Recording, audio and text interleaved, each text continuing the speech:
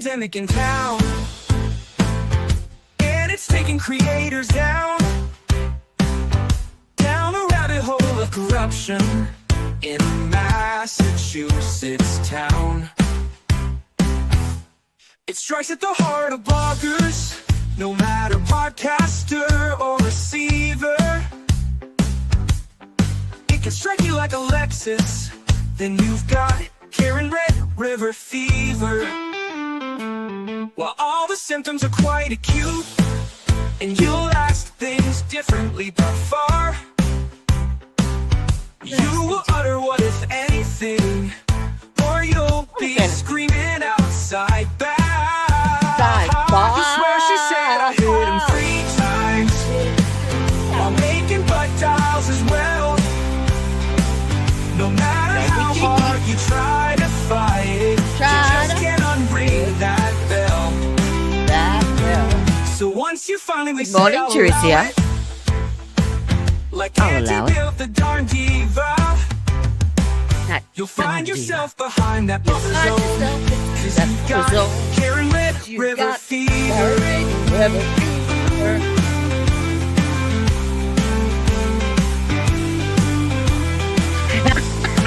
Good morning.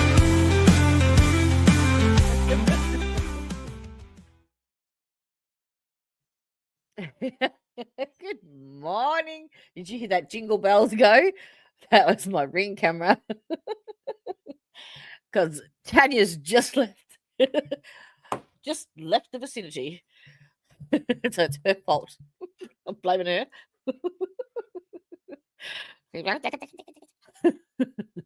Good morning. Yes, it is good morning. 20 past 12. Fuck, I'm late. Sorry. Oops. I'm excited today. I am. I am looking forward to one cross-examination. Oh, hello, kitty.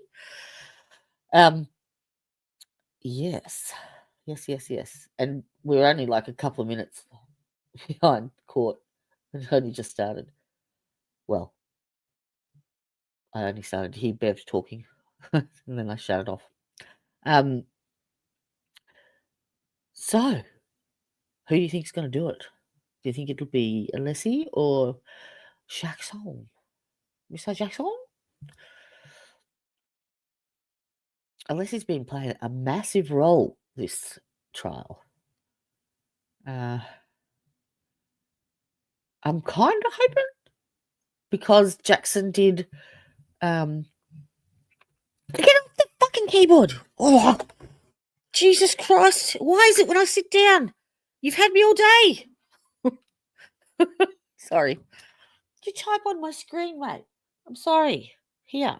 That's why I've got this here. Now, if I put that up there, you can come by. See? Clear the pathway. Entrez-vous. Go on. Go on. Off you go. Good boy.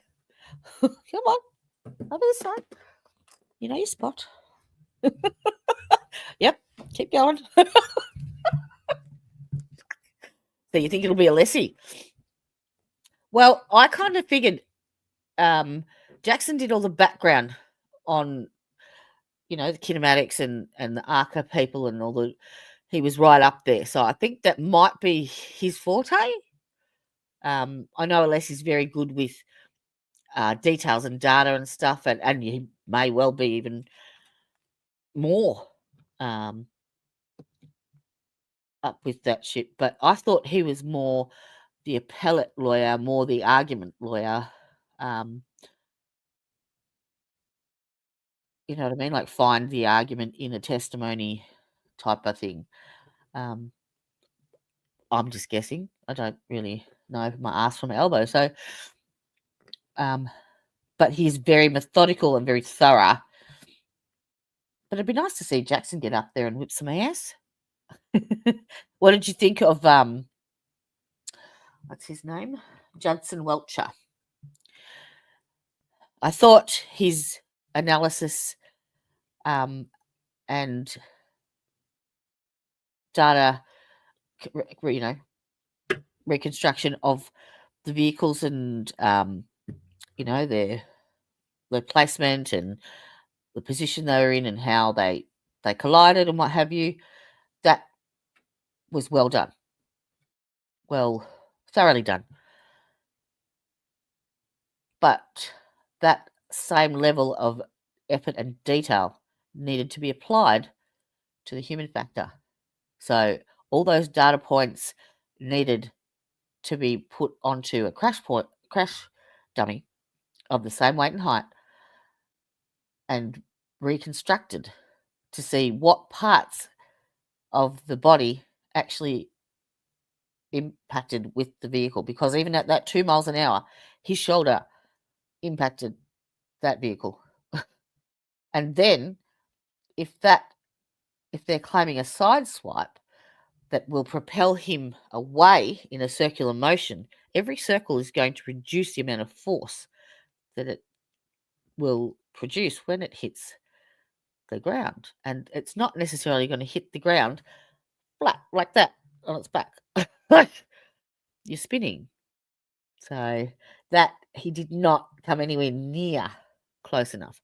So I don't think he's finished his direct. Maybe he'll continue with a bit more today. I hope so, because that was pathetic. They still haven't given me that head and that car, and that's what it comes down to. And to say now that tail light wasn't cracked, like, are you for real? Really? That report was written in January, and Hank knew that. He fought tooth and nail in that argument, saying, you can see clearly that light is shining white because the red tail light is missing. Doesn't take much impact to cause one to spin. Yeah, absolutely. Yes. Yep. And he span away from the vehicle, like to the right. And I was having a look. I went on a rabbit hole after. I didn't get any sleep last night. Tanya picked me up at 11:30, and she's just left. So yeah, I went on a rabbit hole, and I was looking up the amounts of force needed to fracture the skull, and they were saying that most vehicle pedestrian strikes in reverse often entail a dragging, like the pedestrian gets dragged under the vehicle as well. I haven't left. I just got everything organised in the car. Watching for drunk boyfriends. You dickhead.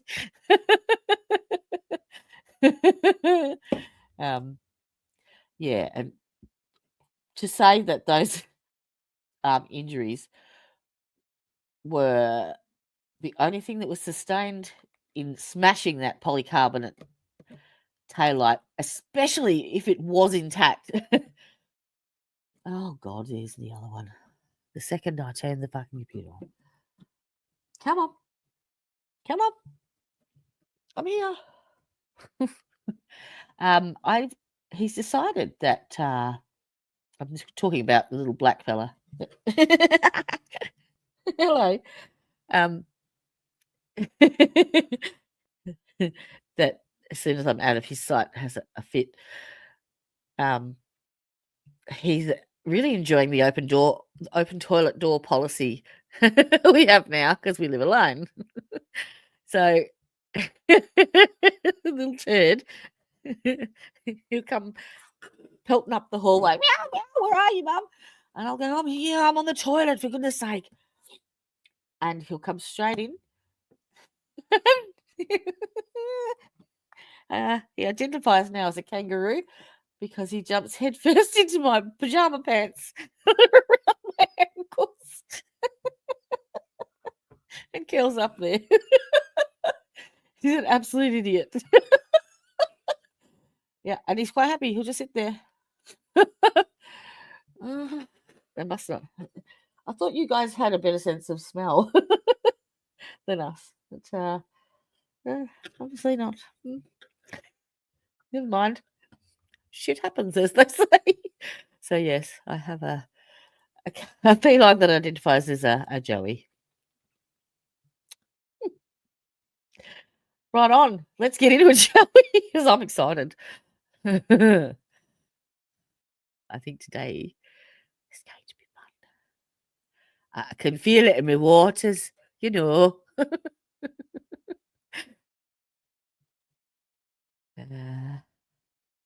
Which one will I do? That one?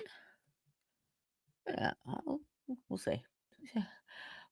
Front row to the shit show. Someone should put that on a fucking t-shirt. I like it. I like that. Where's Timu? Front row to the shit show. I like it.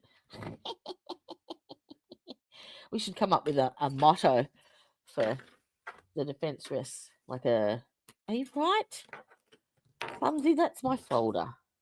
I made your bed over there. Nice comfy bean bag. And you've got to lay it on my manila folder. Really?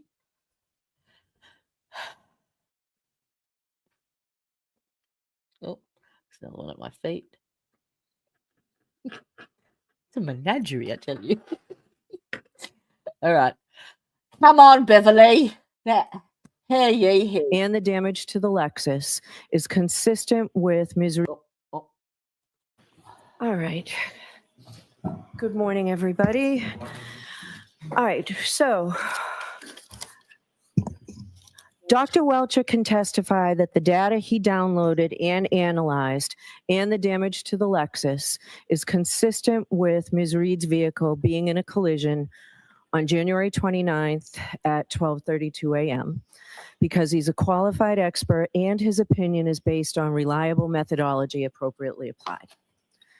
In addition, Dr. Welcher can testify that Mr. O'Keefe's injuries are consistent with his having been struck by a LEXUS that is physically identical to Ms. Reed's LEXUS, because this opinion is based upon, among other things, his experimental work that came into evidence without objection as to scientific methodology and application. Really? However, Without objection. he may not testify that Ms. Reed's LEXUS collided with Mr. O'Keefe, because that conclusion is not based on the application of reliable scientific methodology. The problem here is not that the opinion concerns the ultimate issue, because in Massachusetts, that's not a bar to admissibility. Rather, it is that Dr. Welcher, the expert, is drawing an inference based upon more than scientific method. His opinions set the stage for argument and a permissible inference to be drawn by jurors through the application of their sound judgment to the opinions that they find credible.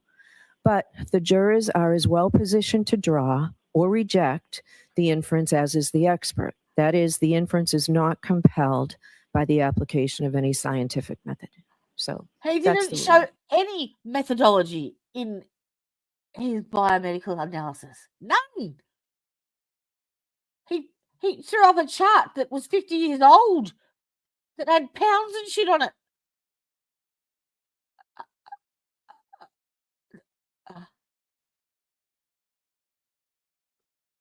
The actual fuck, Bev. The actual fuck. All right, so the jurors are lining up. We should have them momentarily. Cunt. Sorry. Thank you for the late call. It's been said. Okay. Cunt. A pair of you. A pair of cunts. Is Dr. Welcher right around? A cunt? Yeah, he's a cunt too. Why don't we bring him in if he's here before the jurors? Oh, it started off well. I might have to redact this. I'll get the demonetization. Oh, look, I'll just demonetize the stream right now because that's where it's headed. Fuck it. And demonetizing now. Oh, off. Yep. Done. Fuck. The version we provided. Oh, shut up, you fuckhole. With all the redactions. Okay. Are you in agreement with this, Mr. Alessi? No. I haven't gone through it, but I have no reason to believe that I wouldn't be in agreement. So Okay. I just go with There is one slide, so I'll admitted conditional to redactions that you didn't rule on, but I feel as though you probably will exclude, and that is in that version. I didn't want to pull it out with the court's order, but I'll talk to. Do you know the number? You don't have to find it if you don't. Oh, you don't have to find it. You poor thing. Oh, is this was it 1:30? Was it 1:31 yesterday too? It was. So at sidebar, I said we could go back to that. And Mr. Leslie agreed that we could go back to that. So, and I know I thought we were starting there, and I think Dr. Welcher thought we were starting there, and then you went to 1:32.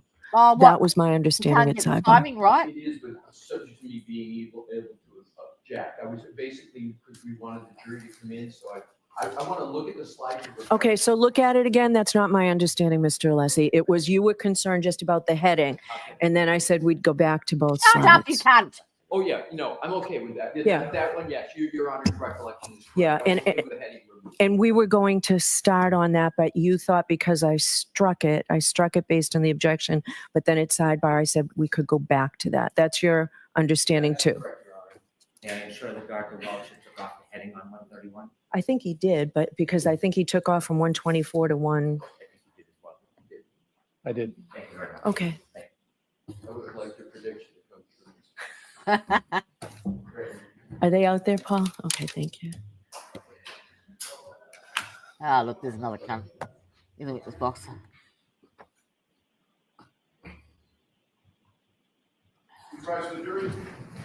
Ah, they're all cunts too. I think I've got a song with that. I'm pretty sure I do, actually.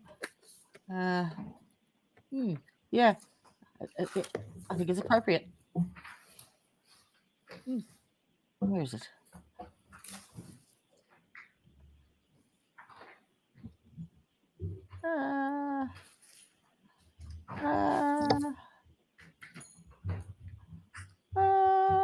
There it is. Right there. Yay. All persons have any business before the Honorable Beverly County, Justice of the Norfolk Superior Court, before the County of Norfolk. I try Your to name, give your attendance, and you shall be heard. my life, live my life every day. Keep out of strife. Come what may, I try to do unto others as I'd have them do to me. But it can't be done for everyone, and now it's plain to see. You are a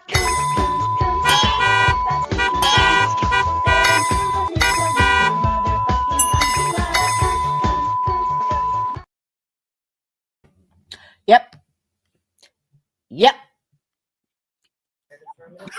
Did anyone happen to 3 times. hear or read anything about this case since we left? Everyone said no or shook their heads. Thank you. All right, that's- Mr. Brennan.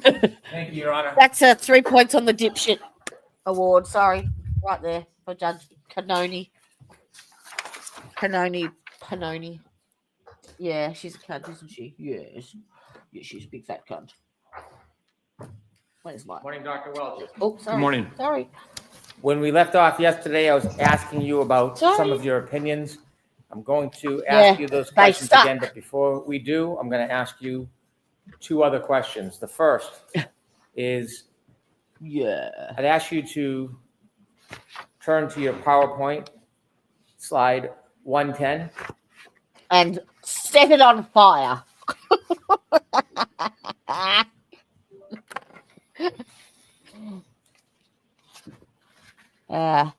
Judge Do you want me to Pantoni. display it? Please. 4. Right there.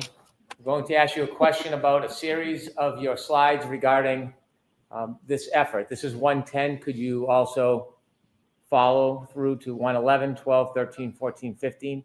You want me to play the videos? You don't need to play the videos. I just want to acquaint you for the question. 111, 12, 112, Oh, look at 113. 10 count. 114, 115. Uh-huh. Looks like a how many Teletubby. times did you engage in testing where your arm and forearm touched the rear right of the exemplar LEXUS? 3 times. In any of those 3 times, did it ever leave any paint on the underside of your arm or forearm? What about your shoulder? No. If you could turn to slide 130, please. What? Could you go back one, please?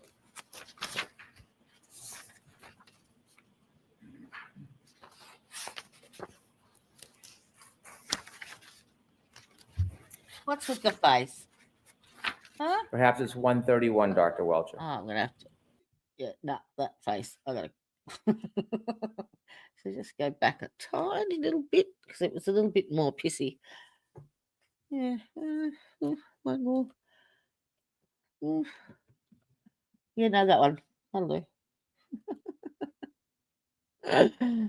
Yep.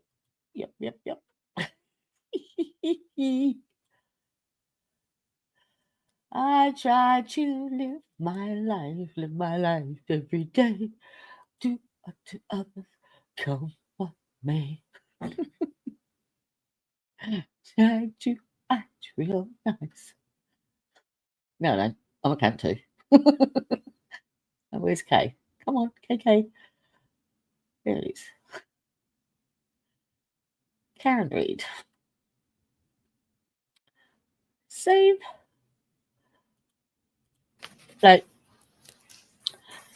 think we can safely 1.25 this. Perhaps it's 131, Dr. Welcher. Oh, There we go. Could you explain the significance of this slide, please? it's got me in it. This is. Oh, could you take that down, Dr. Welcher? Thank you, Mr. Brennan. We're going to move forward. Yesterday, when we left off, I had asked you, So we need to take this. Sorry, you can take the PowerPoint down, please. that was in a different spot on this line. Hold on a second.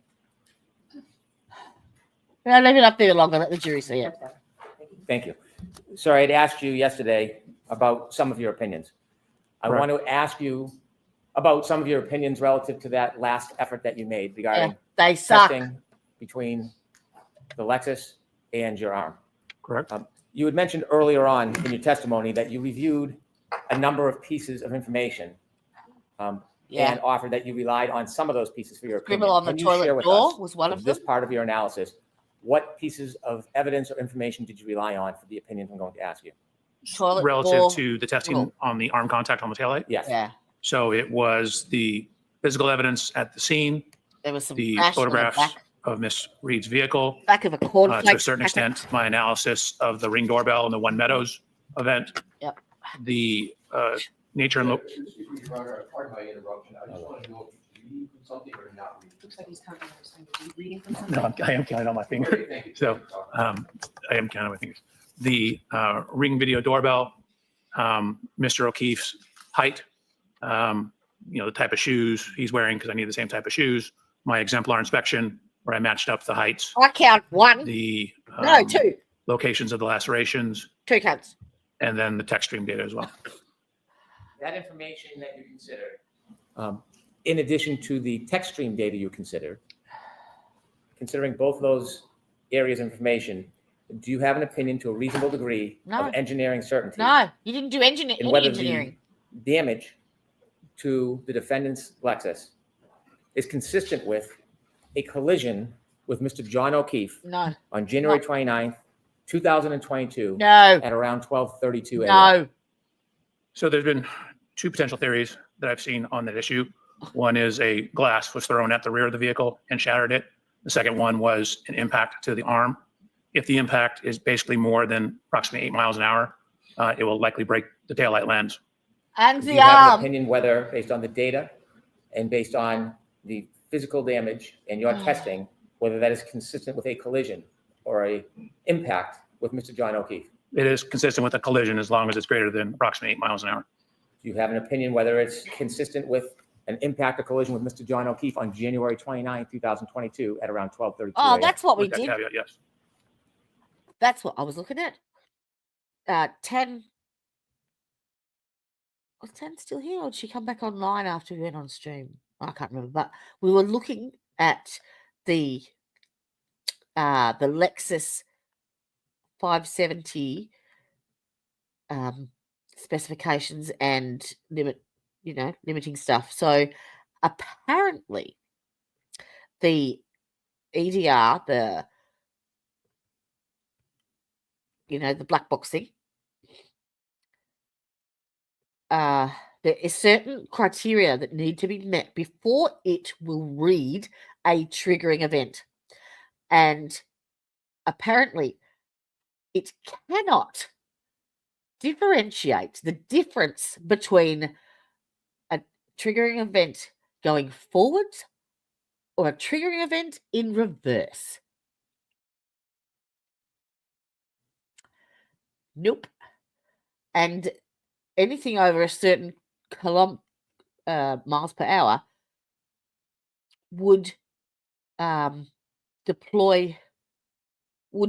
anything that's determined as a collision would deploy airbags as well. The impact needs to be significant enough to deploy the airbags.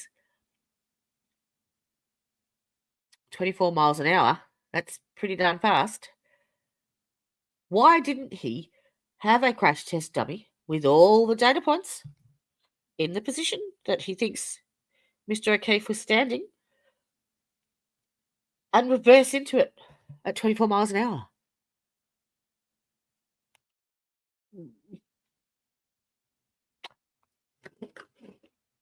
Because apparently, after you get to 18 miles an hour, the ability to control that vehicle is exceedingly difficult, especially if it's a blizzard.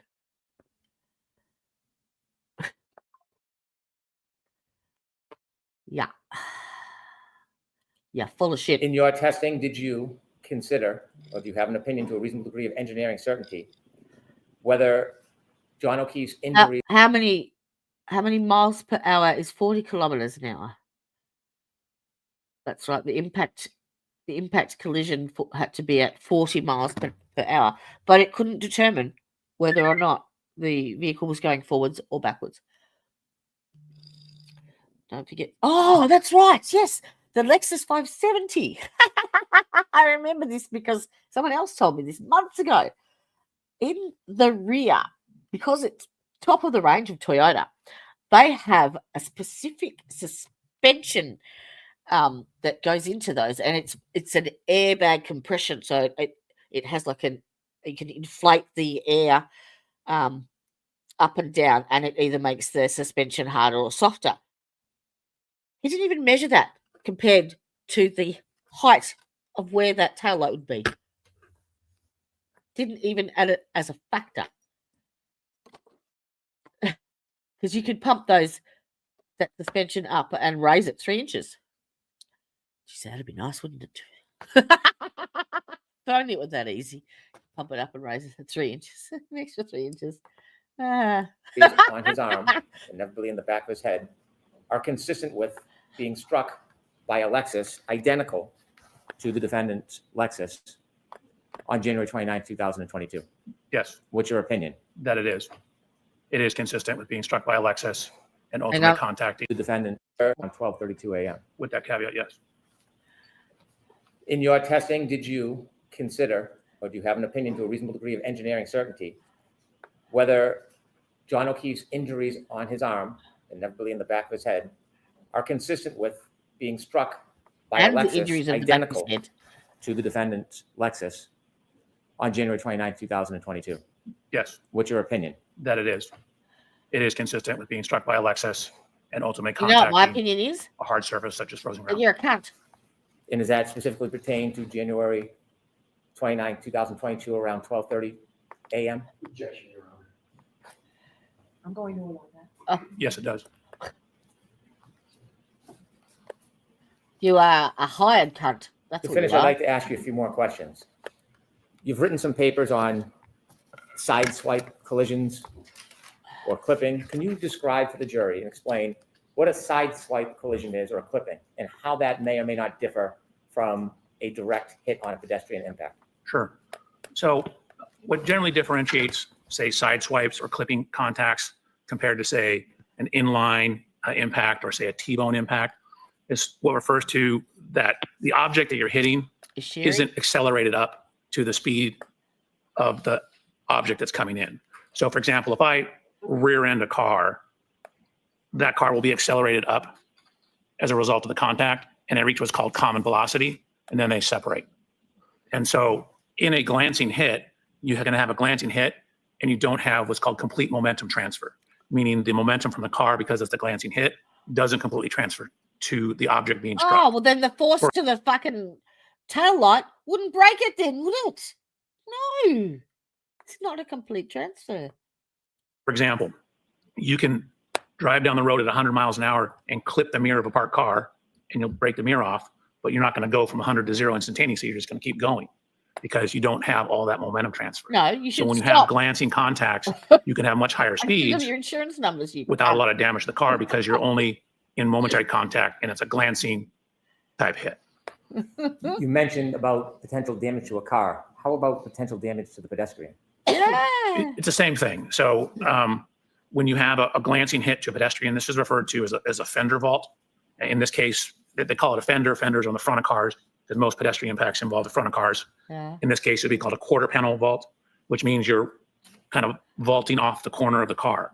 Those are much more complicated because you don't have that common velocity that I referred to. So it's difficult to calculate the exact speeds at which the vehicle contacted without a whole bunch of information in that type of crash. Why didn't you If fucking the impact had occurred in the center of the vehicle and we knew where the point of impact was and the point of rest, we'd have a much better chance of determining how fast the vehicle is So going. you're saying you But don't when you have just know? a corner clipping or glancing, it makes it more difficult to determine, even when you have an area of impact, which is where the person was when they got hit, and a point of rest where they landed, makes it more difficult for glancing contacts because you don't So you have don't you have that know. sideswipe problem Yeah. where they don't Yeah. obtain what's called common velocity. Mhm. And what are some of the other difficulties in attaining specificity in a side swipe or being hit by a quarter panel as opposed to? Doing proper fucking So for a pedestrian, correct? Yes. reconstructions. So pedestrian impacts and how you move post-impact are very sensitive to your exact body position. For example, whether your right foot is on the ground or off the ground, whether your left foot is on the ground, off the ground, whether you jump up in response to the crash. Whether the suspension is raised or lowered. Simply raising and lowering your arm changes the amount of rotation that's going to happen. I'll raise and lower my arm. Post-impact motion of the person. So cadavers, crash dummies don't have any muscle reaction. So the motion of a crash dummy is just going to be like you're hitting a dead body, where people will step, Really? try and regain their balance if possible. It's 2025. Will dickhead. do additional activities that alters where they come to rest. In your studies of direct pedestrian collisions by front or back bumper, as opposed to side swipe or clipping somebody, is there a similarity or difference in type of injuries that you see? Yes.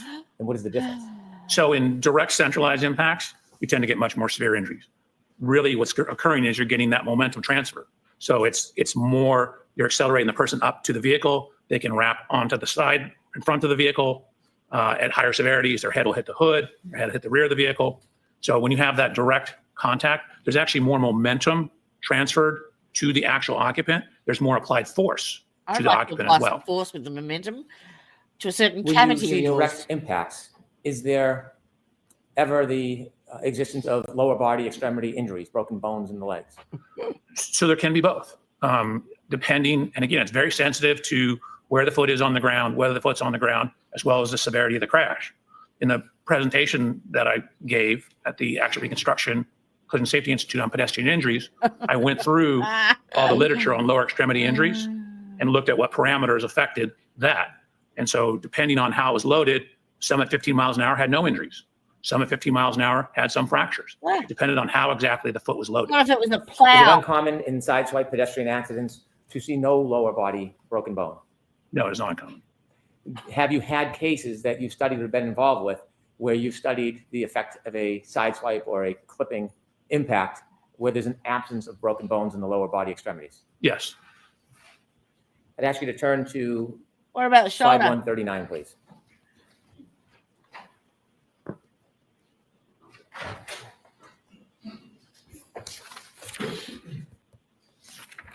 Oh, sorry. I fixed those other two slides. Okay. Good boy. Good dog. Yeah. Could you share with the jury what this represents? Sure. So this was a trial that I was involved with in downtown Los Angeles. I've redacted the name That's at the technical. Look, top. there's an arrow. This was an instance where we had, A stick. Yeah. this is a image from the police report. Well, let me see if I can.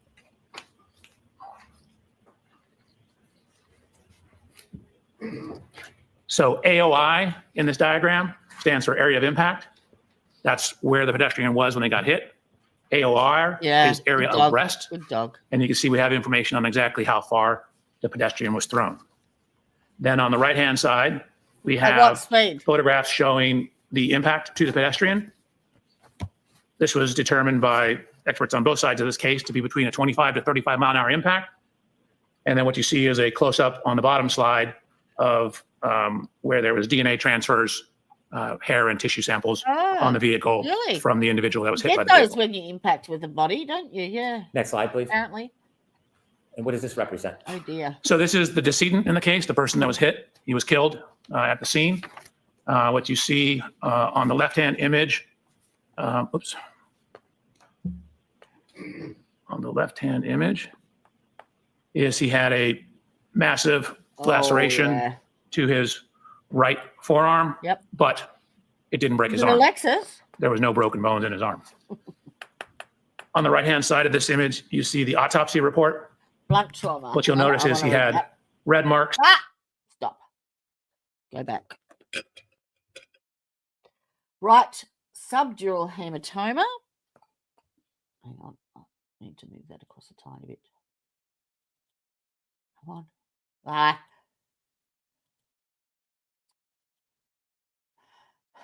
Right subdural hematoma, subarachnoid hemorrhage, intraventricular hemorrhage, fractures of right posterior ribs, bilateral hemothorax and pneumothorax.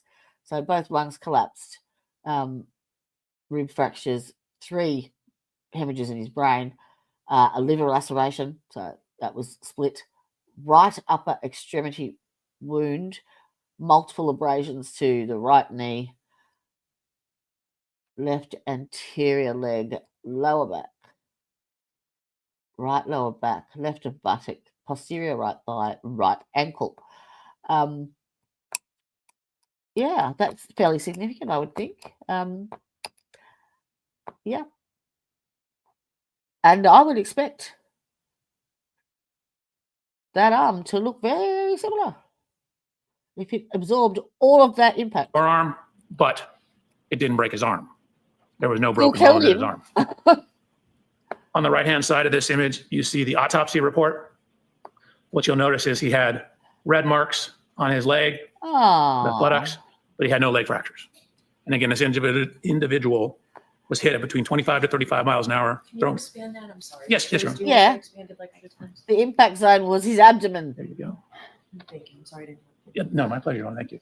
So at the top, he had a severe brain injury, which again is the most common injury in pedestrian crashes. He did have fractures of the right 11th and 12th rib and a liver laceration. If you look at the extremities, it says right upper extremity. Again, that's from the shoulder to the end of the hand. Extremity wound with vascular injury. So no fractures. If you look where I was talking about the multiple abrasions, so when they're looking at the lower extremities, they're noting a number of red marks, but there was notably no fractures to the lower extremities. Yeah, all right. So the bone didn't break, but 2/3 of his goddamn skin and muscle are gone. Thank you. You can take that down, please. Okay.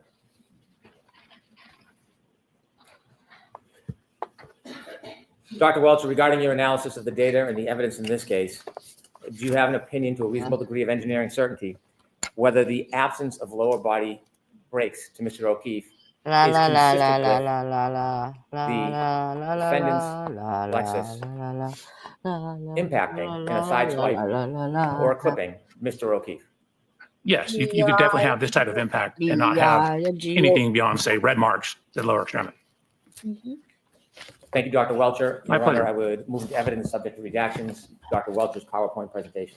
That's why I agree with Mr. Wilson. Along with a container of diesel and a lighter.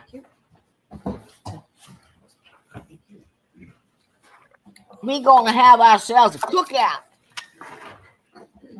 In both the flash drive and the notebook. Excellent.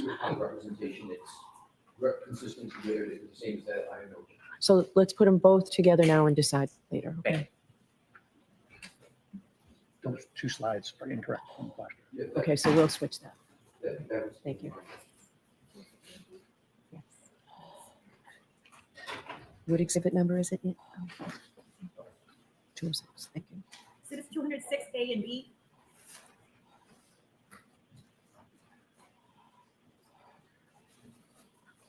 Come on, All right, Jackson, Mr. get up. Lessing, whenever you're Ah, ready. fuck. Your Honor, if I can have a moment to set up. Sure. I want some action, Jackson.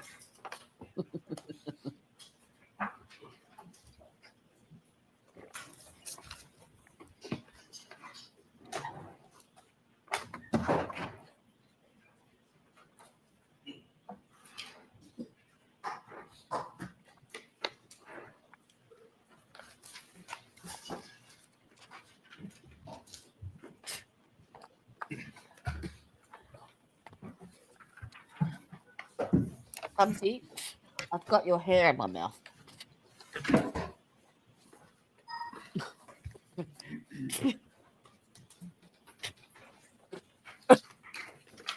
Yeah. Morning, Dr. Welcher. Good morning. We haven't been formally introduced. No, Your whole name? No. Robert Mr. Alessi, Alessi? sir. Robert Welcome to Less. the Nice couch. to meet you. Nice to Yeah. meet you. Yeah.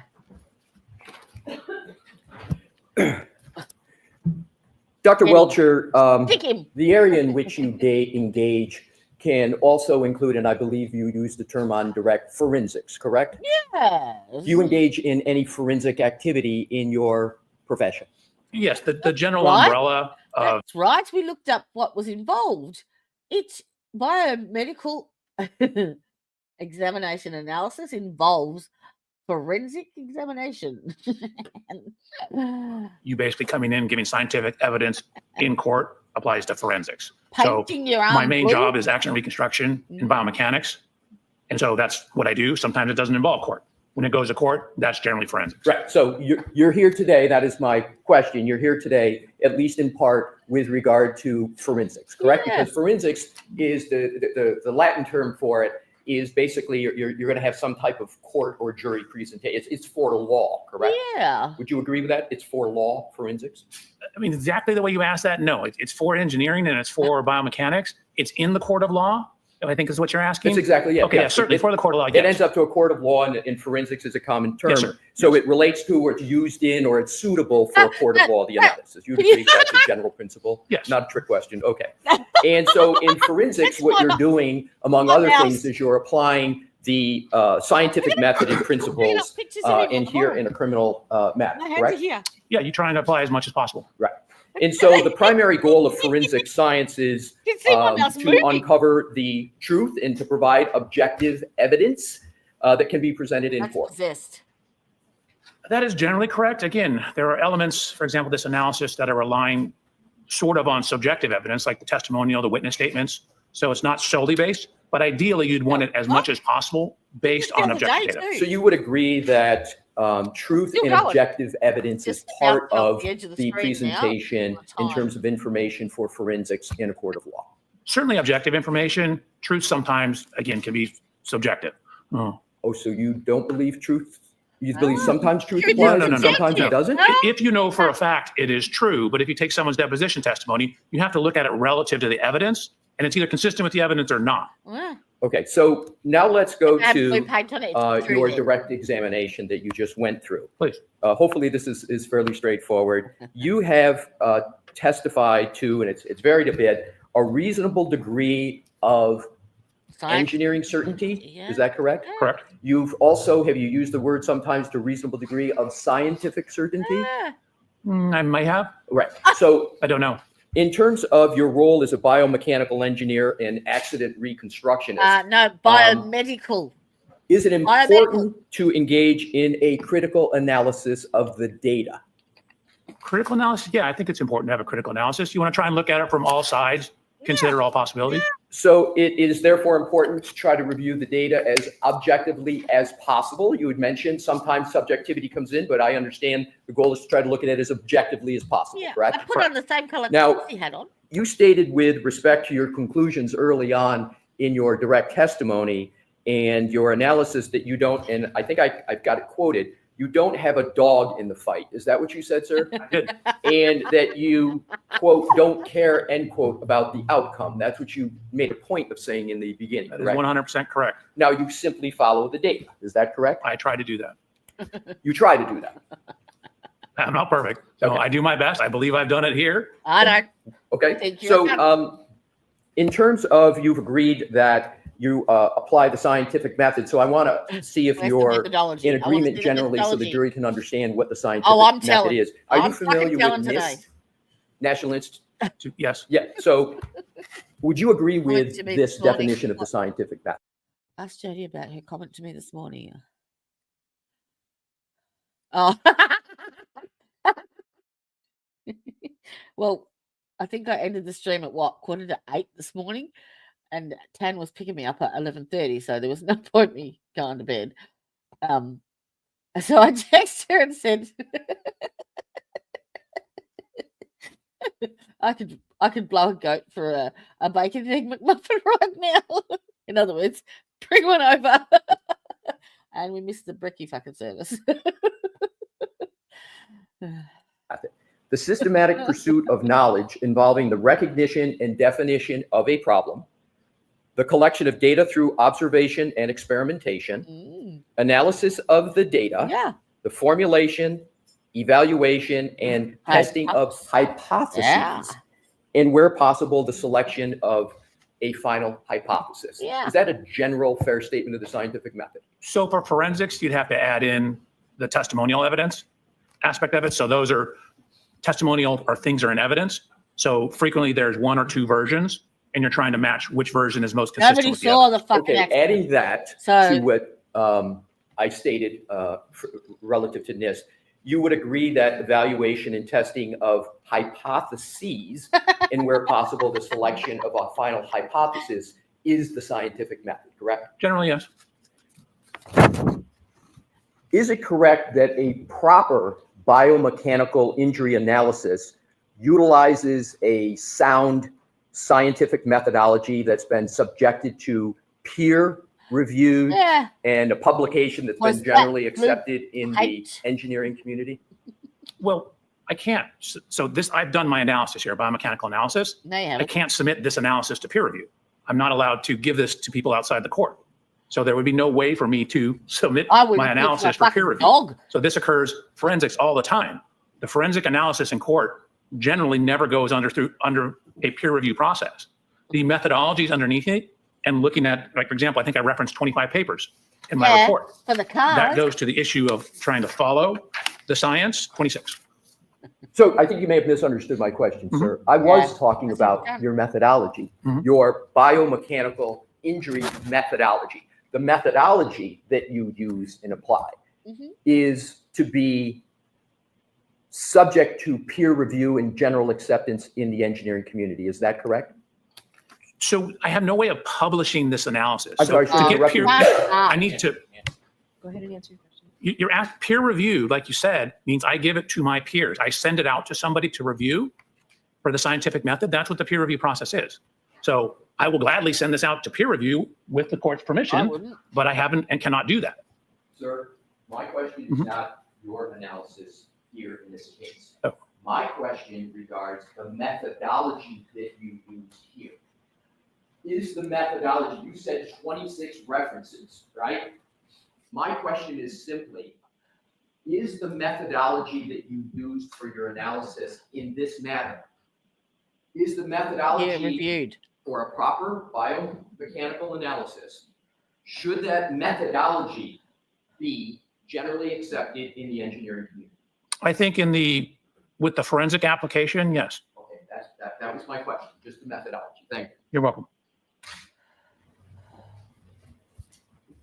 Now, the scientific method that you've used in this case, part of the use of scientific method, the purpose is to avoid what is called bias in the scientific method, right? yeah. Not cultural bias, but just bias in terms of the application of methodologies and principles. You would agree that's a pretty fundamental purpose of the scientific method, is to avoid biases? The purpose of the scientific method is to get the most logical and correct answer. without bias. Yeah. Exactly. To do it apply the scientific method without bias being part of the application of the method, correct? That's hopefully what you can do. That's hopefully what you can do. That is the goal, right? That is one of many goals, yes. So are you familiar with the term confirmation bias? Mhm. Yep. And that relates, confirmation bias is part of a larger term. Are you familiar with cognitive bias? Generally, I'm not a human factors expert, though. Pardon me? I'm not a human factors expert. All right, this Not is an expert biases asshole. are, don't you agree that cognitive biases are not just for one category? You would agree it applies to medical analyses, it applies to doctors doing studies, engineers doing studies, and other scientists doing studies? So I'm not a cognitive expert. I think I would generally agree with it, but I don't want to step out of my lane. I'm not an expert on cognitive. I can talk to you about confirmational bias, if you Fair. like. Let's talk about confirmation bias. Huh. Now, confirmation bias is actually when someone selectively gathers and interprets evidence to confirm one or another's beliefs, as well as neglecting evidence that contradicts those beliefs. Is that a fair statement of confirmation bias?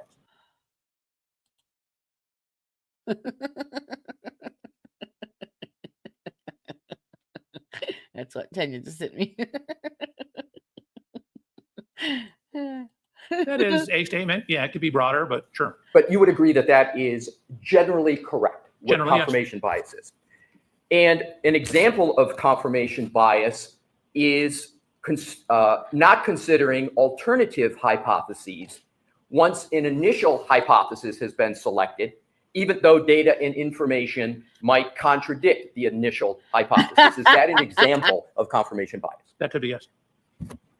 And confirmation bias is antithetical. It's against the scientific method. It's to be avoided, correct? You would like to avoid it, yes. Are you familiar with the term failure analysis? Generally, you might need to define how you're using it for me. Sure. In your case, is failure analysis the enablement of a scientific examination of an alleged incident by beginning at the undesired consequences? Is that a fair use of that phrase? I was thinking something different, like a piece of metal failing. I guess it could fall into that category. Okay. And would you agree that the first question, or one of the first questions that are to be asked by a biomechanical engineer when conducting an analysis of, say, an injury is, how did this happen? Is that one of the first few questions that you ask? No, that's usually the last question. Oh, so for you. So hold on a second. Okay, I'm Generally, sorry. what you want to do is gather data. You want to know what injuries there are, what evidence there is, like, for example, on the vehicles. And then the very last thing you want to know or define is, given all that information, how did it happen? So that's the end.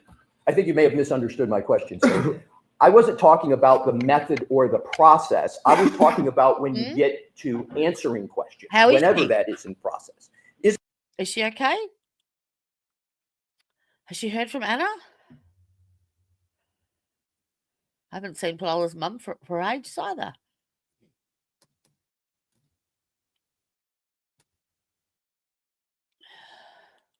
Isn't one of the questions, and maybe one of the first questions, how did this happen? No, that's not one of the first questions. One of the first questions is, where's the damage? What are the injuries? What's the evidence? What black box or tech stream data do we have?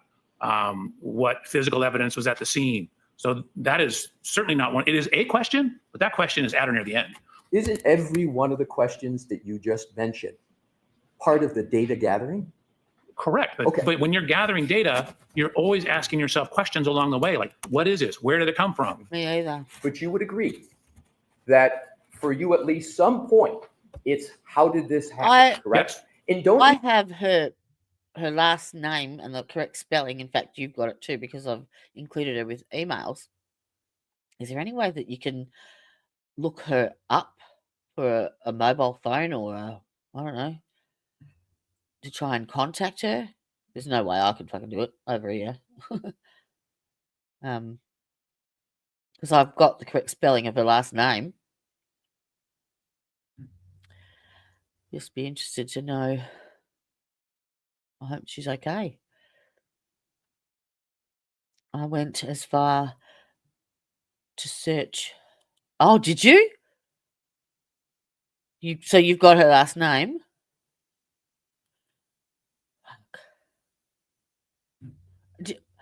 Where does she live? Like what county? Do you know? Well, she was around near you guys, I thought.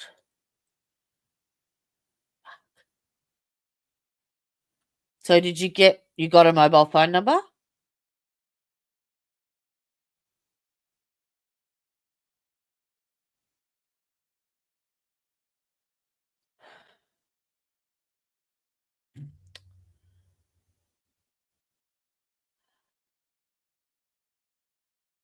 And has her Facebook at all been active? Is her Facebook like in her name? Like, can I just search up her name and I'll find it? Nope. That was my arm. I'm really worried. I have emailed her so many times. And like not been like, call me back because we are really, really worried. Yep. Okay. All right. I will see what I You find ask out. that question to come up with hypotheses? I generally have many working hypotheses as I'm working on the case. And then as the evidence comes in, I'm applying that to my hypotheses and either accepting or rejecting the hypotheses based upon the factual information. Sir, how then is it just a matter of logic or a syllogism? If you don't ask the question, how did this happen until the end? How do you then not get your hypotheses up front when under the scientific method, you should be having different hypotheses And up front? testing How them. is it that you ask the how did it happen in the end and not go through hypotheses in the beginning? Can you help me with that logic? Sure, I guess I misunderstood. Like I was trying to give you an answer to how it happened. So when you're answering how it happened, or you want to be able to answer that question, you want to make sure you've looked at the totality of the data, accepted, rejected, things as they came along to be able to answer that final question, how did it happen? But along the way, like for example, a right eye laceration, you want to know how that happened. So you look for the evidence of how that may have happened. So you would agree then that questions of how it happened, formulating and identifying hypotheses, does and can happen toward the beginning of the analysis. It doesn't happen at the end all the time. Would you agree with that? So the ultimate question of how did it happen happens at the end. The questions about the elements of what occurred to make it happen, those occur at the beginning, middle, all along the way. You would agree that creating hypotheses occurs more toward the beginning than toward the end of the analysis. Is that correct? There are probably more hypotheses in the beginning, but I am continually forming, looking at hypotheses, either accepting or rejecting them upon the evidence. So you would agree that the creation of hypotheses does occur more toward the beginning of the analysis. You would agree with that? There are more towards the beginning. The process occurs throughout the whole investigation. Right. I'm asking about the hypotheses, sir. You would agree that the hypotheses occur more toward the beginning than the end, just the hypothesis. So I don't know if you and I are saying different things. More hypotheses in the beginning because you have more questions in the beginning. You continue to form hypotheses as the data presents itself. So you don't stop the formation of hypotheses. It's just as you get more evidence, you window down the number of questions. Maybe I can, just this last question to make it clearer for you, sir. You would agree, not analysis, which you added, as I heard it to the last part, just hypotheses. Mm-hmm. You would agree that even though hypotheses can be created and changed, perhaps all the way up to the end, Mm-hmm. you would agree that it's important in the analysis to create at least some hypotheses, plural, in the beginning, correct? Yes.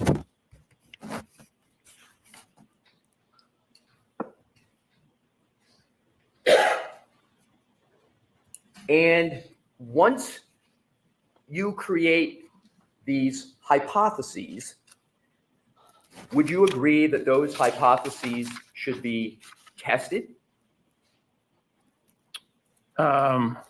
So if you take the word testing to mean testing compared to testimony, compared to physical evidence, yes. And when you test those hypotheses, isn't it often the case that particularly in your line of work, the one that most consistently produces the same injury will emerge as the mechanism of injury?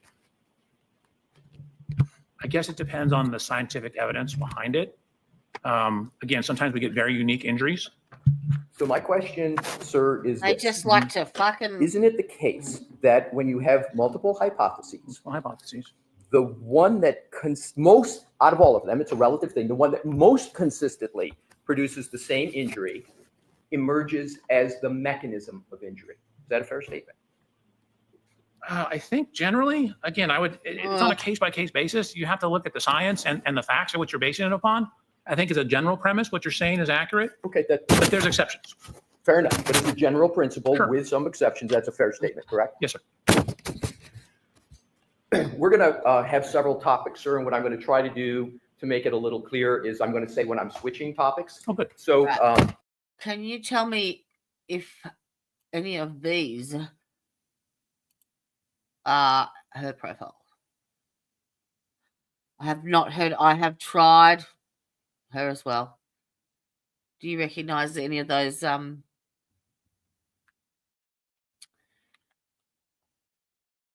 profiles for Anna?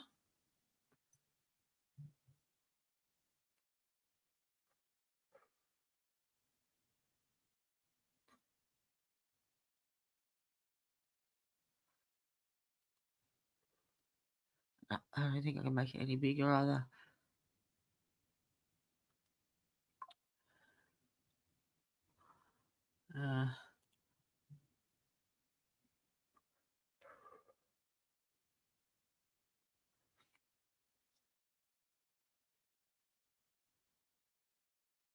I don't know what her. I don't know what her profile picture was. Third one down, okay.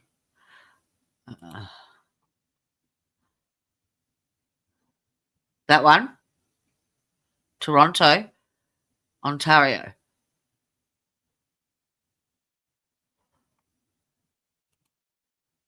That the one?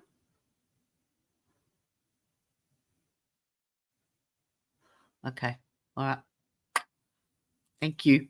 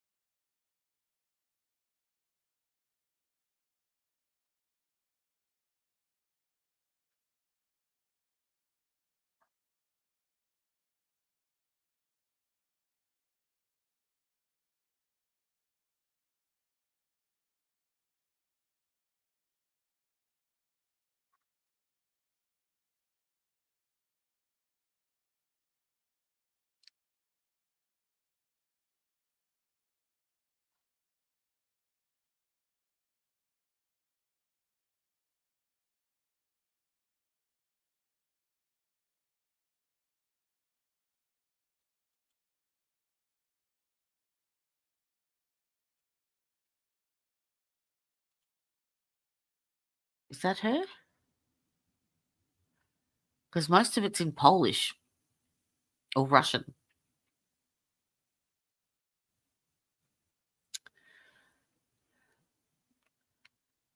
And the last post was in the 14th of April.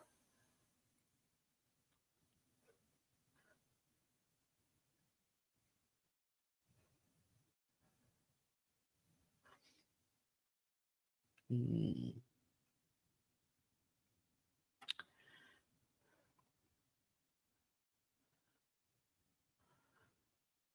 Hmm. I'll keep thinking.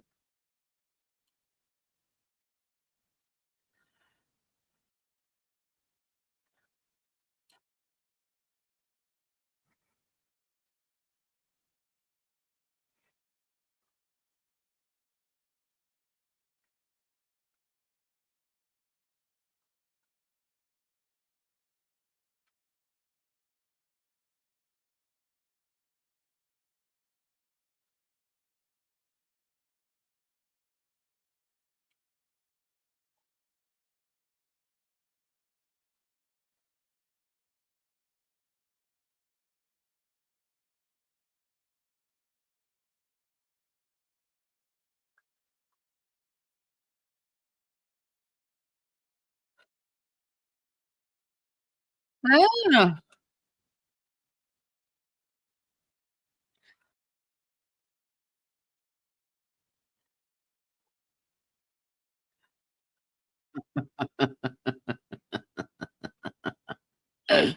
Ah.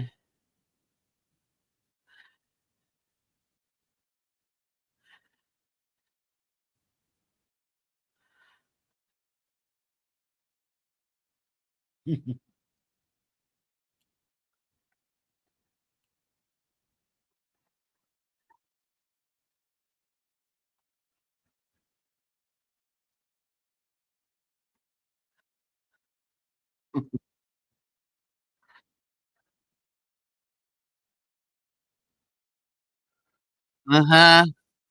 Yep. Yeah. Yeah.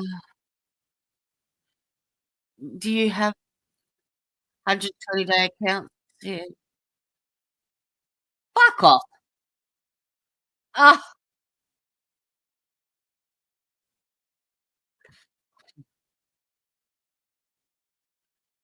Mhm.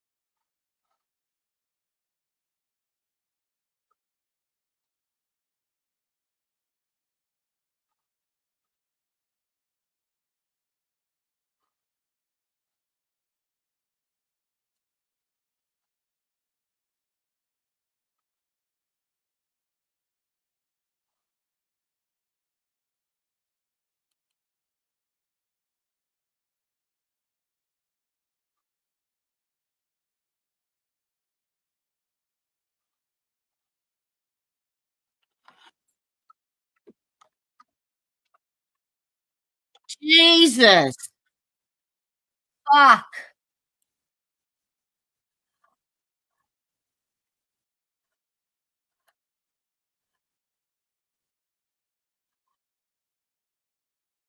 Where'd it go? So you didn't hear that, did you? Ah, okay. Oh, I don't know what happened to that.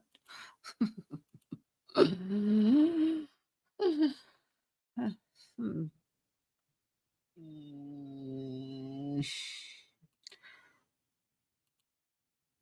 Have a listen to this fucking bill.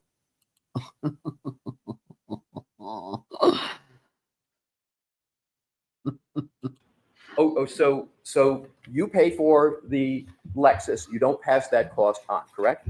So what we're doing is we pay to the LEXUS, we're keeping it till the trial's over, we're selling it and charging the Commonwealth the difference in the price. Exactly. That was where I was going. Hello. But they're only paying the difference. So, and in theory, if we sell it for more in California, then we'll reduce the bill. Okay, I don't want to speculate. I just wanted to see what the obligation.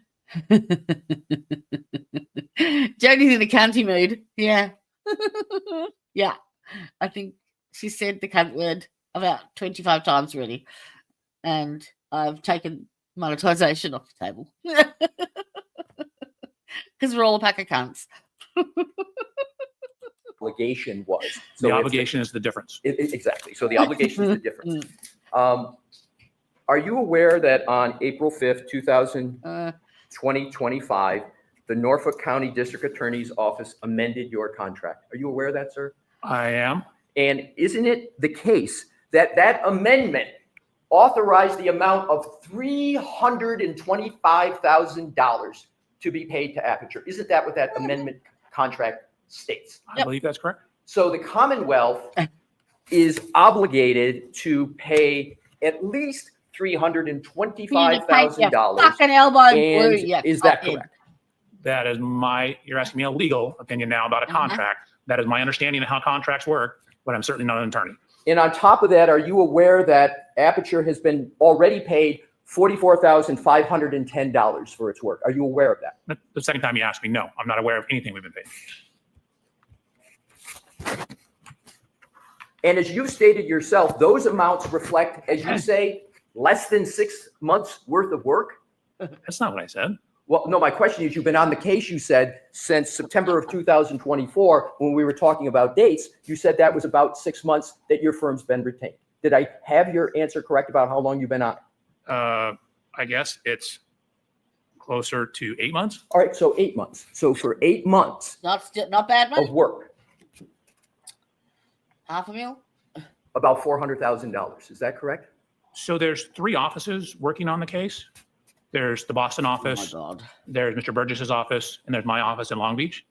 I only know about the billing from my office. But you signed the contract on behalf of all of Aperture, not just your office, correct? That I don't know, but I definitely did sign a contract. Would it refresh your recollection as to who you Shoot, signed the yeah. contract on behalf of, whether it's all of Aperture in all offices, if I showed you the contract? Sure. That's Oh, what you're- Yes. well, you'll be hearing a lot of swearing from me today. Sir, asking, Yeah, could you direct me so we're not wasting time? well, what I'd like to do, with the witness, Your Honor, is just ask the witness a question with regard to it. Why don't you just take a look at that, Dr. Burgess? Thank you. Dr. Gorgeous. I don't think so.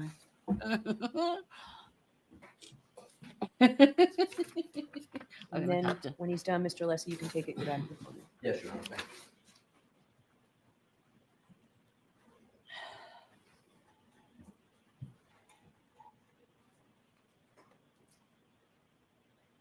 There you go. I have a few more questions before I do that, Your Honor, for foundation purposes, if I want to do more than refresh. Right. Would you like me to start with So- refresh? Go ahead and start with refresh. Go back to the podium, please. Sure. Thank you. Thank you, Your Honor. Dr. Welcher, does that refresh your recollection as to the contract you signed on behalf of Aperture with the Commonwealth? So it lists the legal address as my office. So for my office, yes. So are you saying that therefore,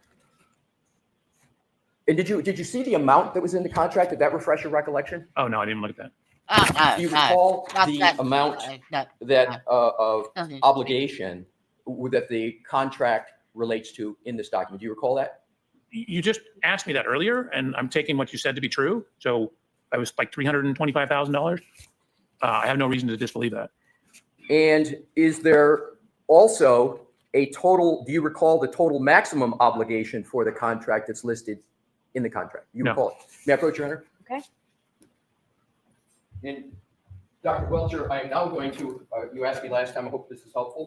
You said, please point to the applicable part so we can do it faster. I am now pointing to that part and see if you can just look at that and see whether this refreshes your recollection on the maximum obligation of the contract pursuant to this contract. Without saying what it is, just does it refresh your recollection? No, but I don't have any reason to believe it's not correct. And that is my signature on it. Right.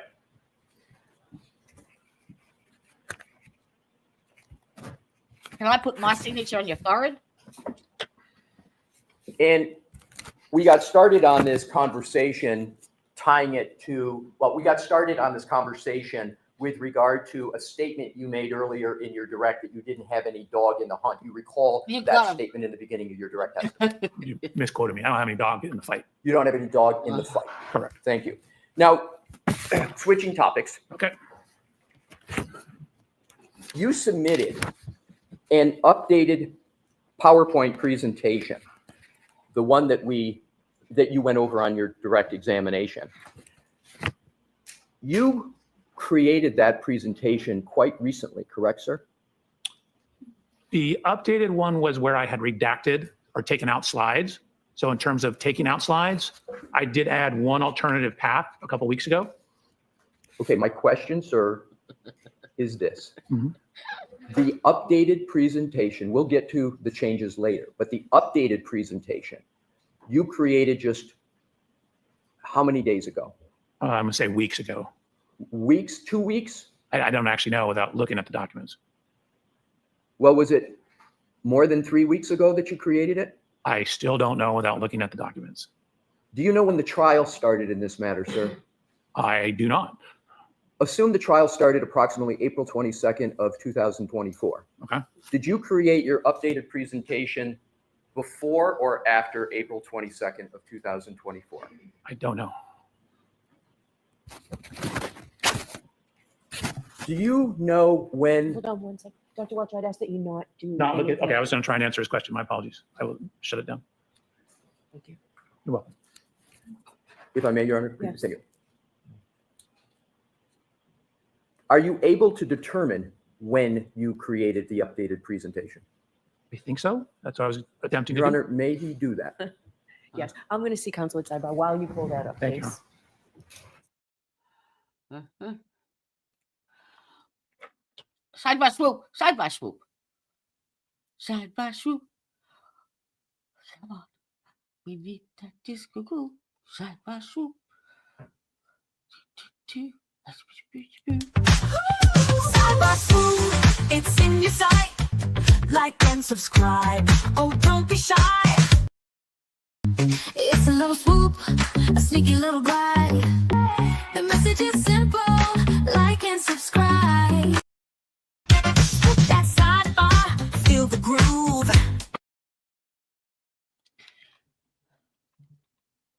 Come on, come on. Ooh, side by swoop.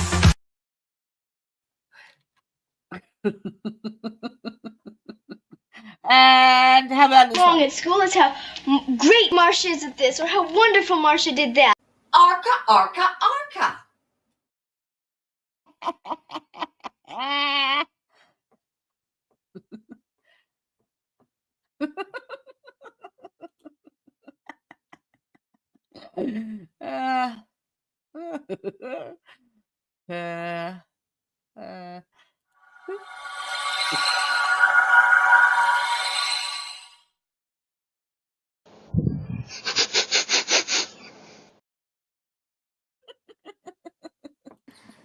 Well, there's a few reasons to get blocked. Yes. So it looks like 9393. Dr. Welcher, what I'm going to ask you to do is get whatever information you need for Mr. Leslie's last question. Mr. Leslie, I need you over there. So, and once you get that What? answer, I'm going to ask you to shut your computer down, or What? at least put down the Thank you. All right, so you can answer Mr. Leslie's question. Thank you, Your Honor. Could you give me the question again, please? Yes. When did you create the updated presentation that you reviewed in your direct testimony? So that addition I made was taken out. It wasn't in my direct Sir, testimony. If you can just hear my question, it's this. The version of the presentation that you put on the screen, when did you create that version? I'm just looking for a date. So to answer your question about the version on the screen, I created that yesterday when the judge asked me to take off some of the headers. So yesterday. Okay, good. Now, the version before that you created yesterday, when did you create that version? The day before. And then the version before that one, when did you create that? I mean, I save it every day. Understood. So every day. So you've changed the presentation every day since when? No, I don't think I've changed the presentation every day. That's my question. My question is, how many times have you changed it within the last 2 weeks, your presentation? Let me try and cut to the chase here. Sure. That slide was added on May 13th, and then it was taken out before I presented it here. So it was not in my presentation here. Right. So thank you for that answer. So You're here's welcome. the question. Your first version, as I understand it, of the slide presentation was January 30th, 2025. Is that correct? Correct. When was the next time after January 30th, 2025 that you changed that presentation? May 13th. Wasn't that hard, Assuming wasn't it? the trial started April 22nd of 2025, you changed your PowerPoint presentation during this trial, correct? Correct. And how many times did you change your presentation Before after April 22nd of 2025? Well, the last time I changed it was like 10 minutes ago. So in response to various discussions, I've been making continuous changes to it. What, to redact a couple of things? I want to make sure you finish your answer so I didn't No, interrupt you. I'm not sure how much granularity you want to that answer. Right. So you created on January 30th, 2025. You made your 13th. Pardon me? Oh, the original one. Sorry, Yeah. January 30th, modified May 13th. Right. If I could finish my question, I might be able to shortcut this. Thank you. So you created the original one on January 30th, 2025. You made your first amendment May 13th of 2025. And then before you sat for your testimony, which was yesterday, correct? That was the first time you sat for your testimony. That is correct. I was here yesterday. Days get foggy when we're in the courtroom, but it was yesterday. How many times had you changed your presentation from January 30th, 2025 until when you first walked in the courthouse yesterday? Do you mind if I count? Not at all. So there was the May 13th change. Half of that was in response to objections from the defense. I had to add all the paths to where everything was. Then when I got out here, Mr. Brandon asked me to take out references to evidence about statements that I was not allowed to present. So that would have been within the last 3 days. And then I've modified it a couple times today based on rulings from the judge. Okay, let's break that down. You said half of the changes you made on May 13th related to what? Because I want to know about the other half. Sure, there was two changes. I added the extra path of 138, and then I was told that the defense was having problems with my PowerPoint, so I had to go in and add the paths to every single slide about where the evidence came from, because they were saying I didn't provide everything, and I had provided everything. Right. So that was the second half. Got it. I want to go to the first half, sir. Sure. And I'm going to try to shortcut this. Please. And if I'm not clear, you just let me know. I want to talk about the first half. You called it, I didn't hear it. It was like, did you say path? Path. P-A-T-H? Correct. The path Miss Reed was driving. Right. What you made the change for May 13th, that first half, that wasn't something that was triggered by the defense. That was something irrespective of the defense, correct? It was based upon her statements. Is she part of the defense? All right, so that's what I wanted to get to. You changed the first half based upon statements you allege that Ms. Reed made. Is that correct? It's because I changed one slide. There was 130 slides originally, or something like that. So half of the changes on that day, which was one slide, I added one line to the bottom of the previous slide. Did you consider that change significant? No.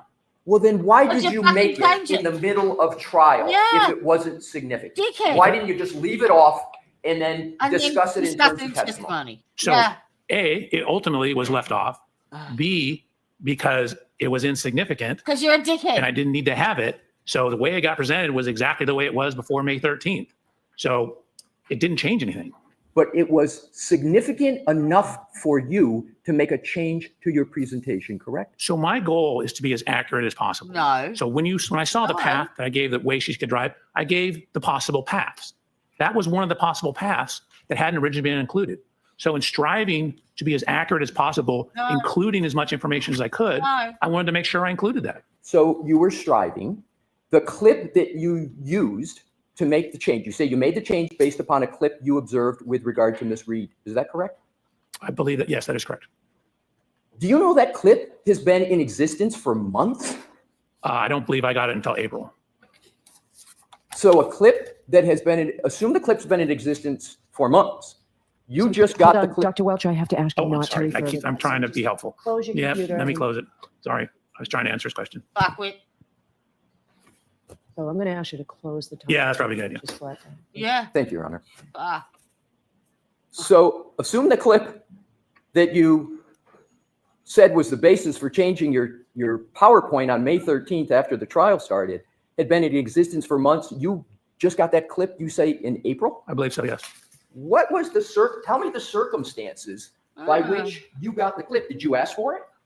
I was told there was a new interview.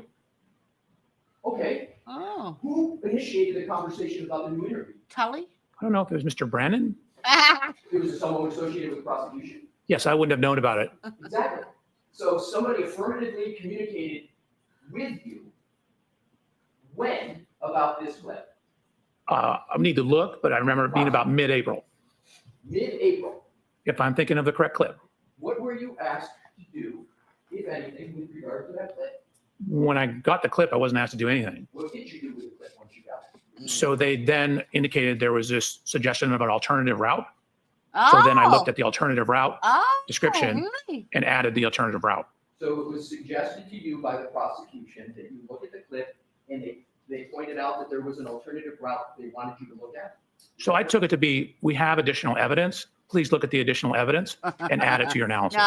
No. We have what we want you to fucking say and put on your report. Additional route, my fucking ass.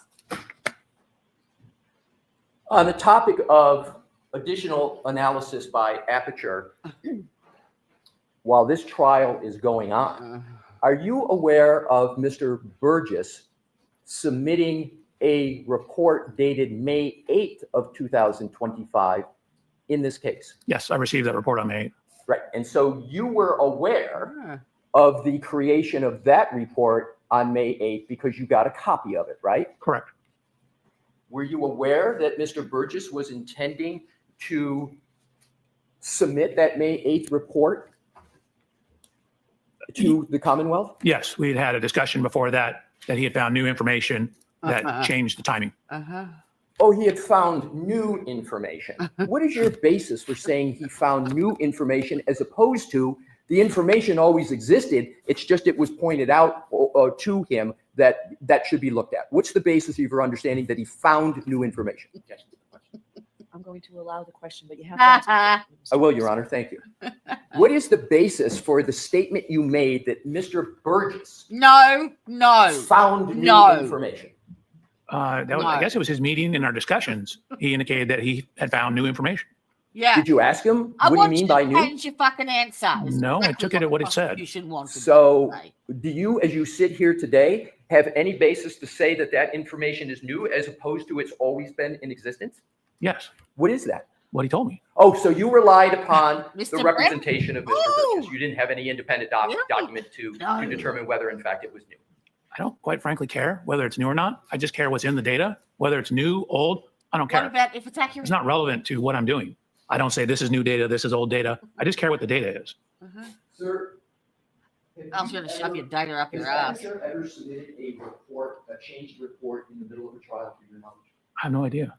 Do you know whether Aperture has ever submitted an amended report in the middle of a trial? You said you testified in federal and state courts. Oh, Can you gee. recall one instance where Aperture has submitted an amended report in the middle of a trial? So Aperture is like 290 people. I can only speak for myself.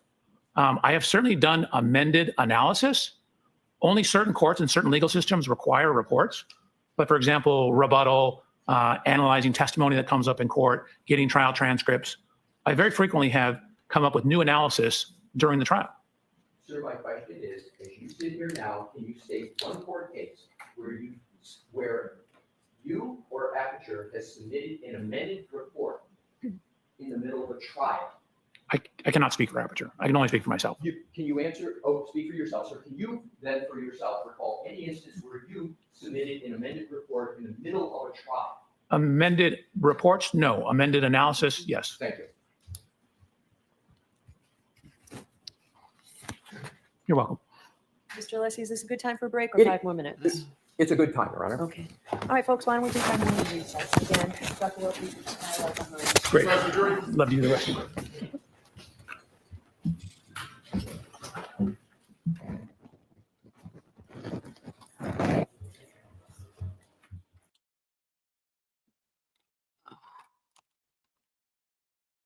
That's not a short break, Bev.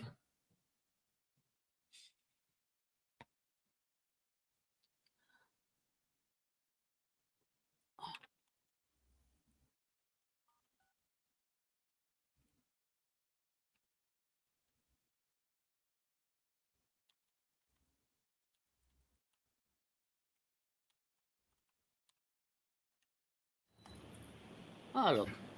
They're going back.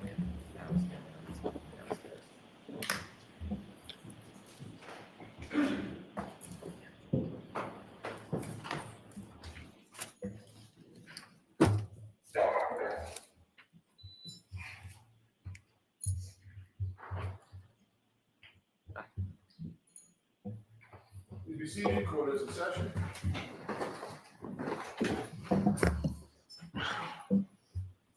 All right, whenever you're ready, Mr. Leslie. Thank you, Your Honor. And if I could please address an administrative matter that I wish I didn't have to address.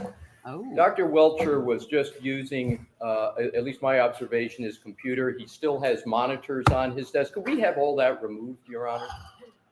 It was Closed. Yes. Would he open? So it's just, did you just turn it off? No, but I will. I closed it.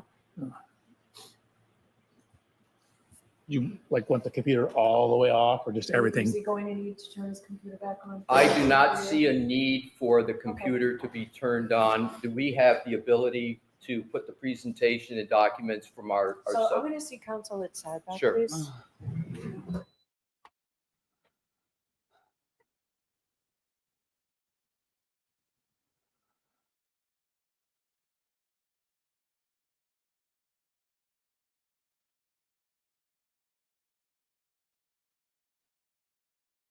Is that Higgins in the middle there? Next to Paul? No.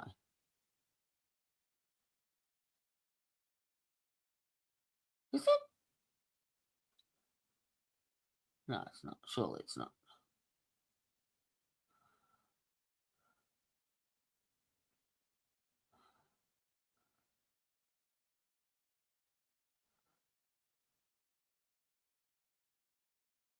I don't see Paul's wife in the courtroom anymore. During the lunch break, I'll ask you to remove those monitors, okay? I'm sorry? During the lunch break, I know it takes you a while to set up in the Yeah. morning. I'm going to ask you to take all that down during the lunch break, Thank you. okay? Thank you.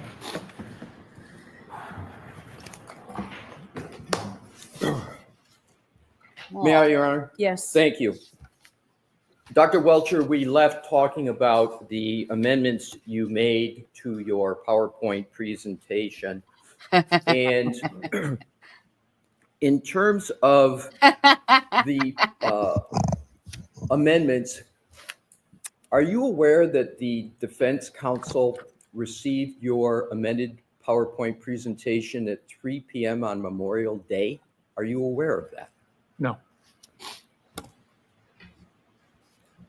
And you began testifying the day after yesterday, correct, sir? Day after Memorial Day? I testified yesterday. Yes. Where did she go? Tammy's left me some pork crackle. I'll give it a go. Are you aware of any activity in this trial of any kind before you testified yesterday? Again, as I mentioned, I've been getting random emails, and then I've been seeing it pop up on my news feeds as well.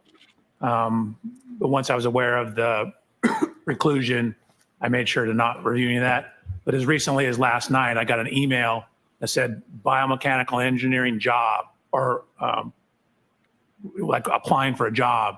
And I opened it up and it was some internet troll. Sure. I'm asking about emails from the prosecution. Oh, no, there's been no emails about what's been going. I mean, there's been scheduling, when am I going to come, things like that.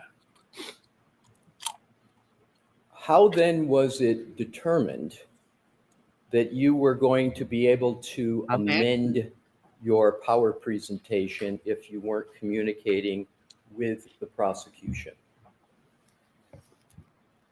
I mean, they asked me about the witness statement of 138 right around May 13th. How did they ask you about that, sir? I don't recall if it was a Zoom meeting, a phone call. So there was a communication with the prosecution, might have been by Zoom, might have been by another method, but there were communications while this trial is going on relative to you amending your PowerPoint that ended up with an amended PowerPoint on May 13th. Do I have that? I believe so.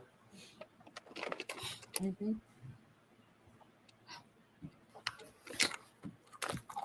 going to switch topics. Okay. One of the goals of Aperture's analysis and reconstruction was to determine the location and timing of certain tech stream events, correct? Correct. EDR data. I'm sorry, my role. Your role, yes. EDR, and just for clarification, EDR is event data recorder, correct? Correct. So I'm going to refer to that, as you have before, as EDR, event data recorder. Sounds good. EDR data does not show the location associated with a tech stream event, correct? Nope. In this particular vehicle, it does not. And the EDR data for this particular vehicle, namely the LEXUS SUV, also does not provide the time associated with a tech stream event, correct? Not at the time of this event. So the answer is no, correct? That is not correct. So let me ask the question slightly different way. The EDR data does not provide the time. The EDR data for the LEXUS SUV that you've been talking about does not provide the time associated with a tech stream event, correct? That is correct. Instead, every tech stream event is associated with a particular key cycle on the vehicle, right? Correct. There can be multiple tech stream events in a single key cycle, right? Correct. And every time you start the car, this one you push the button, that's a new key cycle, right? That will cause a key cycle. And the EDR data indicates the number of seconds into the key cycle that the particular event occurred, correct? The EDR data, no. So EDR data gives you no information about the number of seconds into the key cycle that a particular event occurred. You're confusing EDR data and tech stream. I'm not, sir, I'm just asking a question. So if it's yes or no, I'm fine with that. EDR data will, depending on the vehicle, sometimes it has information about GPS date and time. Sometimes it has ignition cycles, which are a little bit different than key cycles, which is why you frequently have different ignition cycles versus key cycles in EDR compared to tech stream. So let me ask it a different way. Okay. The tech stream data indicates the number of seconds into the key cycle that a particular event occurs. Yes. Is that correct? That is correct. In order to properly determine the location and the timing of a tech stream event, it's important that you correctly identify the trip that is associated with a particular key cycle, correct? I think I'm going to say yes, that text stream tells you the trip.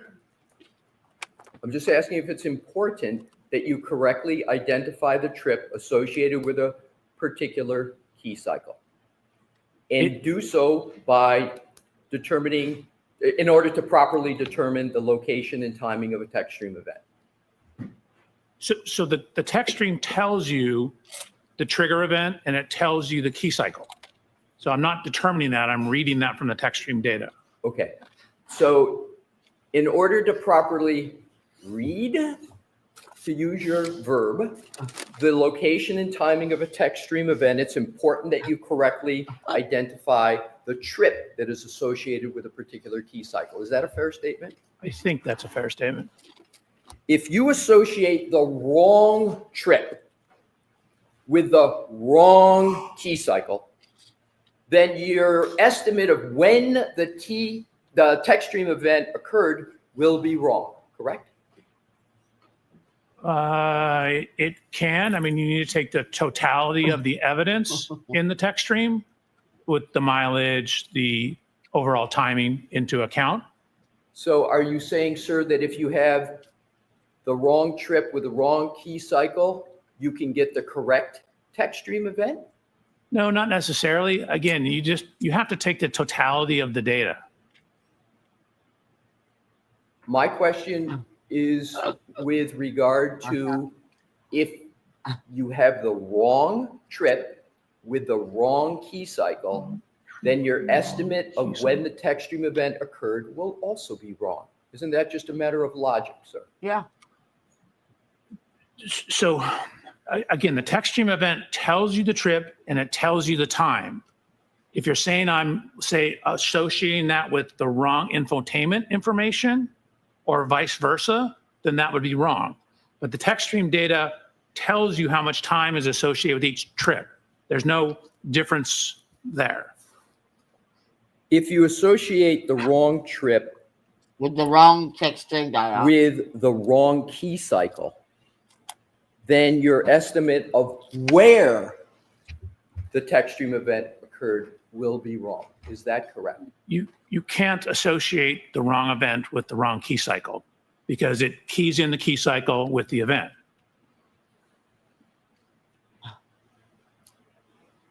Let me try it a different way.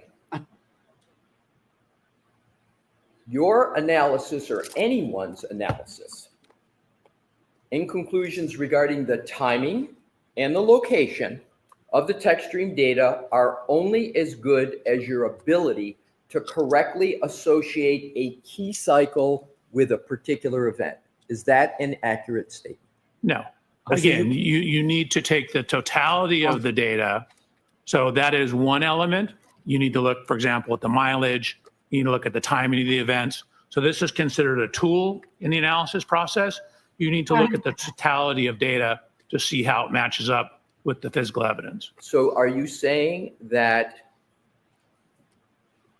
you can have an incorrect key cycle with a particular trip, but you can still get accurate timing and location of text stream data? So again, you don't get incorrect key cycle with the trip. The trip and the key cycle are coded in by the text stream. If you are attributing an event to the wrong trip, which has a fixed key cycle, that could be a problem. Exactly. So if we could go, if Your Honor, if we could publish a slide, please, that is in evidence. Okay. Thank you. What are we looking at? Pardon me, What Your- slide number? I've got slide 9. Mr. Wolk, yes, I've got the correct one. Thank you, Your Honor. So I'm going to use the acronym VCH that you've used on your, do you recall using the acronym VCH on your direct testimony? Yes, sir. And VCH stands for Vehicle Control History, correct? Correct. You viewed the vehicle control history on September 23rd of 2024, correct? In addition to the PCS data. You viewed the vehicle control history on September 23rd, 2024. Yes? That is yes. You took photographs of the vehicle control history, including key cycle 1167. Correct. And in this screenshot, we can see 4 tech stream events. Actually, can you zoom in on the key cycle? Oh, sure. Because I think when I got to, no, scroll. So when I got to it, you can see it was that key cycle 1264. The blue highlight was the last file that was written on key cycle 1167. Right. So to answer your question, I got it at 1264. So if we can go back so we can see the 4 tech stream events, I just want to reestablish the foundation here. In this screenshot, we can see 4 tech stream events that are associated with key cycle 1167, correct? Correct. But isn't it true, Dr. Welcher, that there were actually 10 tech stream events associated with just that one key cycle 1167? Correct. I gave you the original files. Right. So you are aware that the Commonwealth had maintained up into your firm's engagement that. Are you saying there's no basis for the question? They're saying. All right, I'm going to allow the question and I'll hear it. You are aware that the Commonwealth has maintained up until your engagement in September of 2024 that all tech stream events associated with key cycles 1164, 1165, and 1167 occurred while the LEXUS was in the custody of the Massachusetts State Police at the Canton Police Department. So the objection sustained. You need a foundation, Mr. Lessie. Sir, as part of your work in your review of the many documents that you referenced on your direct examination, did you review the tech stream events associated with the LEXUS SUV? I reviewed the one I downloaded. Pardon me? I reviewed the one I downloaded. Right. And did that, what you download, include key cycles 1164? Did it include that? It did. Did it include 1165? It did. And did it include 1167? It did. It did not include 1166. I didn't mention 1166. So I only mentioned 1164, 1165, and 1167. I purposefully skipped because I didn't understand you had reviewed it. So here's my question. You therefore, based upon the fact that you reviewed them. The date was wrong. And you said it's important to understand timing, etc. That's very important in your forensic analysis, correct? Yes, sir. So let's go to the timing question and you understand where the LEXUS has been at various points in time. You testified to that in direct, whether it was at the Canton Police Department, whether it was being towed, correct? In addition to having Mr. Burgess analysis of the data. In addition to Mr. Burgess analysis, so in that analysis contained locations of where the LEXUS had been. It contained where it had been and also include date and time, when it was turned on, when it was turned off. Exactly. So not only did you have all the locations, you had dates and times associated with the location where the SUV, and it was the LEXUS SUV had been, correct? Correct. Now to the question. Based upon that review, that knowledge, that understanding, that those bases, you're aware, and you've reviewed, by the way, Trooper Paul's reports, correct? I have. There were 2 reports of Trooper Paul. There was his original CARS report and then a supplemental report that were listed in the documents you reviewed. Do you recall that? I don't recall that, but I'll take your word for it. I don't want you to have to take my word. Do you recall, sir, that there were do you recall that there was a report of Trooper Paul? Yes. Okay. And you read that report, I assume, sir? I did. And it would be important for you to read that report and read it carefully because it addressed the subject matter that you were addressing, correct? No, I did my own independent analysis. As a matter of fact, it'd probably be more important that I don't do that to avoid confirmational bias. But you did read Trooper Paul's report. Of course. So you therefore are aware that the Commonwealth has maintained up into your engagement. Yeah, I'm going to see its sidebar on this.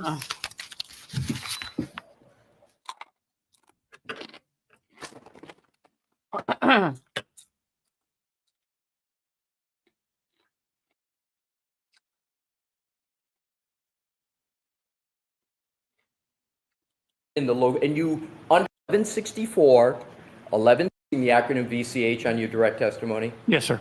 The acronym VCH. You can go back so we can see the four text. There you go.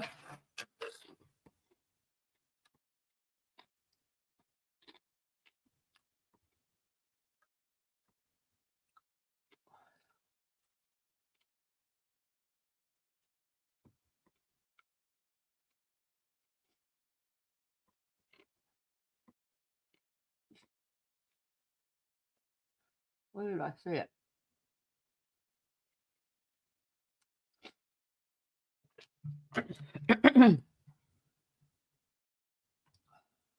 There's a date on there, and it was the 30th. It said 013025. Because you write your dates differently, don't you?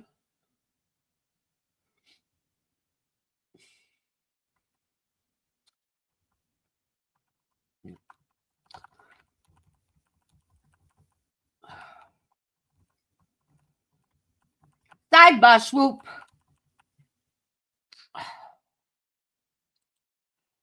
Ah, I'm tired.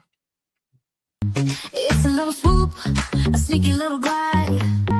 The message is simple, like and subscribe. Oh, why have we got the wheelie spinny wheel?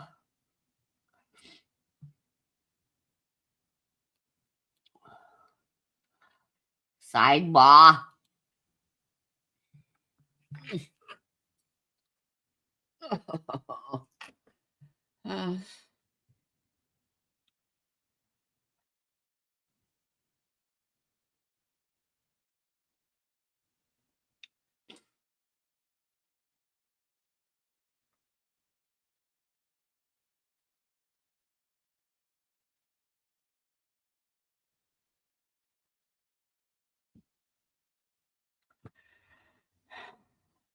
Come on, Beverly.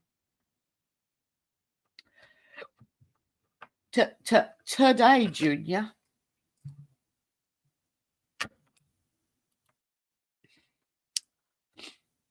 I'm exhausted. I didn't get any sleep last night, and I've been out most of the day.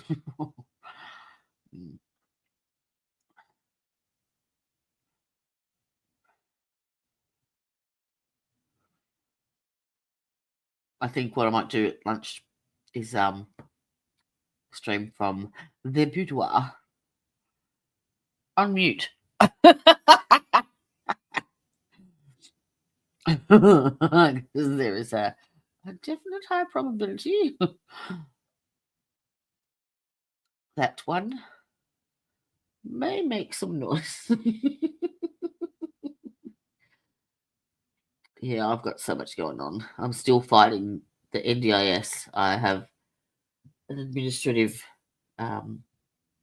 hearing coming up. I've got the protection order that got issued today for fuckwits next door.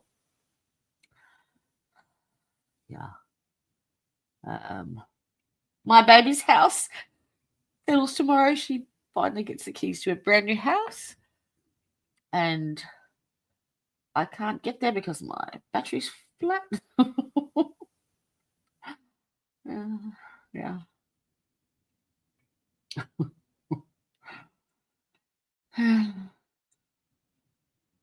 It's fucking freezing here.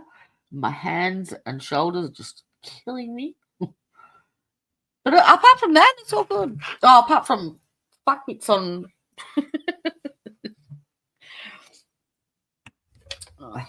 Yeah,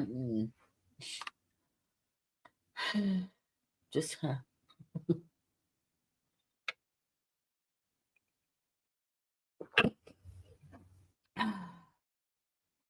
I feel like I take one thing off the to-do list and add 2 more.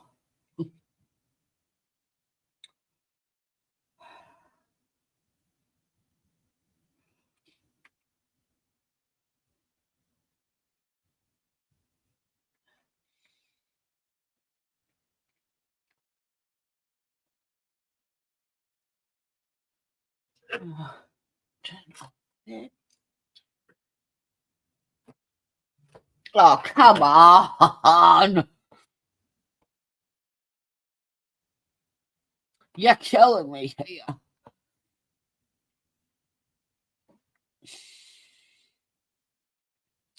All right, maybe a song.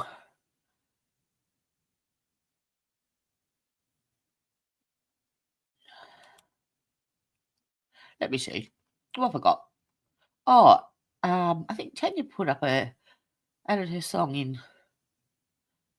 I'll play that one, eh? I haven't heard it yet. Hands hold the world so tight. Near 2 years in, a beacon of light. Autumn whispers through golden leaves. Time runs faster than we believe. Falling rainbows under the trees. Laughter dances with the autumn breeze. Love and hugs for many a bound. In her eyes, the sun is found.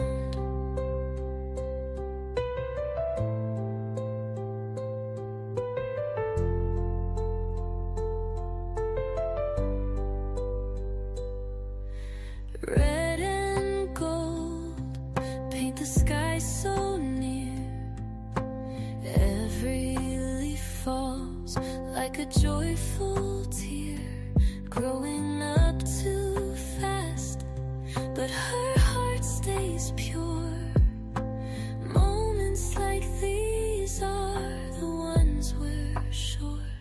Falling rainbows under the trees. Laughter dances with the autumn breeze. Love and hugs for many a bound. In her eyes, the sun is found.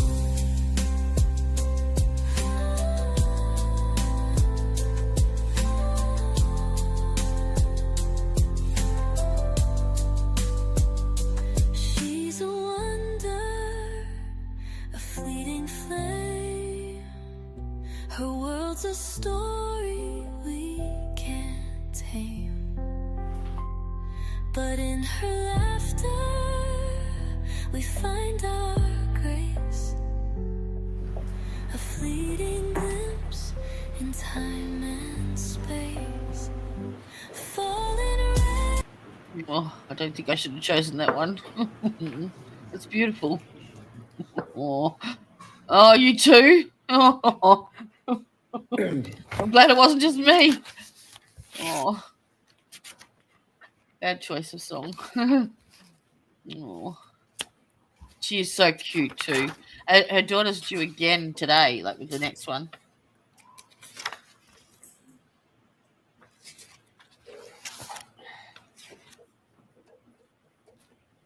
May I, Your Honor? Yes. Thank you. Are you aware that over the course of the Commonwealth's and your investigation into this case, that the theorized time of the alleged contact of the SUV? So there's 2 words, just strike theorized. Okay. Thank you, Your Honor. Are you aware that over the course of the Commonwealth's investigation and your... Hold on, Mr. Leslie, the court reporter can't hear. Thank you. I will. I'll object again to the question that's coming. Can I Go begin ahead my and question? ask a It's an appropriate question, Mr. Sure. Yeah, stronger woman than I am, darling. Do you have knowledge Gotcha, yeah. whether there is one time or more than one time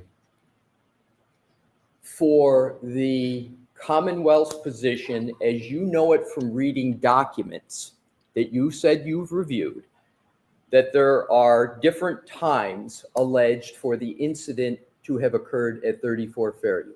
Objection. Sustained. You can ask the question, remove part of it. I'm sorry, Your Honor. You have to remove part of that. Okay, understood, Your Honor. Do you know whether there is more than one time that has been proposed by the Commonwealth for the impact alleged to have occurred at 34 Fairview? Objection. Sustained. I'm going to ask for an instruction. I'm not giving the instruction now. Dr. Welcher,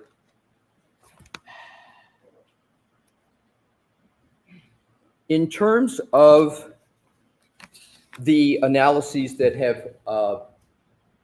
you have reviewed in this case, is there one time that you understand there to be for a hypothesis for the time of the impact at 34 Fairview? Objection. I'm going to see you again, folks. I'm sorry about this. Let Jackson go.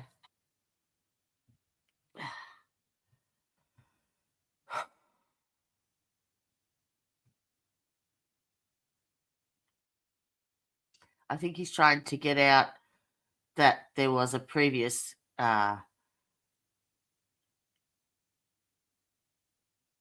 analysis done by Trooper Paul that provided a different answer to what they've been given, but they can't bring it in by saying that at this particular, like the previous trial.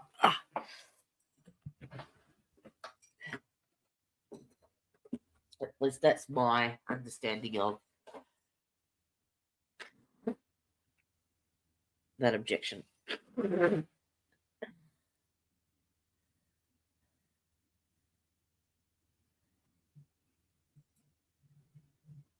Oh, Tanya, you little bitch.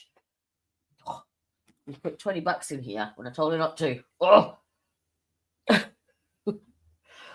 she's a turd.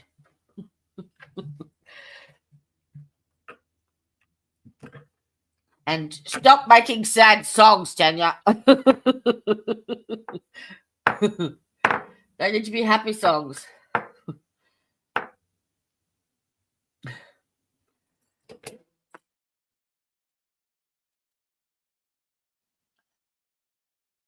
Here's it. I made this one. Come on in, don't be shy. Don't stop, don't stop. We got a funky vibe. Yeah, welcome all. It's a safe spot where the truth unwind. Share your thoughts, leave your worries behind. Woo! Defense, that's where you belong. Click that like and groove along. Hit subscribe, let the love flow free. Join the family you're meant to be.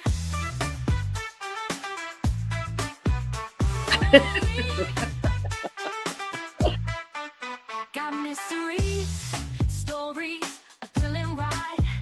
We dig deep, ain't no secrets to hide. No judgment here, just an open crew. We're all about justice and the honest view. Yeah, defense, that's where you belong. Click that like and groove along. Hit subscribe, let the love flow free. Join the family you're meant to be. Ooh, yeah, got your back. Now we're all tight, sharing stories in the dead of night. Bring your thoughts, we'll hear them all.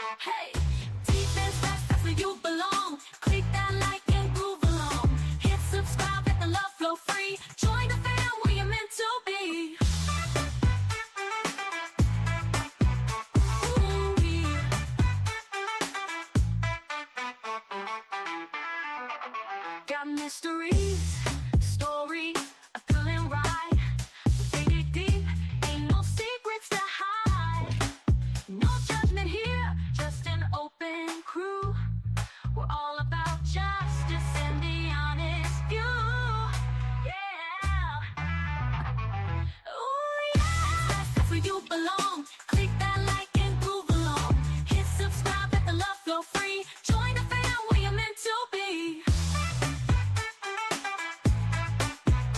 Ooh-wee.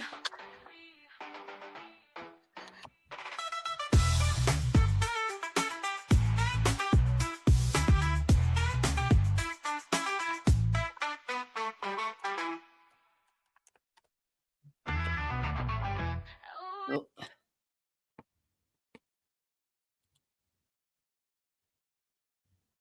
Gelly green is kind I'm green. But you can't see me because I'm camouflaged.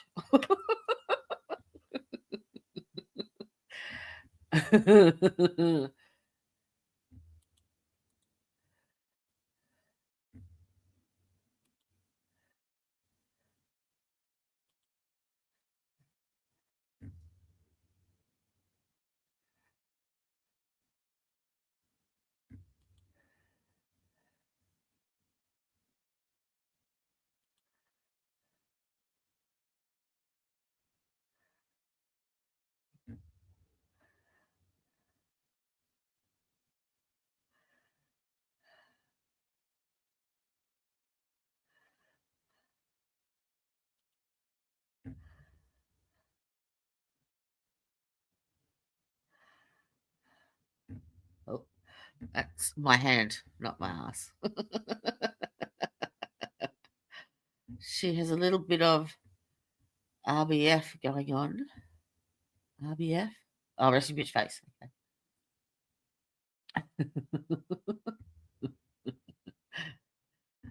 Okay. It's not showing enough cleavage. Yeah, no. No, she'd be boring. Peggy's showing more fucking tits than she is. My bad. Oh dear.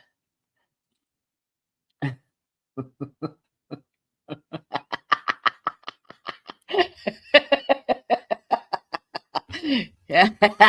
True that. I'll pay that one.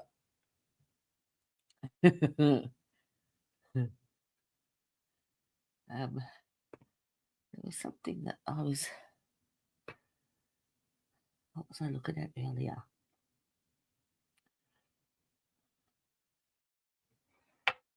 Oh, I was looking for Anna. I don't know which is her Facebook profile.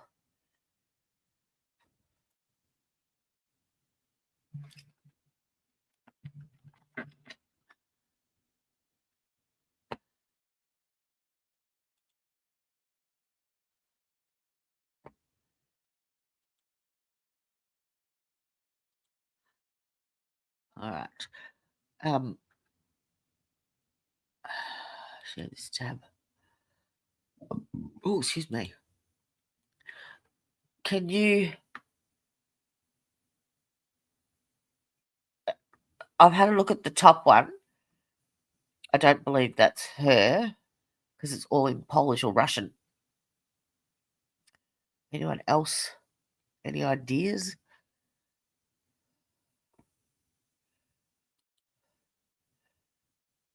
There's a few more there too.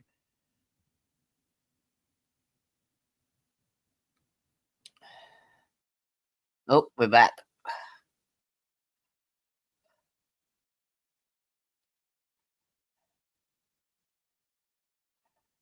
Yeah. No. Excuse me. And that picture just didn't look like her. Like once you, the big picture. She's from the northeast.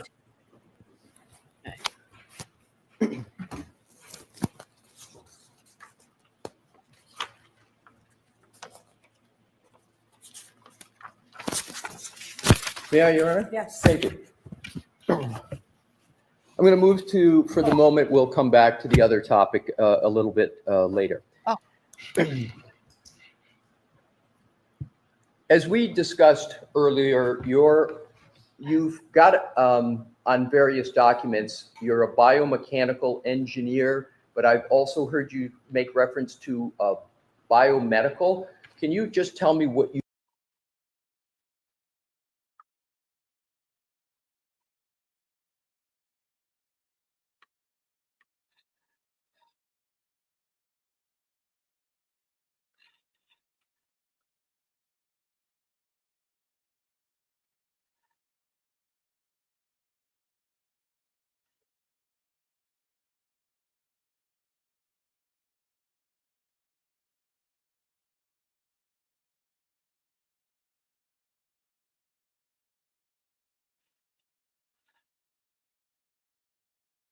No, I think so. Oh, sorry. I was telling you the wrong one.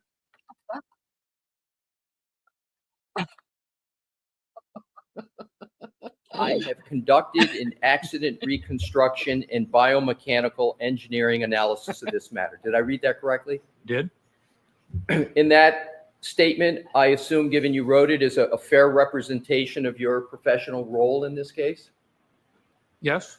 And you go on to add on page 9, my biomechanical engineering analysis is determining the effects of physical forces on the human anatomy. Did I read that correct? You did.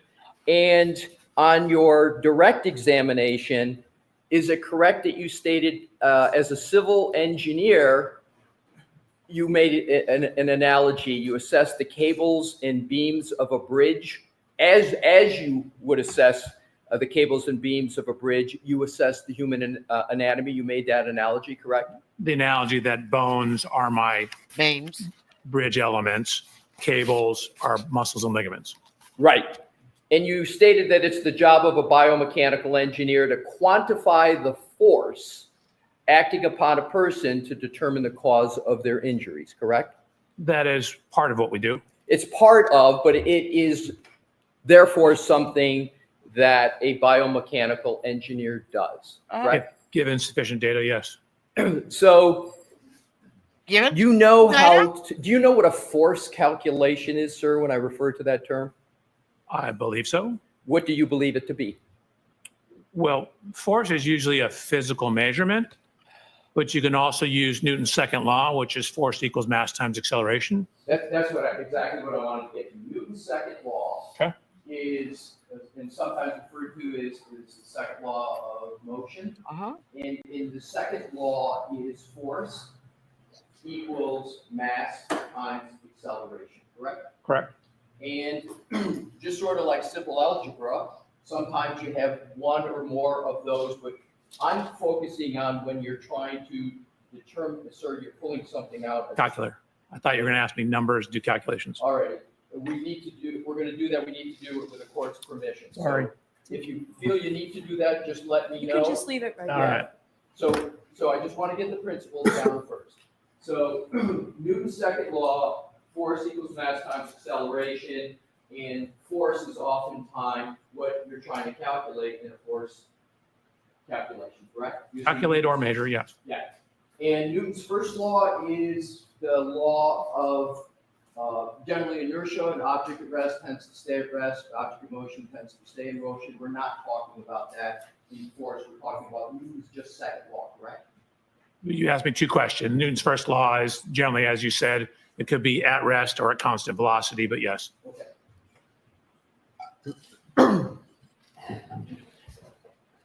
And that Newton's second law is generally just a mathematical calculation, correct? Yes. So what I'd like to do is to turn to page 11 of your report.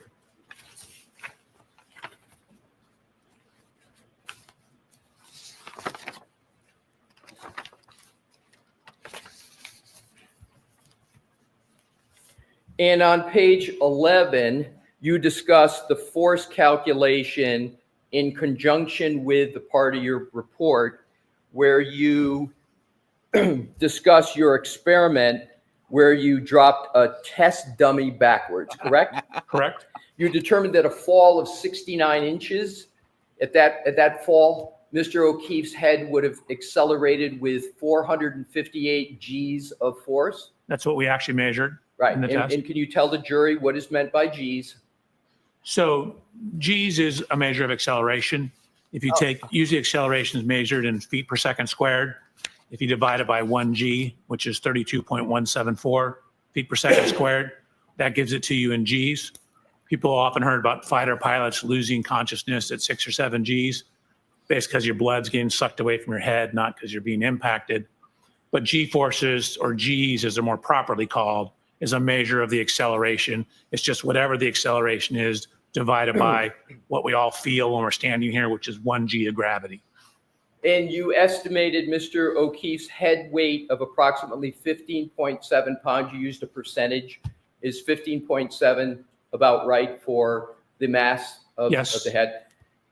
So if we apply Newton's second law, we keep F force open as the unknown. We take and apply the mass, which is 15.7, multiply it by the acceleration. You end up with a force acting upon Mr. O'Keefe's head of 7,200 pounds. Do I have that right? That's right out of your report. So that math is all correct. Falling backwards onto a hard surface from his standing height will give you approximately 7,200 pounds of force. In that 7,200 pounds is the previous unknown F in the Newton's second law equation, correct? Correct. So now we have an answer for F, 7,200 pounds. Now you then go on to note that the applicable scientific literature states that a fracture to the occipital bone, and just to review, the occipital bone is the back of the head right here, right? Correct. So you then, as I understand it, you go to scientific literature and you concluded that a fracture to the occipital bone can occur with an average force of 1,634 pounds from a fall distance of 40 inches, correct? I'm sorry. How many inches? 40. That's in your report? Well, you mixed two things together. There was stuff that reported force data. You had those numbers correct. A range of between 1,150 and 2,150, a mean of 1,634 pounds. And then it says, and a drop distance as low as 40 inches. Right. And is the number 634 pounds a proper number for an average force? Did you say 1,634 pounds? 1,634. Yes. Okay. So what I want to do is see if this is correct.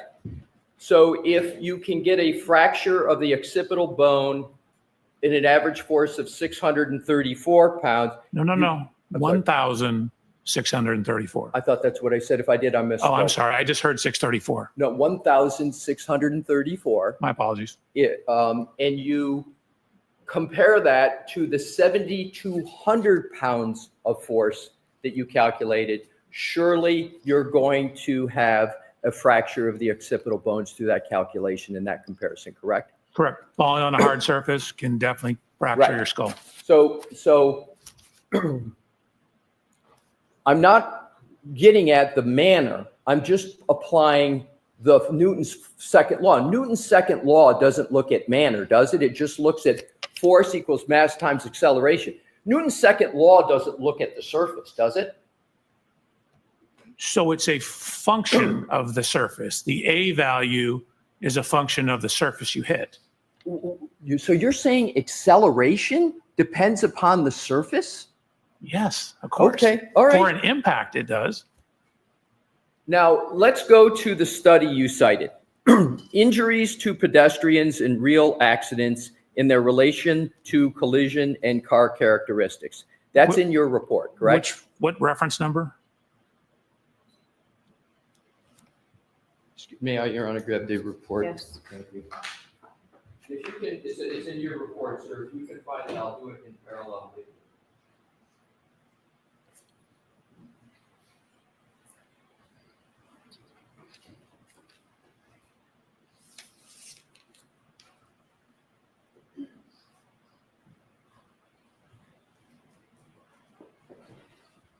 Is it number 25? That's the one I think it is. I just want to check your report. Would you like me to actually pull up the paper? No, Okay. just want to get to the.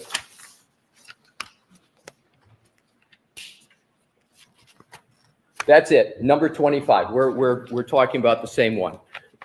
Now, isn't it true that this study states that head injuries are the most common injury type for motor vehicle collisions, constituting more than 61% of all injuries sustained from motor vehicle collisions? Or can the witness see the document that's being referred to? Do you have your report in front of you? I have my report, but reference 25 is not in the section he's referring to. Why don't you show it to him, Mr. Leslie? I do not have with me a copy of the report he cites in his reference. He did, can I ask another question? Your Honor? Yes. Thank you. Dr. Welcher, on your direct testimony, did you not discuss the percentage of pedestrian injuries and relate it to heads? Did you not, on your direct, talk about percentages of injuries that are head injuries in impacts of pedestrians with cars? Yes, I did. Okay, so you came up with a number. What I'm trying to do is to compare that number to the number in the study that you cite. If you don't remember, that's okay. We'll just move to the next question. Can I go to my slide? Whatever you can use to determine what was the percentage that's in the study that you cite in footnote 25 of your report. Sure. That was also from my presentation that I gave. It's 61.5 for all injuries, 12.7 for fatal injuries. Thank you. You're So I'll welcome. repeat my question and then we'll get it in logic. So that study states that head injuries are the most common injury type from motor vehicle collisions, constituting slightly more than 61% of all injuries sustained from motor vehicle collisions, correct? That number is correct. You're quoting a sentence. I would want to pull the paper up, but the number is correct. Okay, so doesn't this article also state that of all head injuries sustained by motor vehicle collisions, only 12.7 of them are fatal? That does, yes.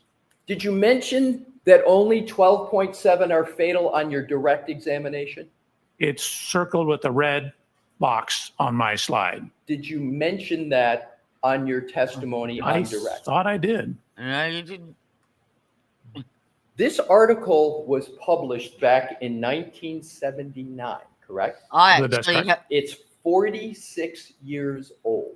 Therefore, if I did the math correct, I had a right? copy of it. That sounds correct. Are you aware that given advancements in science since 1979, advancements in medicine, advancements in technology, the currently understood most common injuries as a result of pedestrian motor vehicle collisions are injuries to the lower extremities? I'd have to see the study. It wouldn't surprise me. Car technology, especially, for example, with pedestrian safety systems, has caused autonomous braking.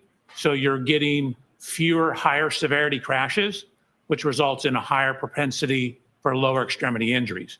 It's the higher extremity crash that causes the head to either slap into the hood or the window and or bounce off, to where if you get the lower severity crashes, you can still maintain a standing posture. So it wouldn't surprise me if that's accurate. So you would agree that as of January 2022, the most common injury as a result of a pedestrian motor vehicle collision is one to lower extremities? No, I wouldn't necessarily agree with that date. And again, you have to look at frontals versus rears.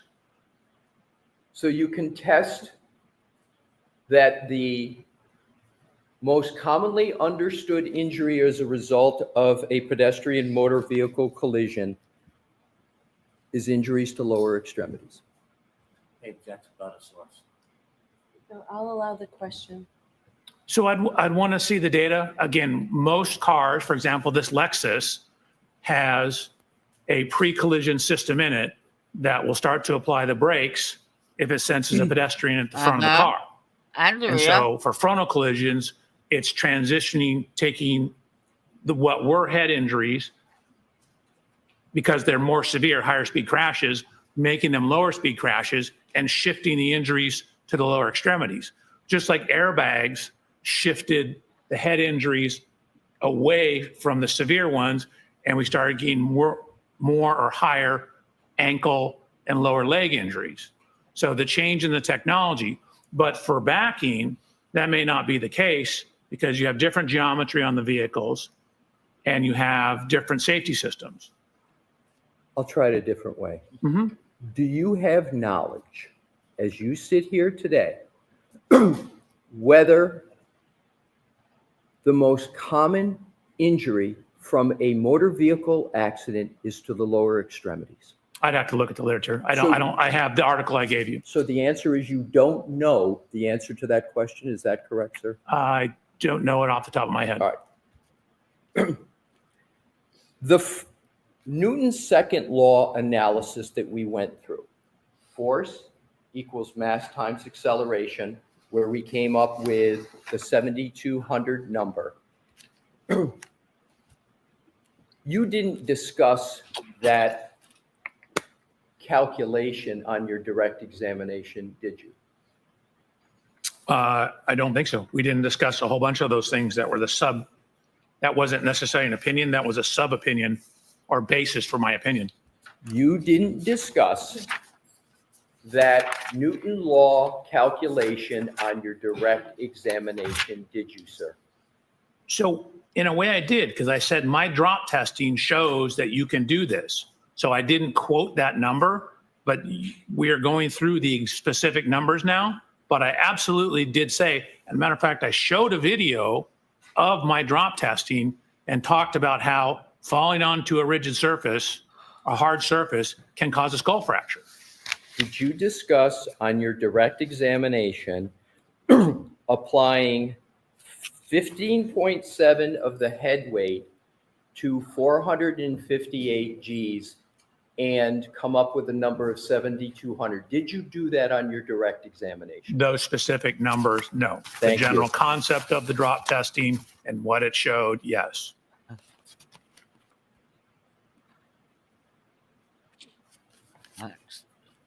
So instead of that calculation, you referred to a flow chart comparing injury characteristics of flaws versus blows. Do you recall doing that on your direct?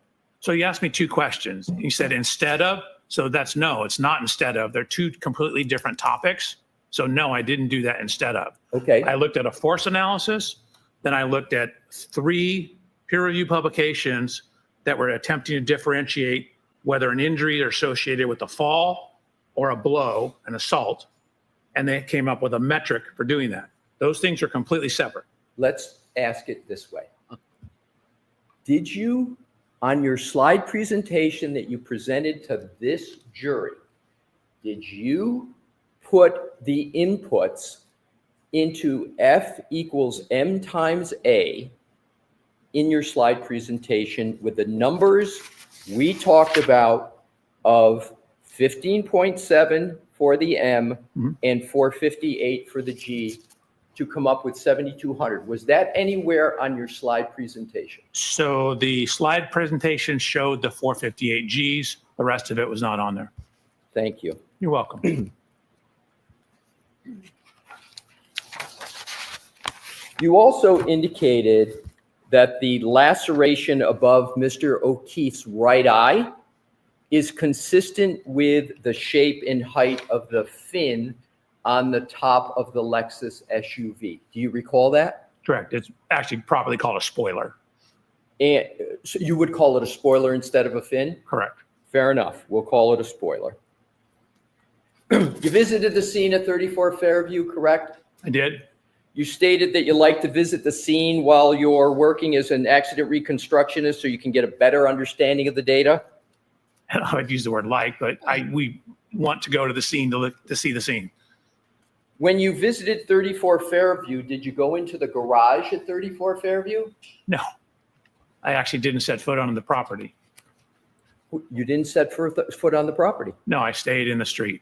It's my understanding there were new owners. Did you consider the scene limited to the road? So the access I had was to the road. The laser scanners and the photographs will extend further, but I didn't have access to the interior of the house. Oh, so you didn't access the entire scene, correct? In my opinion, I did access the entire scene. I didn't physically step 7 feet onto the grass to the point of rest, but I stood and photographed where that was. I didn't want to trespass. Where did you understand the body of Mr. O'Keefe was located? I know it was 7 feet in from the grass. I've seen cruiser cameras showing people around a body. It's slightly north and slightly south and a little bit west of the flagpole.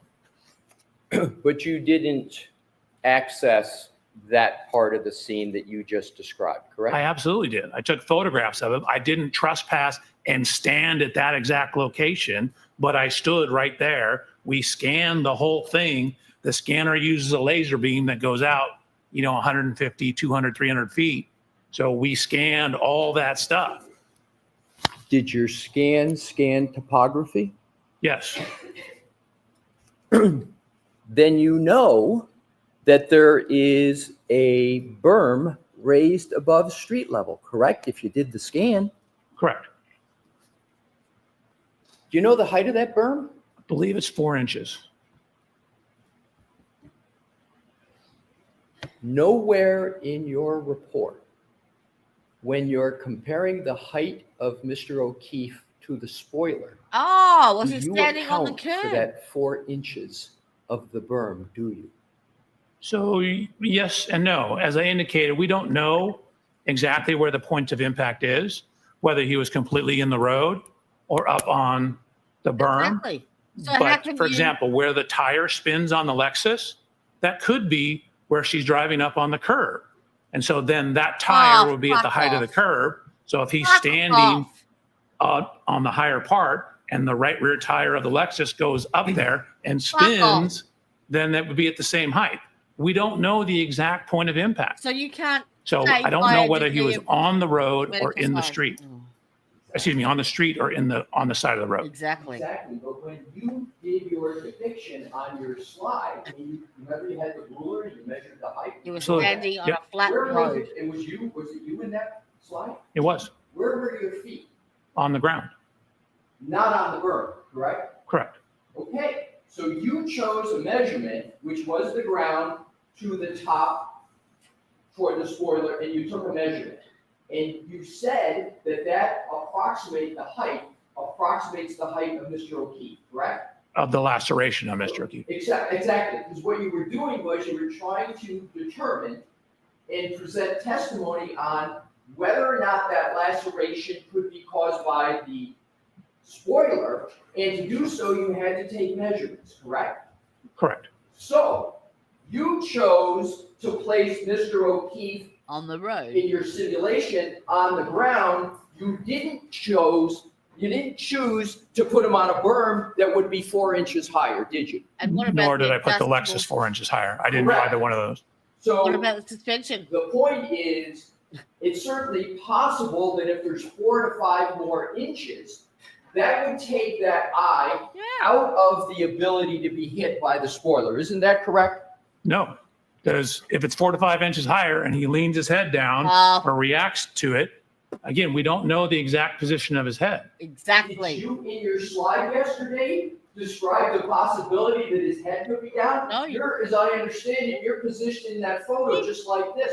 You're not positioned like that in any photo you presented to the jury, were you? I'm trying to make it clear. We don't know his exact body position at the point of impact, nor do we know the exact position on the ground.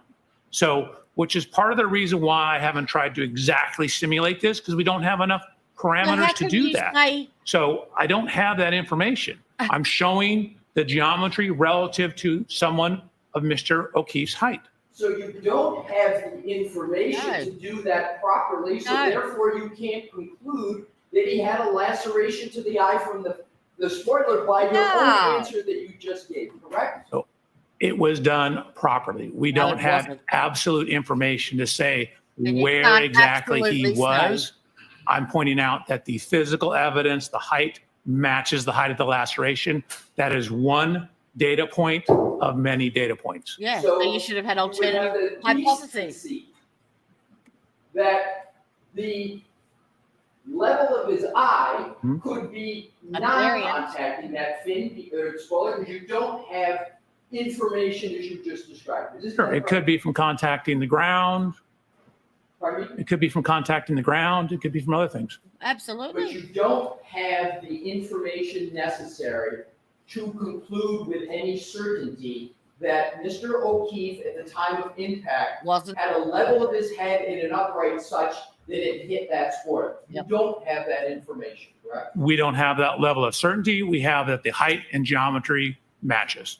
And you didn't take into consideration the berm, and you didn't mention the berm at all when you were discussing this measurement with a jury yesterday, correct? That is not correct. You asked me two questions. I absolutely considered the berm. And the second question, when I presented to the jury, I mentioned the berm when we showed the picture of the shoe in the snow, but that was it. That's my question. I'll ask it a different way. When we were talking not about finding a shoe in the snow, and you mentioned a berm, I'm talking about when you did the measurement of whether or not the laceration could be caused by the spoiler, you didn't mention accounting for berm height when you discussed that measurement with the jury, did you? That is correct. And that LEXUS comes with adjustable airbag suspension. Likewise. The pressure. You didn't present any Newton's second law analysis regarding the front of Mr. O'Keefe's head with respect to whether his head was contacted by that spoiler, did you? Correct. Again, it was a glancing hit. We wouldn't be able to do that. Oh, so it's a glancing hit to the front of the head is your hypothesis? This whole pedestrian impact is a glancing hit. So you can have your arm to the side like this, with the back of the vehicle coming like this, and you could glance the right eye with the arm out. Is that what you're saying? That's what my picture shows when I'm standing next to the car. It shows that your shoulder hits the car. I could probably find the slide for you. So you didn't do a force analysis to determine how much force would be applied assuming a contact with the right eye, did you? That's correct. And force analysis is what biomechanists do, correct? That's what a biomechanist does? That is part of what they do. So I lined up his anthropometry relative to the known height of the vehicle. You attempted to line it up. That's one method, but another method is to apply Newton's second law like you did to the back of the head when he fell, correct? Correct, if we had more information. Mr. Leslie, why don't we break you? Thank you, Your Honor. Okay. So jurors, your lunches are here. We'll see you. Who's right for the jury? Goodbye. Bye.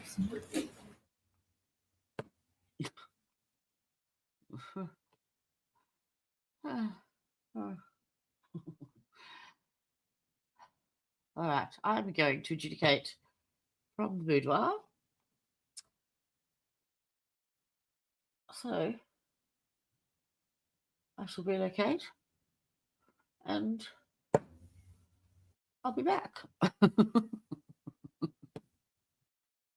be back. Just gonna get up.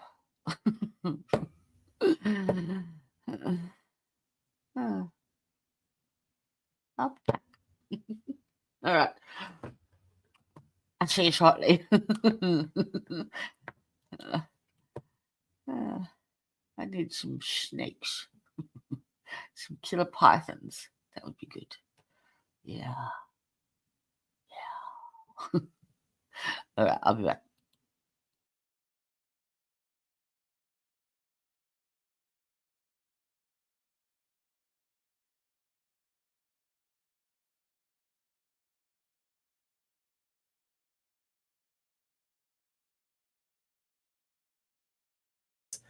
They said, hey, you have to open this via the secret method.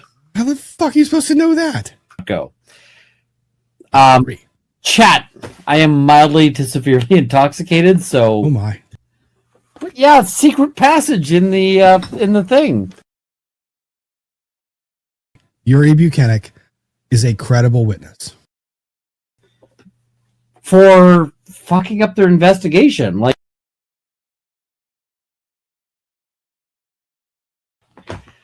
and this is the point I've made on Twitter before. How was I supposed to know to open up the secret passage? The ladies love some Alan Jackson. But they pay attention, they lock in. When frickin' Hank Brennan talks, just like the rest of us, what do we hear, Bibbs? We hear things such as wah, wah, wah, wah, wah. Secret passage.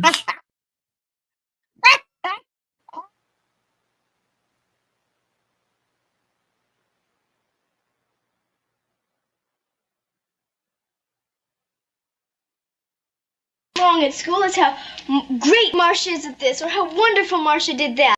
Arca, arca, arca. Oh, did we all see I put up a video.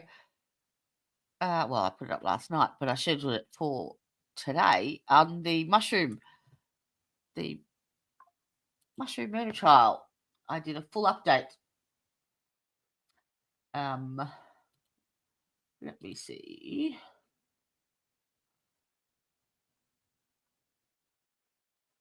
If I can find it.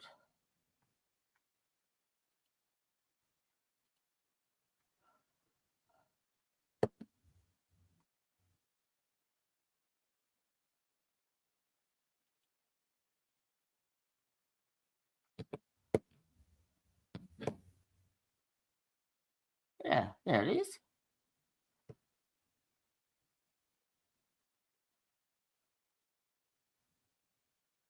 I do like the thumbnail. It's one of my faves.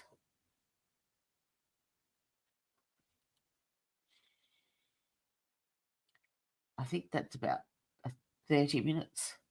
Yeah, 27. Shall I put that on? May as well.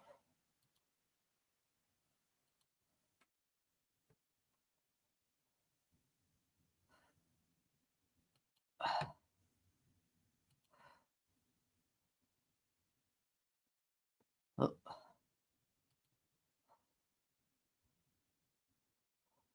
Better than just looking at an empty screen. May as well. Have a look at that. Isn't that pretty? Look at the colours in there.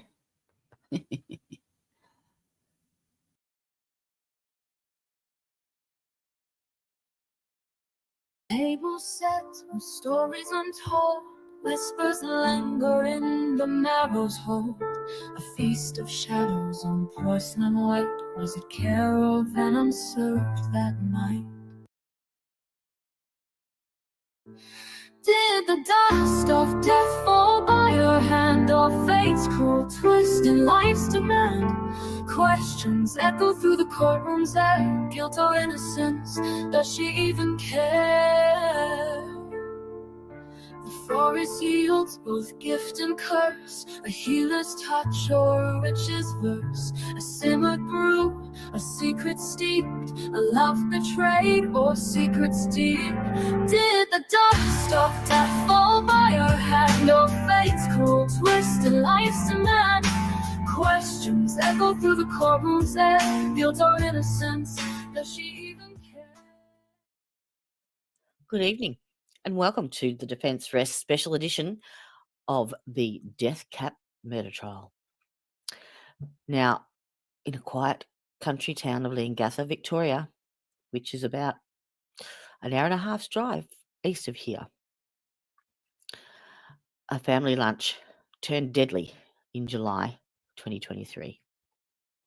3 people died and 1 barely survived after allegedly consuming beef Wellington that was contaminated with one of the world's deadliest fungi, the death cap mushroom.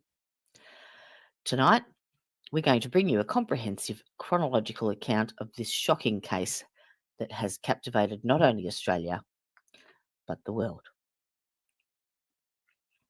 But before we delve into the case's details, it's important to understand what makes this story so chilling.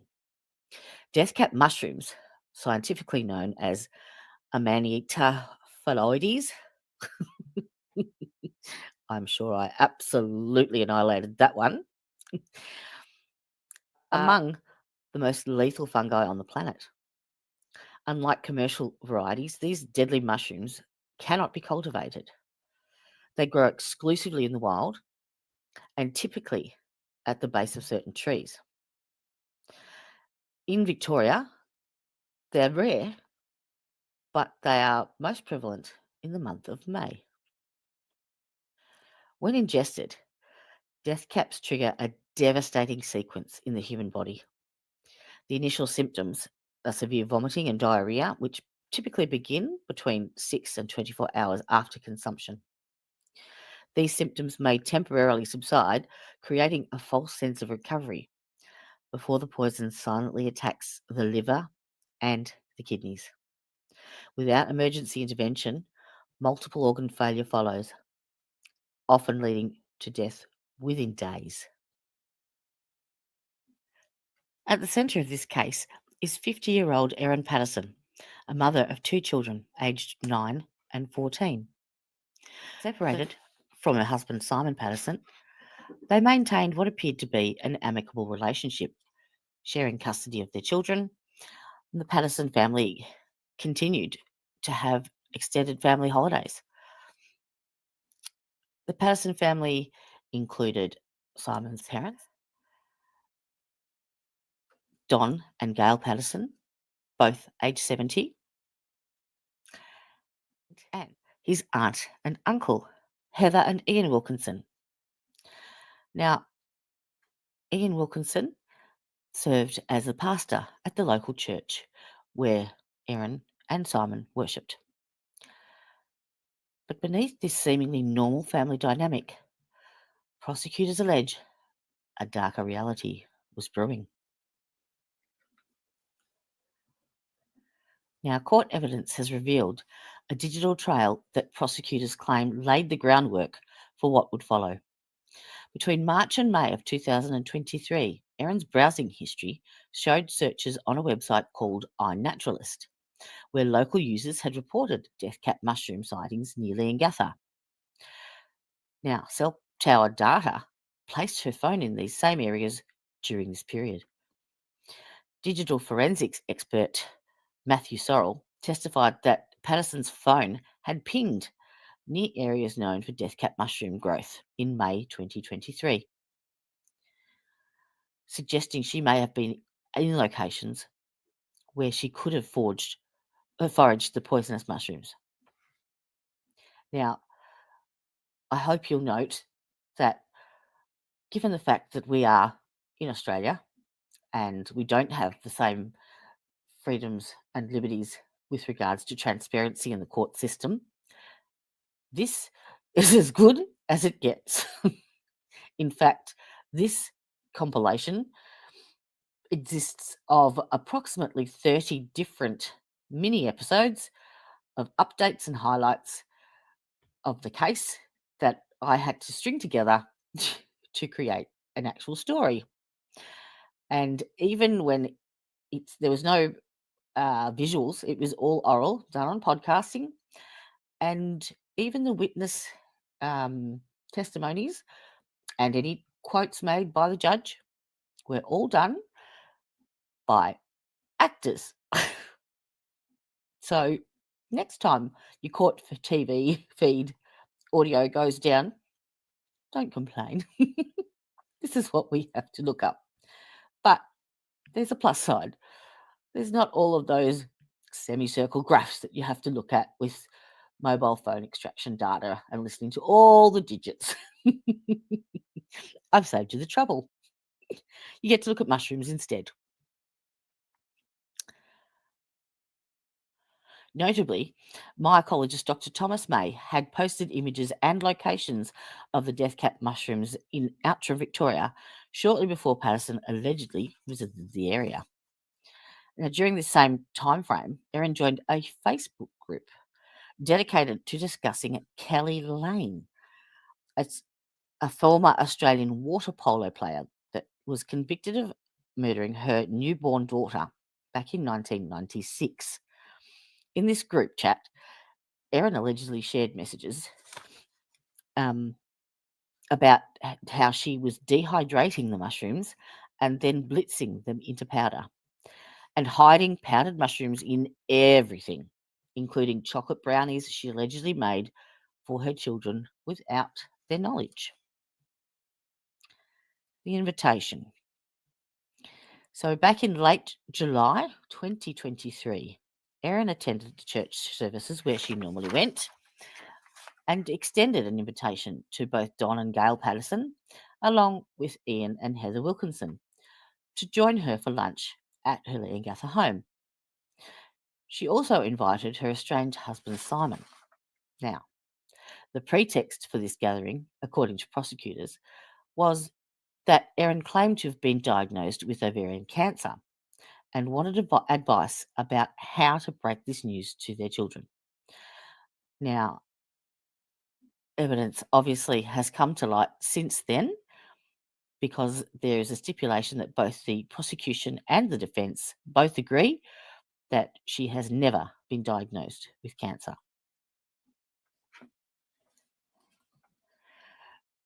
Simon Patterson declined the invitation via text message, telling Erin that he didn't feel comfortable attending after their relationship had once again soured.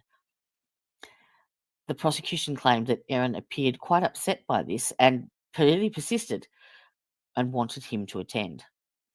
She claimed that she'd spent a small fortune on beef eye fillet to make the beef Wellington because she wanted it to be a special meal, and that she may not be able to host a lunch like this again for some time. Gaslighting, perhaps?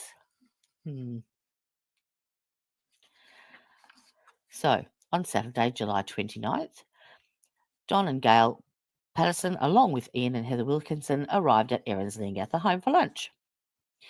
Erin had prepared individual beef Wellingtons. It's pretty much described as a piece of steak covered with mushrooms and completely encased in pastry, and it is quite difficult to cook. Now, the sole survivor, Ian Wilkinson, the pastor, testified that Patterson was reluctant to let guests inspect her pantry and declined offers to help plate the beef Wellington. A critical detail noted by both prosecutors and Wilkinson was that Erin served herself on a visibly different coloured plate, smaller and lighter in colour compared to the guests' larger grey ones. Heather and Gail helped move 4 large grey plates from the kitchen bench to the dining table, while Erin took the smaller, lighter coloured plate to her place at the table.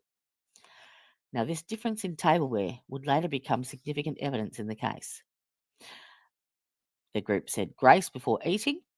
Ian, Heather and Donald consumed their entire portions, while Gail ate about half and gave the remainder to her husband. The guest reportedly commented on how delicious the meal was. After the meal, Erin allegedly told the group about her cancer diagnosis and asked for their advice about informing their children. The group prayed for her well-being before departing for their homes. That same evening, all 4 lunch guests began experiencing severe symptoms, violent vomiting and diarrhea. You'd want to hope you had at least 2 toilets in the home.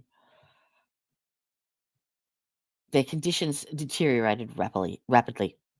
On the Sunday morning, on July 30th, Erin called her estranged husband Simon, claiming she'd been experiencing diarrhea since the previous evening. However, Prosecutors would later present CCTV evidence showing Erin driving her son to a flying lesson that afternoon without any apparent urgency to use restroom facilities.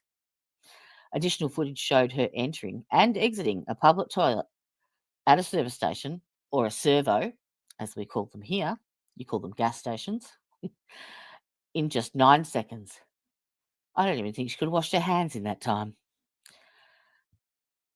That's not behaviour that's consistent with someone suffering with severe gastrointestinal distress.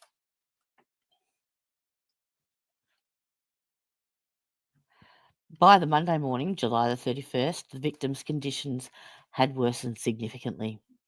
While waiting for an ambulance, Heather Wilkinson made a critical observation to Simon Patterson, saying, "I noticed that Erin put her food on a different plate to us. Her plate had colours on it, and I wondered why that was." That same morning, Erin presented herself at the Leongatha Hospital Urgent Care Clinic. Doctors had just learned that the Pattersons and Wilkinsons might have been poisoned by death cap mushrooms and urged Erin to be admitted immediately. Now, according to Erin, to court testimony, Erin was extremely reluctant to be hospitalised, repeatedly stating, "I haven't come prepared to be admitted to hospital, and I was just coming to be checked." She signed a discharge form against medical advice and left, promising to return in 20 minutes. She only returned and agreed to a medical assessment after being told the police would be contacted. Dr. Mark Douglas from Monash Health testified that the victims exhibited symptoms consistent with death cap mushroom poisoning. However, Erin Patterson showed no clinical signs of such poisoning, despite claiming that she'd consumed the same meal. Nurse Miriam Sespin recounted Patterson's hospital visit, noting her emotional state and concern for her children, who had consumed leftovers. When Dr. Webster bluntly told her the children could be scared and alive or dead, Erin agreed to have them evaluated. All three were transferred to the MES Medical Centre and kept overnight for observation. Medical records would later indicate that it was unlikely that she'd been poisoned at the lunch.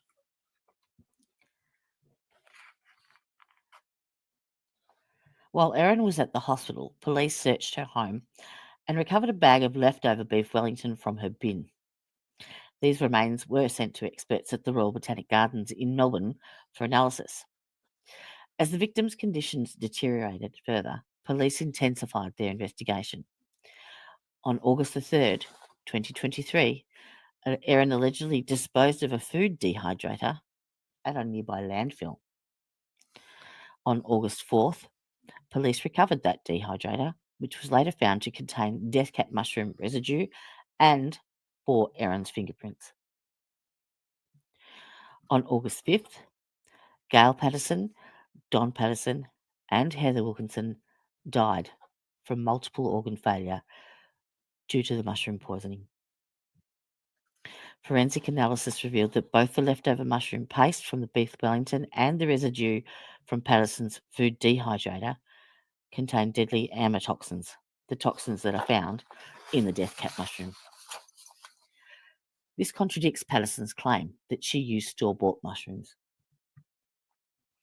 Ian Wilkinson, though critically ill, would eventually survive after extensive hospitalisation. The pastor became a widower following his wife's death. Police executed 2 search warrants on Erin's home, one in August and another in November. During one raid, while given permission to use her phone to arrange legal representation and childcare, Erin allegedly performed a factory reset on the device, an action she would reportedly repeat twice more, including once remotely after police had seized the phone.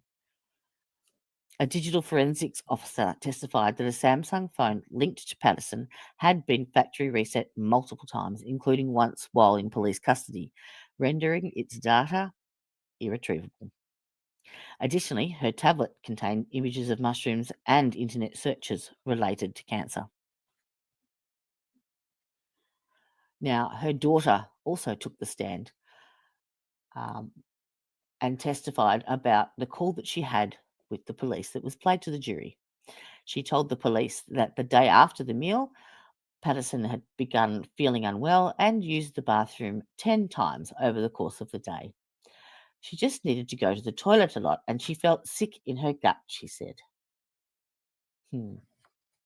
Registered nurse Cindy Monroe assessed Patterson in the hospital, who had reportedly been having nausea and diarrhea, but the nurse said her appearance was completely different from the other lunch guests. The next day, her son also took the stand. 14-year-old had an interview with the police and was heard by the court.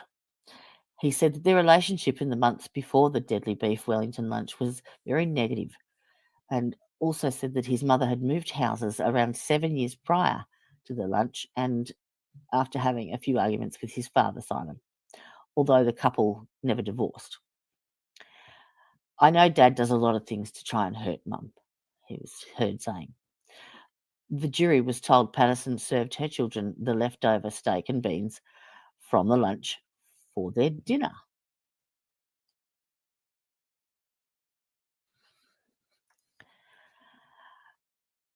The search history on a computer from Mrs. Patterson's home about death cap mushrooms had been visited 14 months prior to the incident. One of the phones in the house had been factory reset 3 times in the week after that lunch. And digital forensic analysis Shaman Fox Hendry said there was pictures of a yellowy dried mushrooms in a food dry dehydrator found on that Samsung tablet. Photos that were taken of mushrooms in May 23 included some inside of that food dehydrator, and the tablet was seized by police and also shown to the jury. The prosecution has alleged Patterson lied about buying mushrooms from an Asian grocer and disposing of a food dehydrator, and said that she had lied about becoming sick after the lunch. Defence barrister Colin Mandy said Patterson had panicked after the episode. He said Patterson admitted that she'd gotten rid of the dehydrator and that made her look guilty, and then lied about getting rid of it. Now, the court was taken to a Facebook group chat that was retrieved from another phone in the house. There, messages from an account named Aaron, not I hit him, expressed frustration with Simon Patterson, who was labelled as a deadbeat dad. Criticism was also levelled at his parents, Don and Gail, because they chose to stay out of a dispute over child support payments. Well, it really isn't any of their business. And they did the right thing. I'm sick of this shit. I want nothing to do with them, said one of the messages sent about 8 months before the lunch. I thought his parents would want him to do the right thing, but it seems they're concerned about not wanting to feel uncomfortable and not wanting to get involved in his son's personal matters are overwriting them. So fuck them. Right. Okay. Lovely attitude. So, the murder charges and 2 attempted murder charges relate to an incident on that July 29th of that year when Heather, Gail, and Don Patterson all died after allegedly eating a beef Wellington cooked by Patterson at her home. As I said, Ian Wilkinson, the Baptist church pastor, was the only survivor from that lunch and spent nearly 2 months in hospital in a critical but stable condition. Now, I don't know why, but nowhere was it written in the court documents that showed this finding. I only stumbled over it while I was going through some articles. Now, apparently, there was what they called a creepy death wall that was found in the kitchen at the former home of Aaron Patterson. Red and blue markers were used to scrawl eerie drawings and messages over the wall, with one chilling note reading, "You don't have long to live." So I included some photos for you. One of the workers that found it said that I've looked at it and gone, holy shit, what the hell's going on here? Haunting images show red, blue, and black graffiti on the kitchen wall. One chilling drawing shows 2 stick figures with the words, I am dead, and no, I am really dead. Beside them appear to be 3 tombstones with the words, Grandma, Hannah, and me, R.I.P. Other parts read, you don't have long to live, 1 hour exactly, you're dead from my sword, and get ready. Now, that really sounds like a still individual to me. The painter added, we started calling it the death wall. I went, this is actually really scary for kids to do this inside the kitchen dining room. It just didn't look right to me as a parent, he said. And apparently Erin explained the markings happened when the kids were there and she'd gone out for a while. That's pretty scary. So, nearly 2 years after that fatal lunch, Erin Patterson faces trial at the Supreme Court in Morwell, Victoria. Now, she is also pretty much at the same level as Karen Reid, given that she has been on trial for 4 weeks, heading into the 5th week, and the prosecution is about to wind up their case, and the defence is about to start.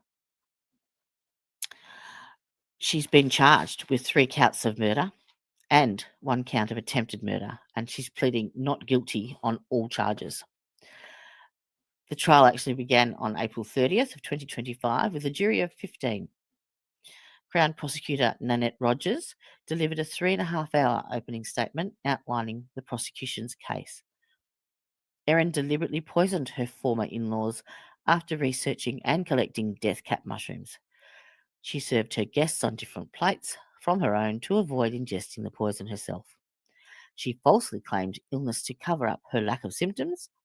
She disposed of evidence, the dehydrator, to conceal her actions. And she used cancer as a false pretext to gather the victims for the fatal meal. She repeatedly lied to investigators and tampered with electronic evidence. And then, in contrast, the defence, led by Colin Mandy,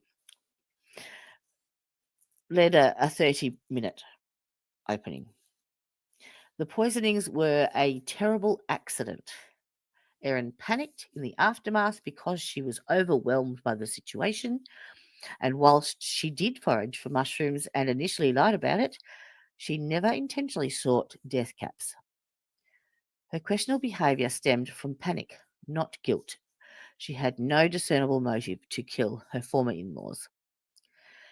In a notable point of agreement, both prosecution and defence acknowledged that under Australian law, the Crown does not need to prove motive to secure a murder conviction, only that the accused committed the act with intent. So, at the end of all that, it's very similar to US law.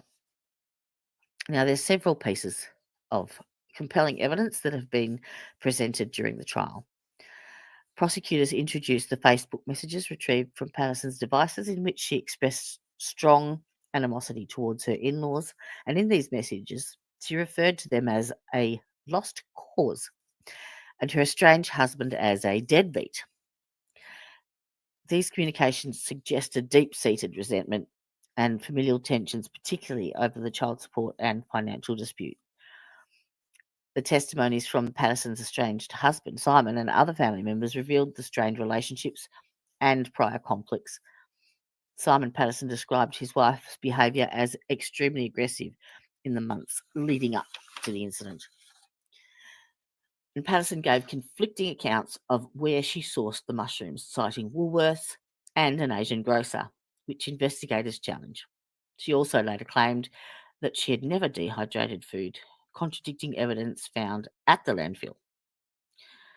So as the trial continues, with the expected duration of 5 to 6 weeks, the prosecution continues calling witnesses. The daily proceedings run from 10:30 a.m. to just after 4 p.m. at the Morwell Courthouse. For now, the fundamental question remains unanswered. Was this a case of premeditated murder by mushroom poisoning or a tragic cooking accident followed by panic-induced poor decisions? The jury's task to determine beyond a reasonable doubt whether Erin Patterson deliberately ended 3 lives with a deadly dinner. Justice Christopher Beale has cautioned jurors again, seeking information outside of the courtroom to ensure a fair trial, highlighting the high-profile nature of this case.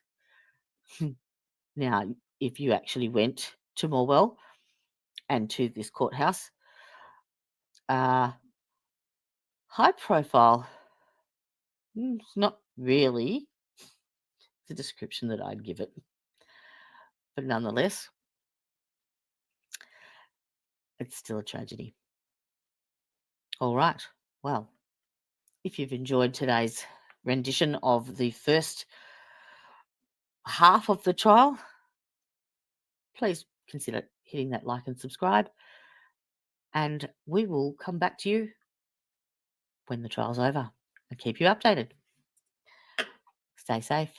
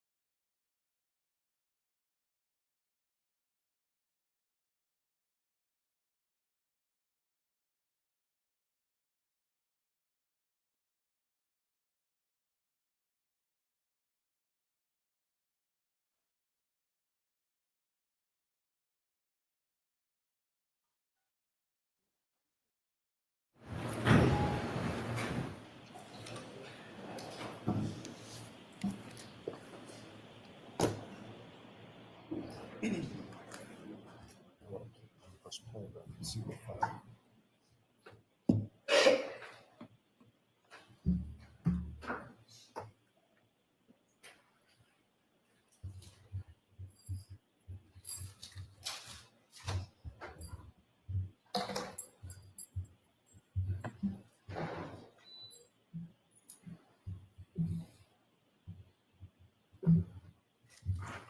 be seated, quarters in session.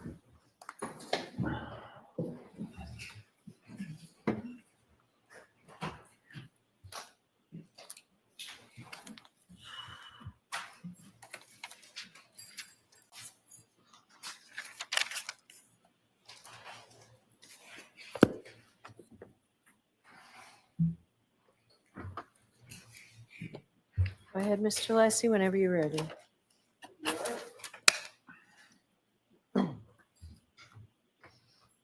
Just take a moment, Your Honor, to reorient. I'll be right.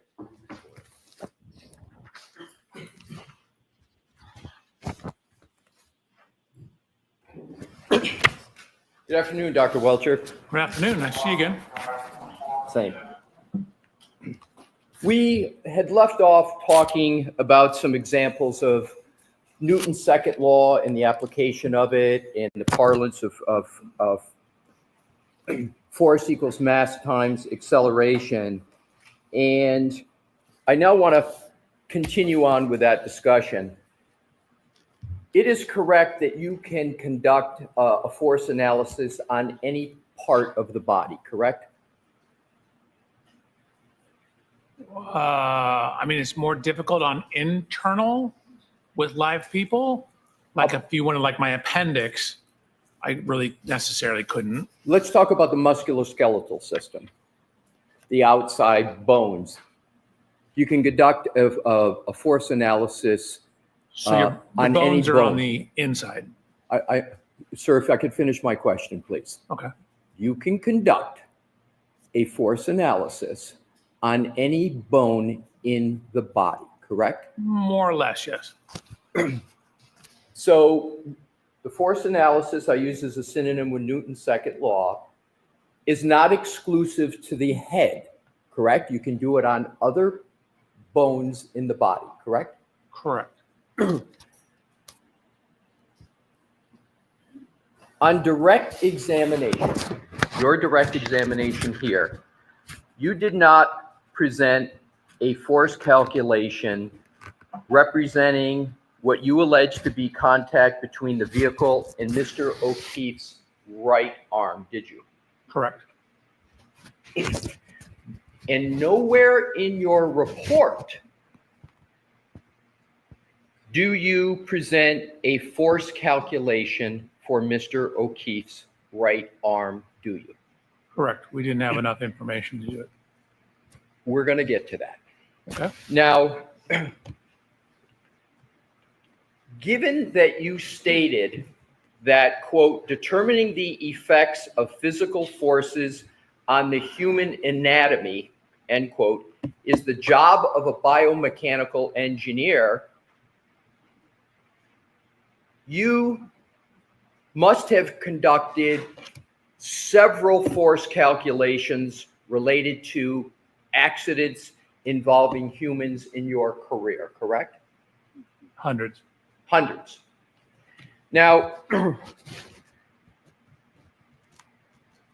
you didn't present a force calculation in your materials, as you've stated, on direct with regard to the arm, and I'll include in the right arm going from the shoulder all the way to the tip of the hand. Okay, so that's my definition of a right arm. You didn't present any force calculation on that part of the body of Mr. O'Keefe, did you? Correct. Assume, and we're going to apply Newton's second law. Assume Mr. O'Keefe's hand weighed 7 pounds. So that's the M in the F equals MA. That's not a good assumption. Well, what number would you like to apply for an M for the hand of Mr. O'Keefe? I'll take any number you got. Just the hand? Just the hand. Oh, the whole arm of Mr. O'Keefe weighs approximately 12 pounds. Okay, fair enough. So the whole arm is either from the shoulder down to the tip of the fingers is about 12 pounds, right? Correct. Okay. So assume that the Lexus SUV was traveling at 20 miles an hour. All right? Under your theory going backwards, 20 miles an hour. And the third variable I'd like to give you is to assume an impact window of 10 milliseconds. Okay. Can you calculate the G's of force from that data? You need more information. Well, let me ask you this. What more information would you need? So we talked about the glancing impact. I'm talking about a force calculation of an impact, not as to whether it's glancing or not. So you want a direct head-on impact in the arm, not a glancing hit to where the Lexus comes in, hits the arm, and they continue off together? I'd like to start with that, but just so we can hopefully expedite it for the jury. Okay. I'm going to want to get to what you have depicted in your diagram of holding the arm out. And that's not a glancing impact. Is that, sir, with the right arm in parallel with the back of the Lexus? Yes, it is. So really I'm sorry, let me finish, please. What you're concerned about is where the center of mass is. With the center of mass out towards the corner of the car, that becomes a glancing contact. So you don't have a center of mass contact, you have a glancing contact. Okay, fair enough. So let's start the first force calculation. I need my calculator. I'm going to let him use his calculator. Sure. Okay, Tell me when you're ready, sir. go ahead. So let's take a scenario where it's a center of impact. Center of mass. Center of mass impact, right? Okay. Impact to the right arm. Okay. Let's start with that one. Okay. And you want me to use like a 10 millisecond? Yeah, be conservative. Yeah, let's use a 10 millisecond for Okay. the impact window.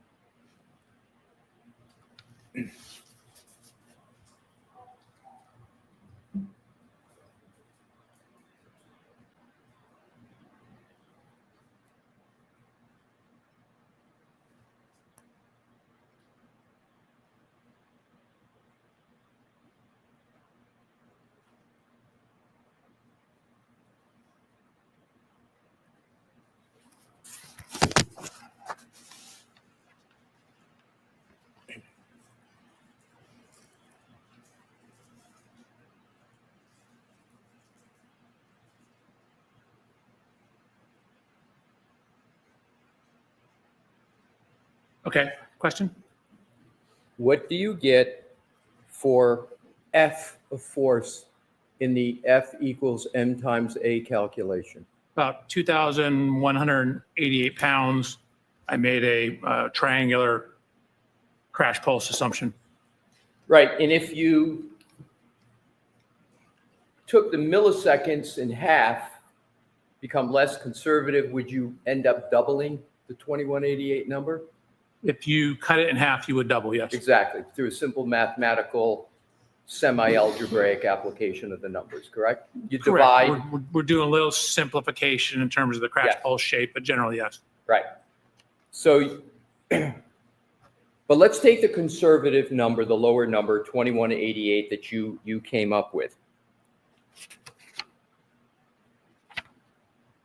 Do you know from the literature, as you did with the head, you went to the literature and said, this is how much pounds of force the you would get to have to cause a break at the occipital bone. Do you know from the literature how much force it would take to break an arm bone? I have an idea, yes. What is your idea? So for a distributed load, such as this, not a concentrated load, you're going to need somewhere between, I've seen, and this is for cadaver tests, a low of like 2,500, maybe a little lower, to a high of 7,000. Sir, you have switched, haven't you? We're talking about center mass impact. Did you in your calculation just switch to a side swipe impact to do your calculation? Nope. I'm asking about a center of mass impact. How much force would you need? Let's start with the hand. Maybe it's a simpler one. Do you know how much force it takes to break, any of the hand bones, you know what I'm referring to, the phalangeals? Yes. The metacarpals, and the carpals? Correct. How much pounds of force do you need to break any one of those bones? Actually, I didn't find any distributed loading on the amount of force. I don't know. Well, no, I understand, but I'm asking, do you know from the literature, not a calculation? Doesn't the literature tell you? Can't you go to the literature like you did with the head and you say, okay, to break the occipital bone, the literature says you need a minimum amount of force of this. I'm asking you the same question for the hand. If you don't know, it's okay, but do you know what the literature says for how much force is needed to break a bone in the hand? So for a distributed load across the hand, there are distributed load tests that show you need over 300 Gs on the arm to do that. So it would depend on the mass of the hand. What is the range of force that you would need to break a bone in the hand? Do you know from the literature? If you don't, that's okay. I could probably figure it out. How long would it take you to figure it out? Do you know from the literature what that number is? Not off the top of my head, no. Is 300 to 400 pounds of force sound right from the literature that it would take to break a bone in the hand? For a distributed load, Yes. such as the taillight, no. No, not a distributed load. A load from a motor vehicle going backwards. Right, that's a distributed load. Right. So you're saying 300 to 400 pounds of force would not be enough to break any bone in the hand. Is that your answer? So for a flat distributed load, like hitting the taillight, you're going to need higher. How about another part of the back of the vehicle? I guess if you hit on the very corner and it wasn't a distributed impact, like if you had a more concentrated impact, yes, that could increase or decrease the amount of force required. How much would it decrease it from the number you gave? Depends on what you're hitting, what it's made out of.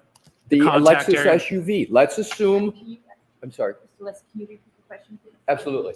Thank you.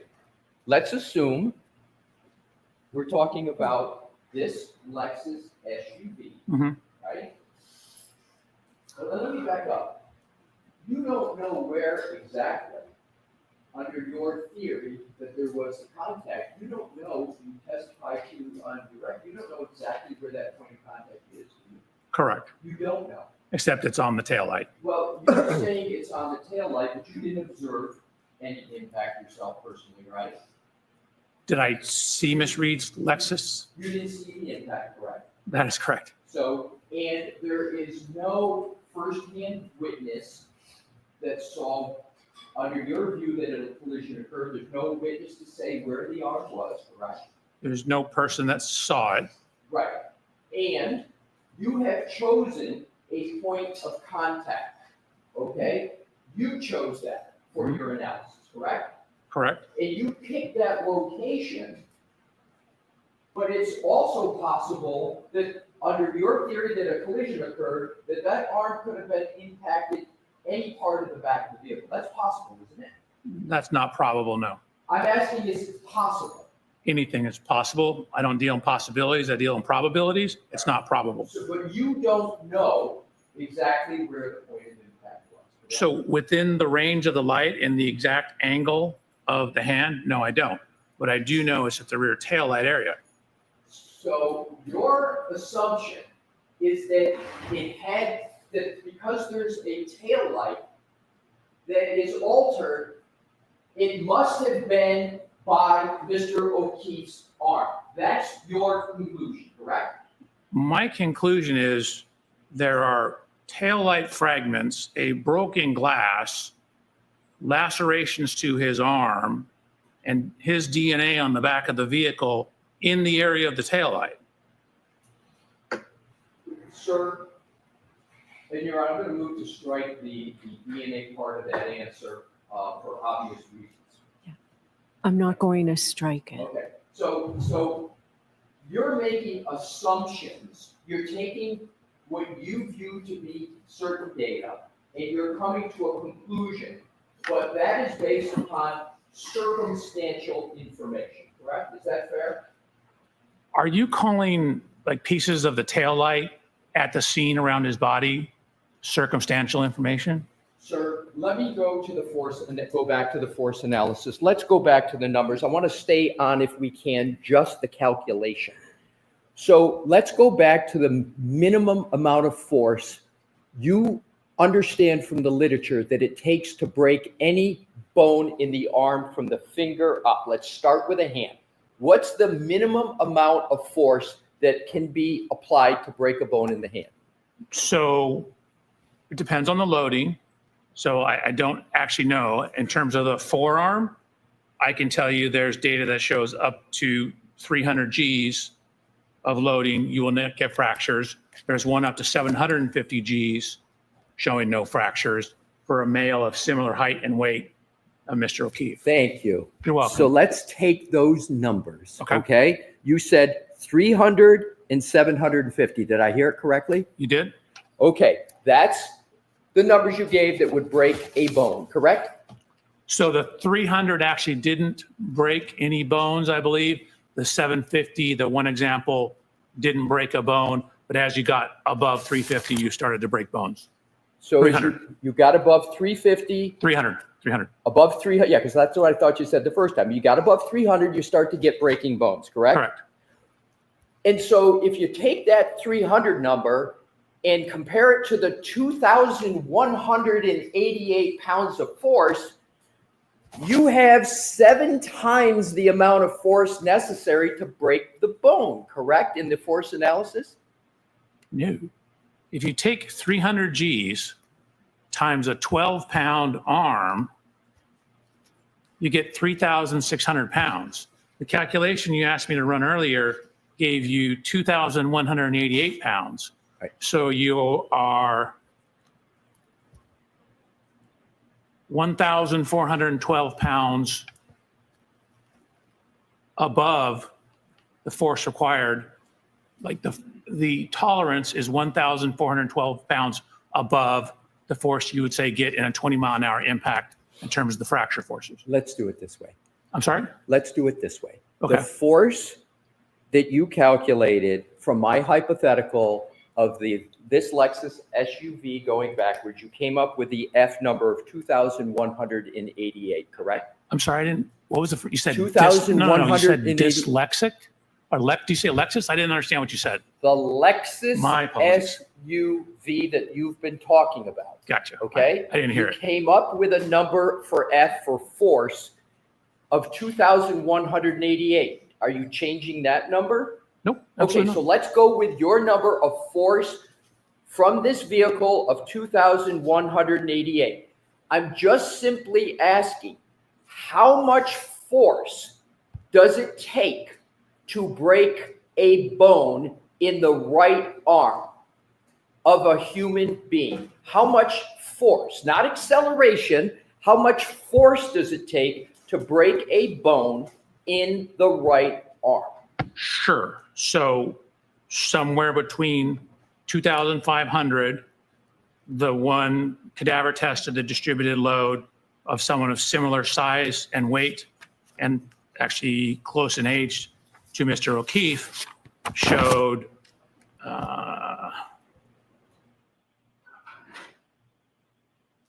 about 7,000 pounds of force to break it. Let's go to the hand.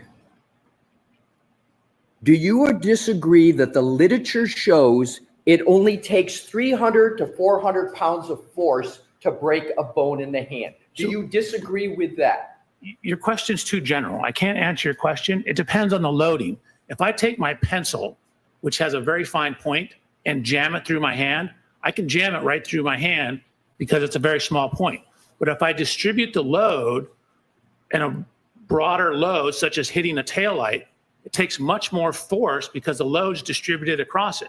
It's like if I sit on the corner of my bed. I might sink in this far when I sit on the corner of my bed, but what happens when I spread my load out, when I lay on my bed like this? I don't sink in as far. Has my weight changed? And weight is basically force. No, but I've distributed it over a larger area, so for a given force, you get less sinking into the mattress. So if you hit a broad surface like a taillight or a wall like this, it takes much more force than if I were to take a singular small round object and jam it into the hand. That hurts. This does not. Okay, if you can hear my question, if it's unclear, you tell me. For not a pen, not your bed, but for a LEXUS SUV of 6,000 pounds, is there any part of the back of the LEXUS in any manner where you can get a break to the hand from 300 to 400 pounds of force?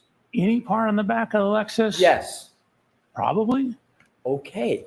So probably, your words, you can get a break to the hand from just between 300 to 400 pounds of force. That's what you just said, correct? So you're taking the totality of the back of it, like if you got it stuck in the bumper,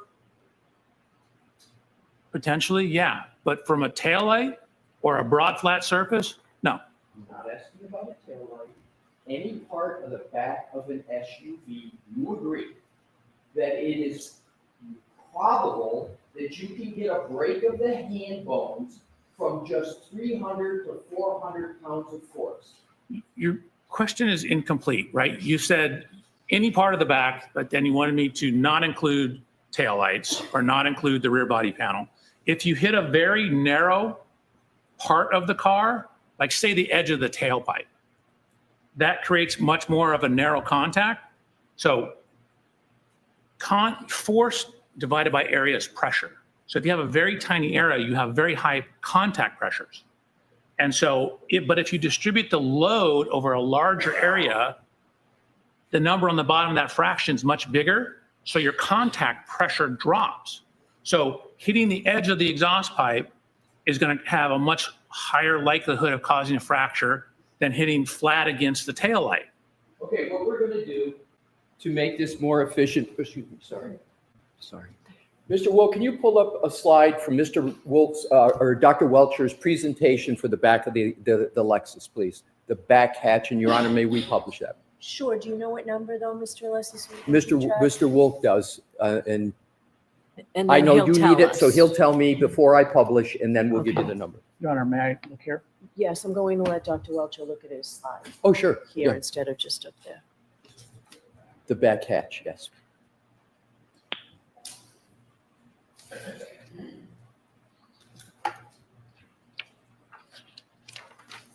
Do you have one of just the rear gate?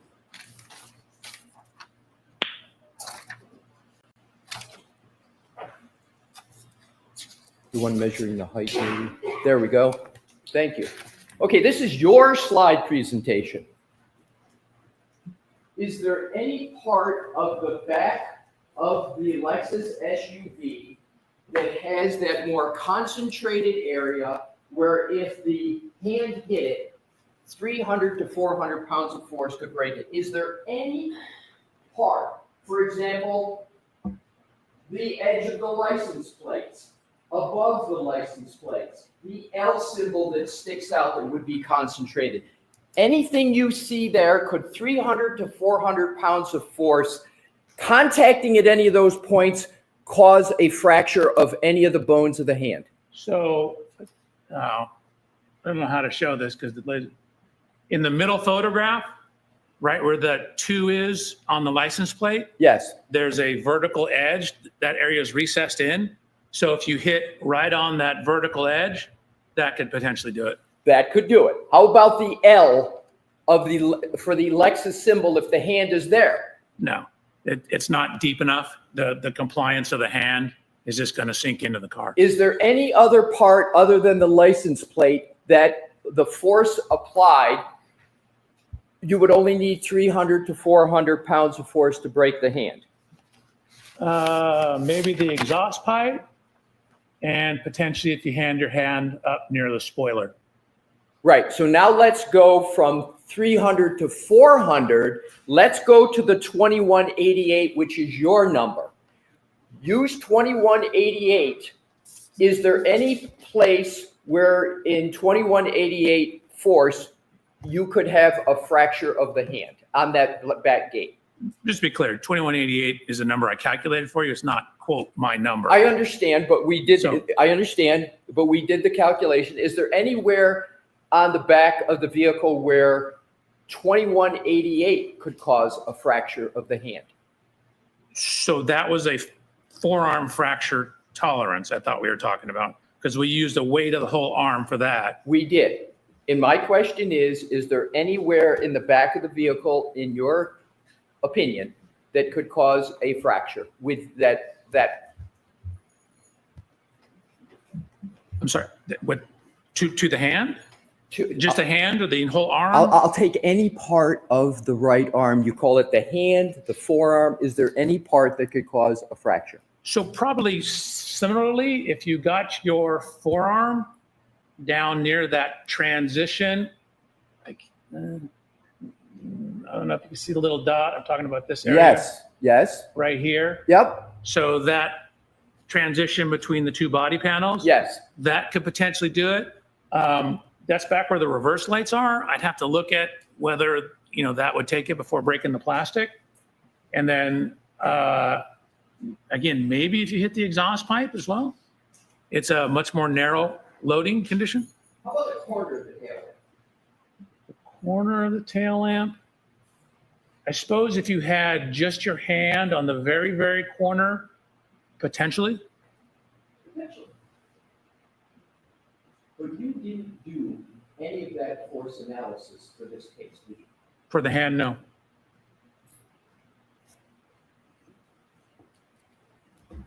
But you did it for the head, correct? Correct. Because that I'm able to quantify. Mr. Alessi, that was slide 108. I just want to I'm keep sorry, track. Your Honor. Yes, Mr. Wolf. Yes, All right, thank you. thank you.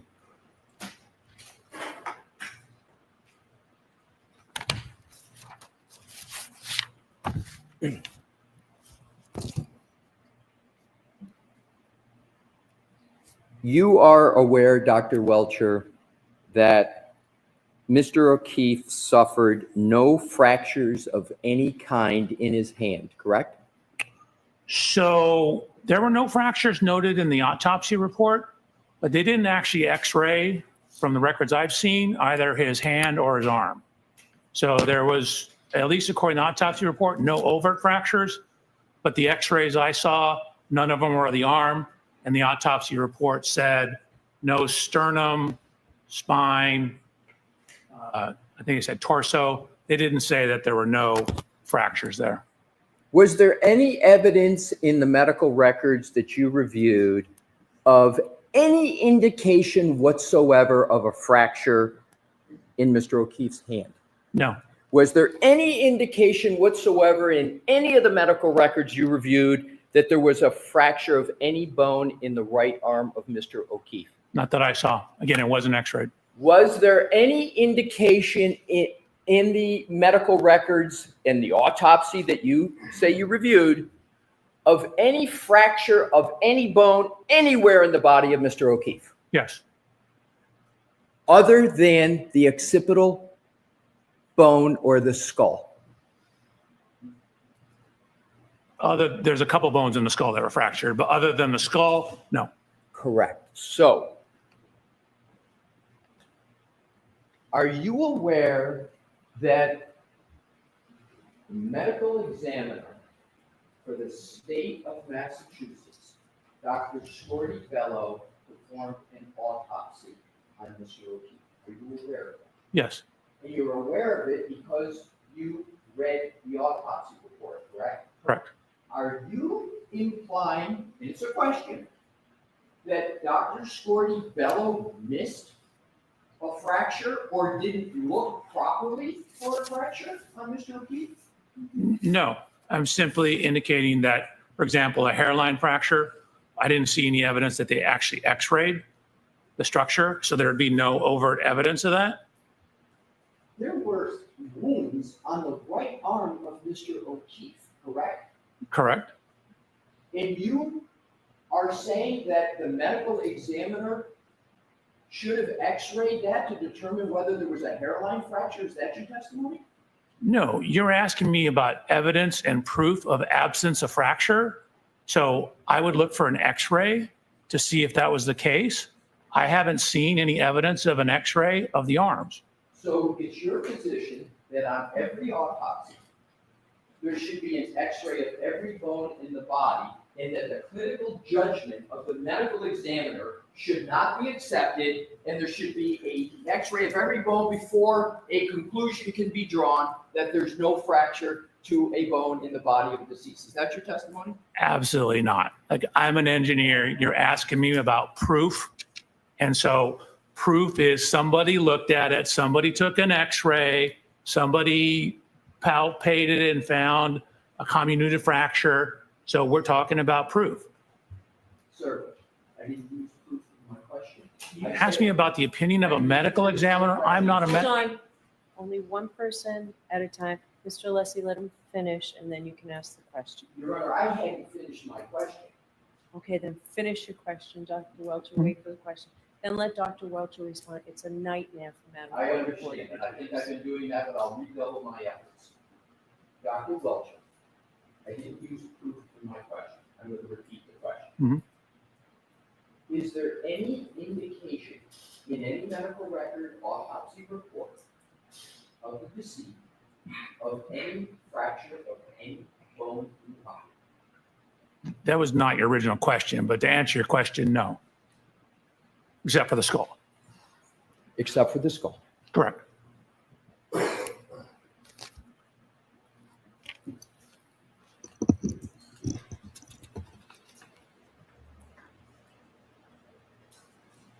Do you understand whether the absence of any fractures other than the skull of Mr.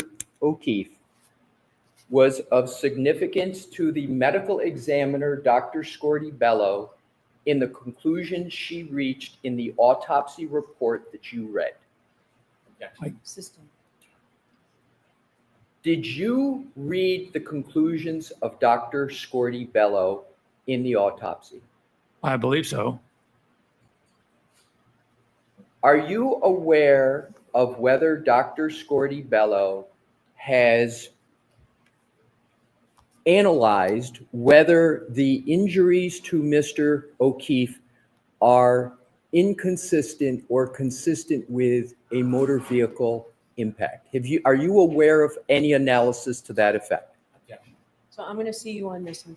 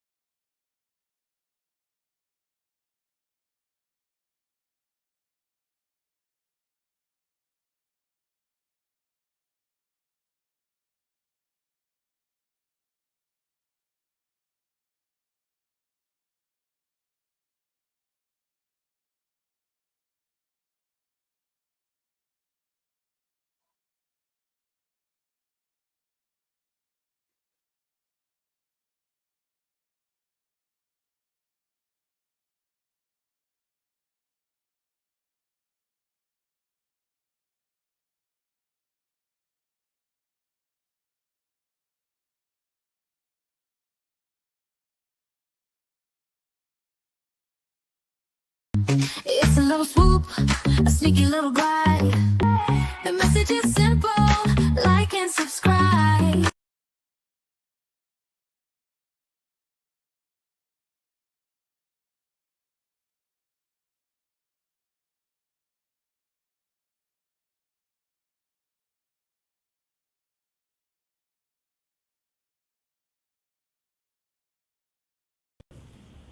Do you know that?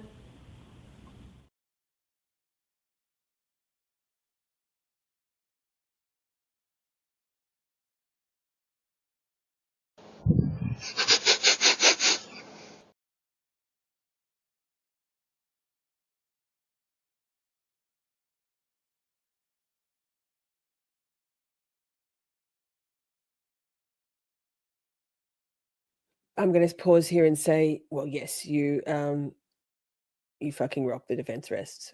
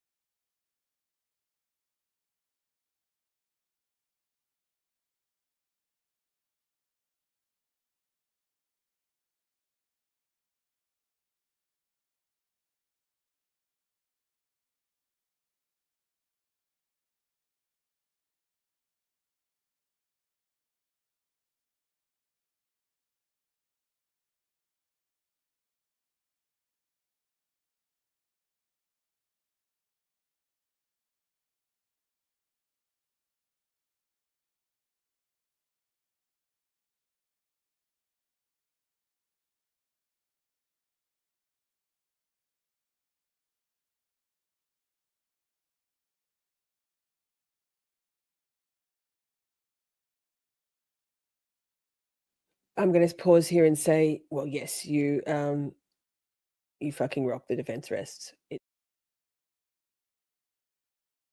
I'm going to pause here and say, well, yes, you fucking rock. The defense rests. Let her rip like defense rest. Objection, dipshit.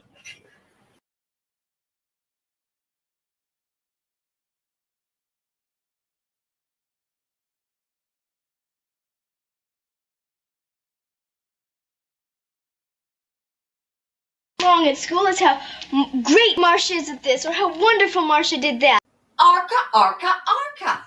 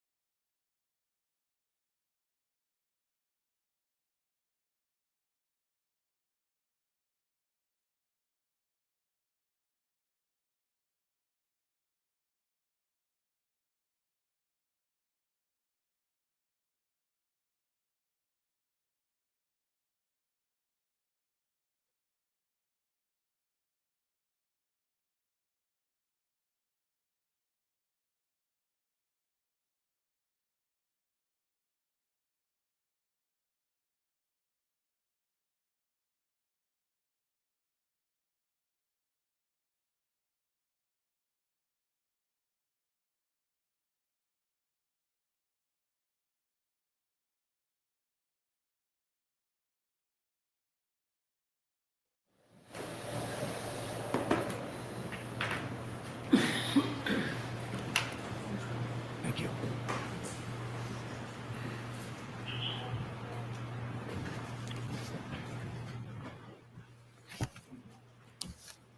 you.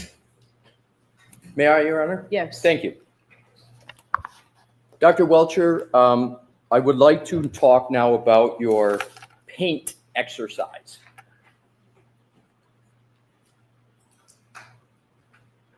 You did not present, as you have stated, a force calculation with regard to the arm. You did a paint exercise. And what I want to do is to reference, and if we need to bring it up, sir, to refresh you, slides 103 to 120 of your PowerPoint presentation in this trial. I'll just call it the blue paint exercise. Is that descriptive enough for you to know what I'm talking about? No, it's not an exercise, it's a test. Okay, you want to call it a blue paint test? Sure. Okay, let's call it a blue paint test. I just want to try to expedite things and use parlance that we can agree on. Okay. So your blue paint test involved painting the right rear tail light blue, correct? Correct. Positioning the test subject behind the tail light, correct? Correct. With the arm held out, correct? Correct. And at a right angle, correct? Correct. And then the vehicle, the LEXUS SUV, is backed into the test subject, correct? So I ran 3 different tests. I know. Well, let's just do each one at a time, okay? Okay, so you're starting with the last one. I'll start with whatever one you want. Okay. How about if we start with the one at 1 mile per hour? None of them are at 1 mile an hour. 2 miles per hour? 2 miles an hour. Let's do 2 miles per hour. Let's start with that one, okay? Now, did you conduct that test in an attempt to show that the injury patterns on Mr. O'Keefe's right arm are consistent with being struck by the LEXUS tail light on that arm? So generally, I wanted to show that the location, area, and span over which that headlight covers matches the location and area of the lacerations on his arm. That's what I want to get to. So you discussed data that you say shows that that you say shows the LEXUS SUV was traveling above 20 miles per hour during the period that you allege the SUV made contact with Mr. O'Keefe. Is that correct? No. Where'd you get that from? Hold on. Okay. The answer is no. So did you do a test involving 20 miles per hour? I did some other backing tests. Yes. I was looking at how the rear pedestrian system and what warnings you got from the rear pre-collision system, the PCS system. Let me ask you this. Mm-hmm. Would you agree that you did a blue paint test with the vehicle going at 2 miles per hour? Did you? Of course. Do that? Okay. You didn't do a blue paint test with the vehicle going at 20 miles per hour, correct? That is correct. I was not going to hit myself with a Lexus at 20 miles an hour. You could have done other tests where the vehicle was going at 20 miles per hour if you used a crash test dummy, correct? You could have done that.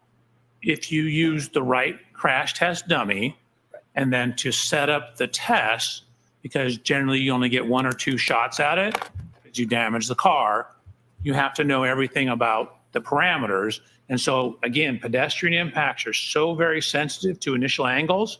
If I were to do a test and it was off a tiny, tiny bit, and we got some different results, I would be in here having to defend it. Well, your own testing didn't show it.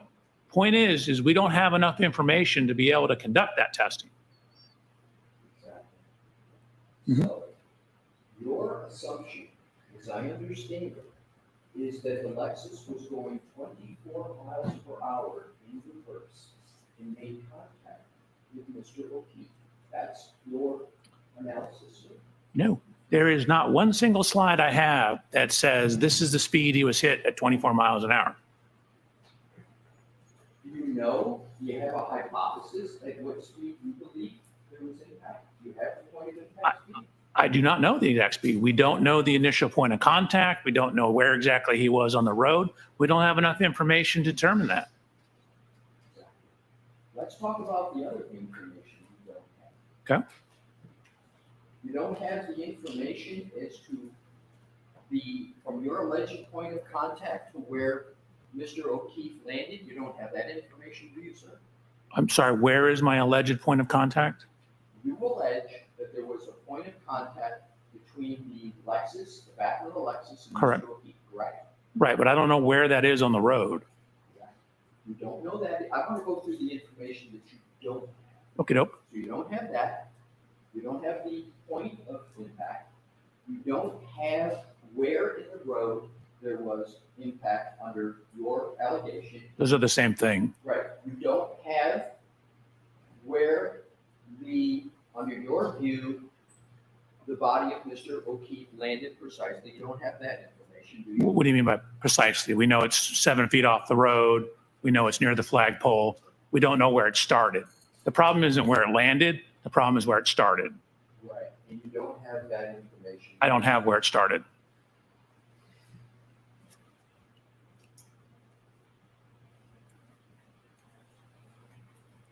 The paint tests that you used, aren't those used, if they're used at all, as an element of physical impact reconstruction, an element, not as the focal point of the test itself?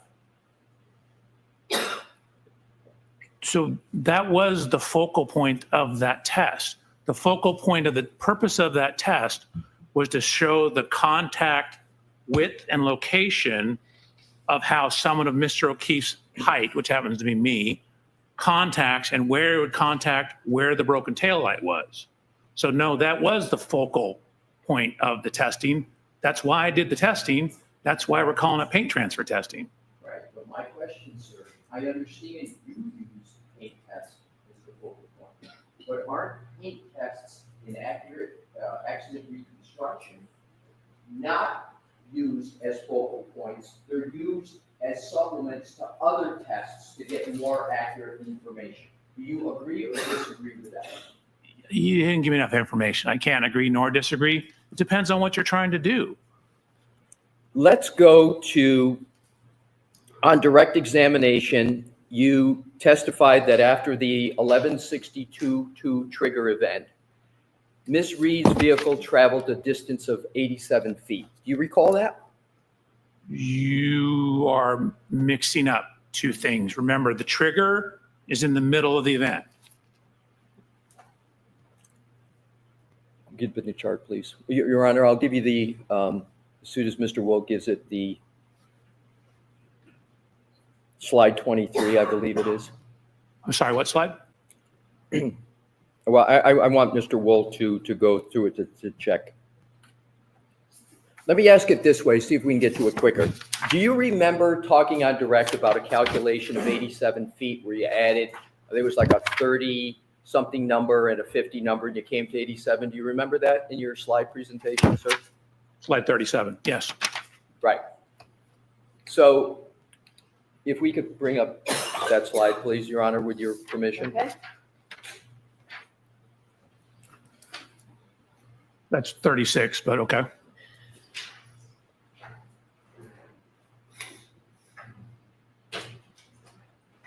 Are you on 33, sir? No, I'm on 36. Mr. Woke, do you have 33? If you could go to 33, sir. Oh, sorry. Yeah, because that's where your 87 number is, not on the other. It's on a bunch of slides. Yep. Go ahead. All righty. So if you could zoom in, Mr. Woke, so Dr. Welcher can see the numbers in the column.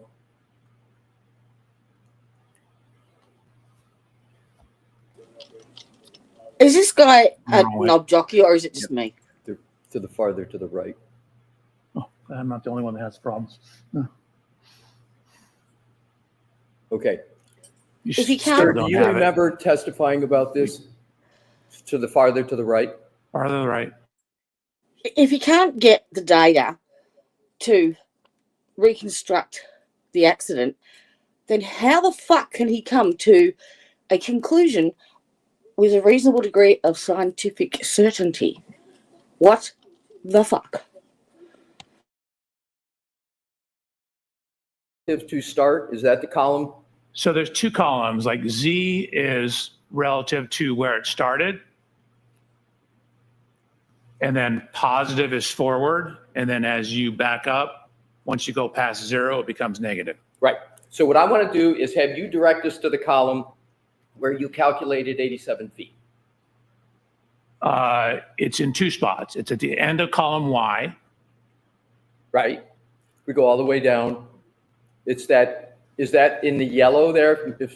Is that 87, sir? It is. Okay. Is that the 87 number you were referring to? Hold on a second. You asked me to identify. So then it's, see where the one next to it says minus 53? Yes. 0.429.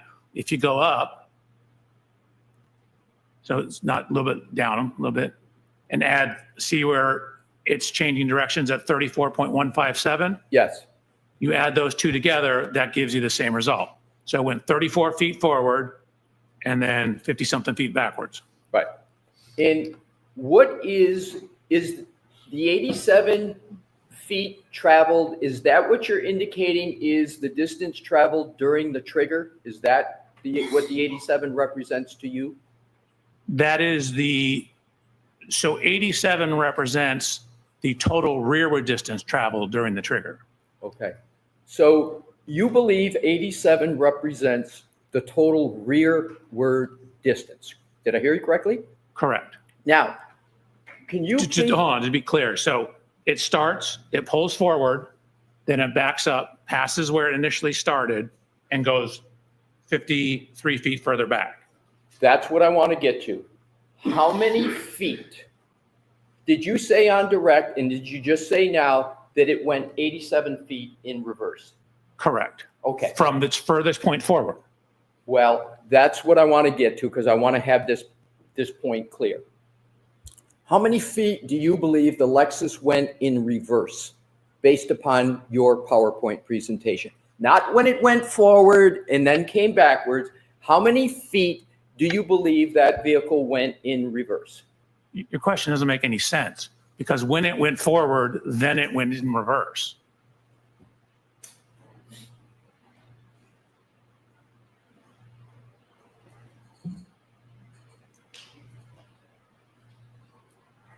How many feet do you believe the LEXUS went during the trigger? So it went a total of 80, it went 34 feet forward, then it came back 80, or another 53 feet past where it went. Exactly. So you've testified that the 1162-2 trigger event represents a backwards maneuver, correct? So again, that was clear. It initially pulls forward and then backs up. I would like you to define, so it's clear to the jury, do you consider the event of 1162-2 just backward movement, or do you consider the trigger to be forward movement and adding to it backward movement? Which one? So can we pull the slide up? Sure.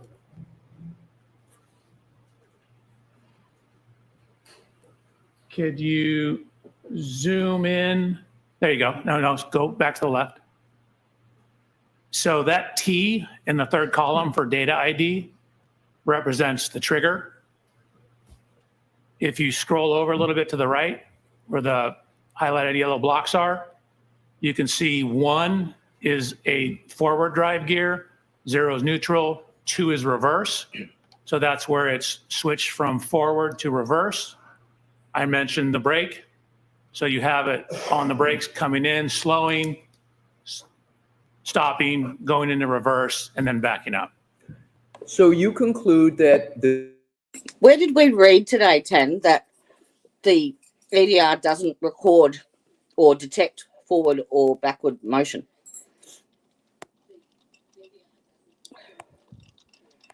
The only data we have is this 10-second window. And so we have the velocity when it's going forward. We know how much time it took to do that. So that tells us how far it would travel. Velocity times time is distance. So are you saying that it is a certainty that it went forward 34 feet and there's no other number of feet it could have gone forward? You're absolutely certain of the 34 number? No. Again, if you look, see where it says vehicle speed? I see it.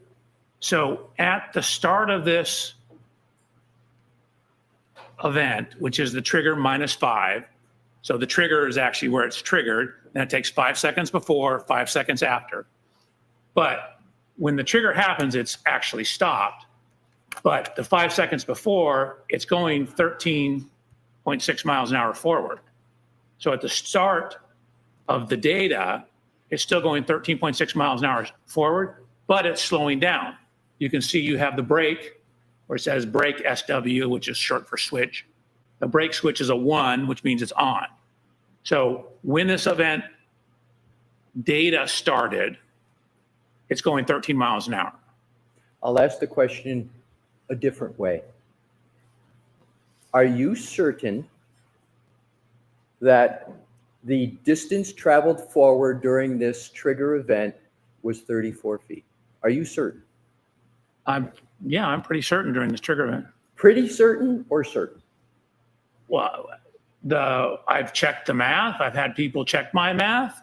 So I try to be as accurate as possible. I would say I'm certain, but I'm an engineer.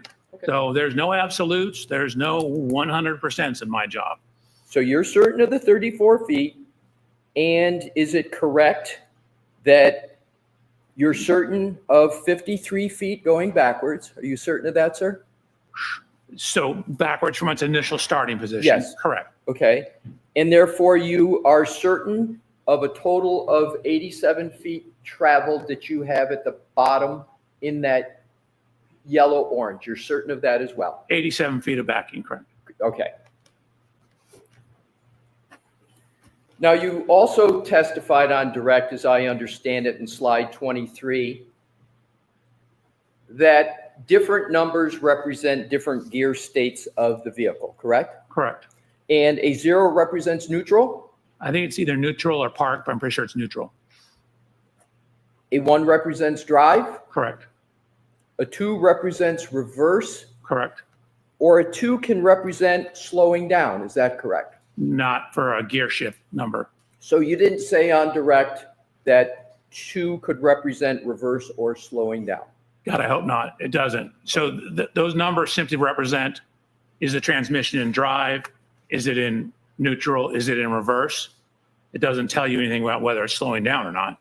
But the brake switch and the brake pressure and the longitudinal accelerometer data gives you some information on that. Okay. So if Your Honor, we could go to slide 30, please. Okay. Mr. Wolf.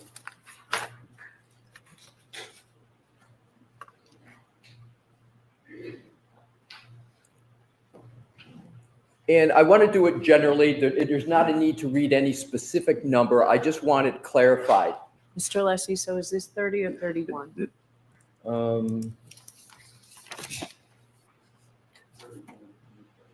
It's I'm sorry, Your Honor, you are correct. It's 31 in the most up-to-date presentation. Thank you.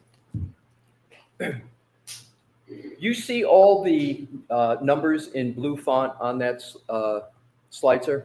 I do. Those are all numbers that you have placed on that slide. Did I have that correct in your direct presentation? You do. Okay.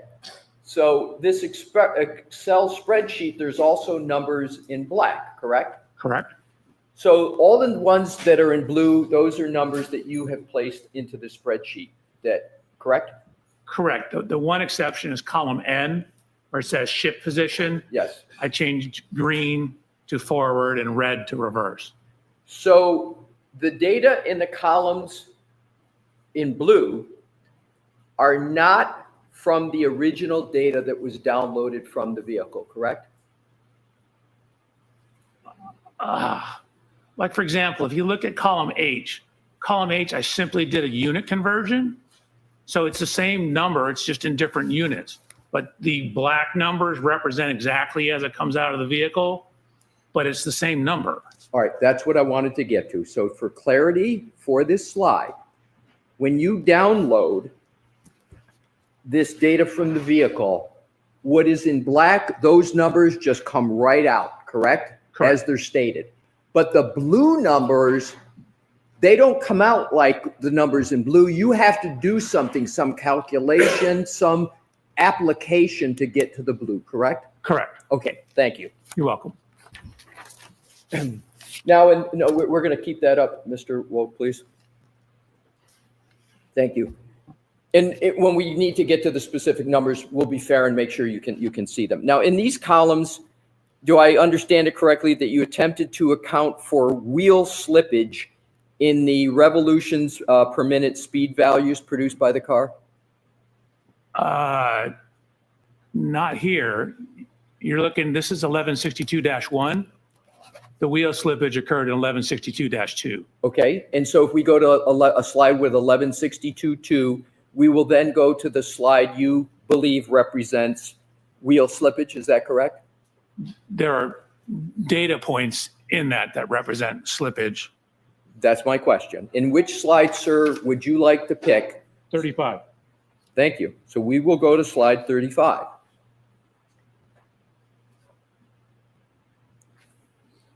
So I've highlighted the slippage.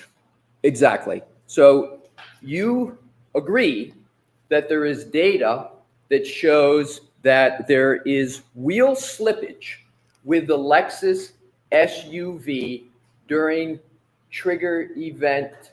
Let's enlarge it for this one here. The trigger event, the number 1162.2, correct? Correct. And as I understand it, you testified that this trigger event was caused by a depression of the accelerator pedal at more than 30%. Is that correct? It's a transition into reverse and then a quick acceleration exceeding 30%. So let's in reverse. Okay, got it. So the accelerator pedal being depressed to this degree, more than 30%, can be the result of wheel slippage, correct? I mean, it doesn't necessarily work that way. I mean, you can have wheel slippage at any acceleration, technically, depending on the roadway. It's just what is in the data that shows that it's slipping. It isn't necessarily because of the accelerator. Normally, that's what causes slippage. But it's the data. When you look at the data, you're like, well, that doesn't make sense. It's increasing in speed, but yet the longitudinal acceleration is dropping. Do you know that? My question, again, doctor, is you can have an accelerator pedal depress greater than 30% and it be caused by wheel slippage. That can occur, correct? The wheel slippage does not cause the accelerator pedal. I'm not saying a cause and effect. I'm just saying a correlation. Do you understand what I mean by a correlation? Let me, if I may, try and straighten this out.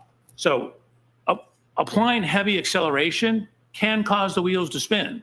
Is that what you're asking me? Yes. Yes. Okay, that's all I wanted to get at. Alrighty. So in your review of the materials that are related to January 29, 2022, did you become aware of whether there were, and you said you extensively reviewed documents, did you become aware whether there were people at 34 Fairview? Yes. And approximately how many people, without regard to names, just number, how many people did you become aware were at 34 Fairview on January 29th, 2022, the early morning hours? How many people approximately did you become aware were present? It depends on which time, but there could be as many as 16. As many as 16. And let's talk about the time period from midnight to 1 a.m. Do you have an understanding of how many people could have been present at 34 Fairview at that time period? So I'm going to see you at sidebar on this, Mr. Mayor.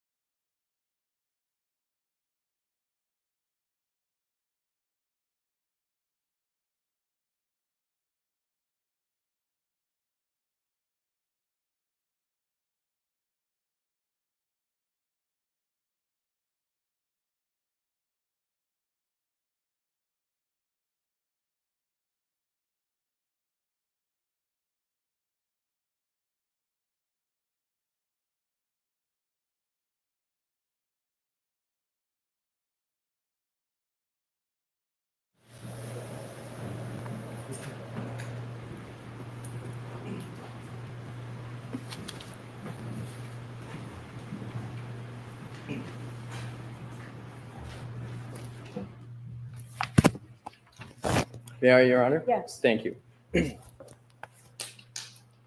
Dr. Welcher, am I correct in my understanding that you believe under your theory, the LEXUS for event 1162-2 backed up 53 feet? Am I correct? No, it backed up a total of 87 feet. Okay, let's take your 87. It backed up a total of 87, okay? Correct. And your further theory is that it did so and reached 24 miles per hour, correct? Correct. And you stated you have an understanding of a certain number of people, and I don't want to talk about the inside of the house, but just that were at 34 Fairview between roughly 12 and 1 a.m. Do you have an understanding of that, sir? Approximately. I believe I do. And what is that number? Do you want them, people that were there for that entire window of time, or Yeah, just? Yes, 12 to 1. Oh, So Mr. Alessi, just move to the last question. Right, sure. So, sir, did you assume that there were cars parked out front of 34 Fairview at that 12 to 1 o'clock window? Did you assume any cars parked out front? the entire time? No, I'm just talking 12 to, yeah, any time between 12 and 1. Did you make any assumptions whether there were cars parked out front on the roadway at 34 Fairview? Did you make any assumptions with regard to that? At a point in time, there was a vehicle behind it. I'm sorry? There was a vehicle behind it. Just one? That is my understanding. In terms of on the street, is On your the street, question. exactly. Yes. And what, do you remember the type of vehicle? Yes. What kind of vehicle was it? An F-150 pickup. Did you have any understanding as to whether there was a Jeep vehicle on the road at that 12 to 1 time period? I had seen testimony somewhere to that effect, but the majority of the testimony was there were no other vehicles. But you did see testimony that there was also a Jeep type vehicle on the front, out the front of 34 Fairview between 12 and 1. Is that what you're recalling? So I'm going to let that answer stand, what he's just testified to. Just go ahead and. Okay, so Dr. Welcher, what I want to do is to have you, using your data, you say 87 feet for the backup, correct? Correct. 1162.2, up to 24 miles per hour. Isn't there a likelihood, if there is at least one vehicle out in front of 34 Fairview, that there would be a collision of the Lexus SUV with the vehicle out front? No, the vehicle had left prior to the end or prior to event 1162-2.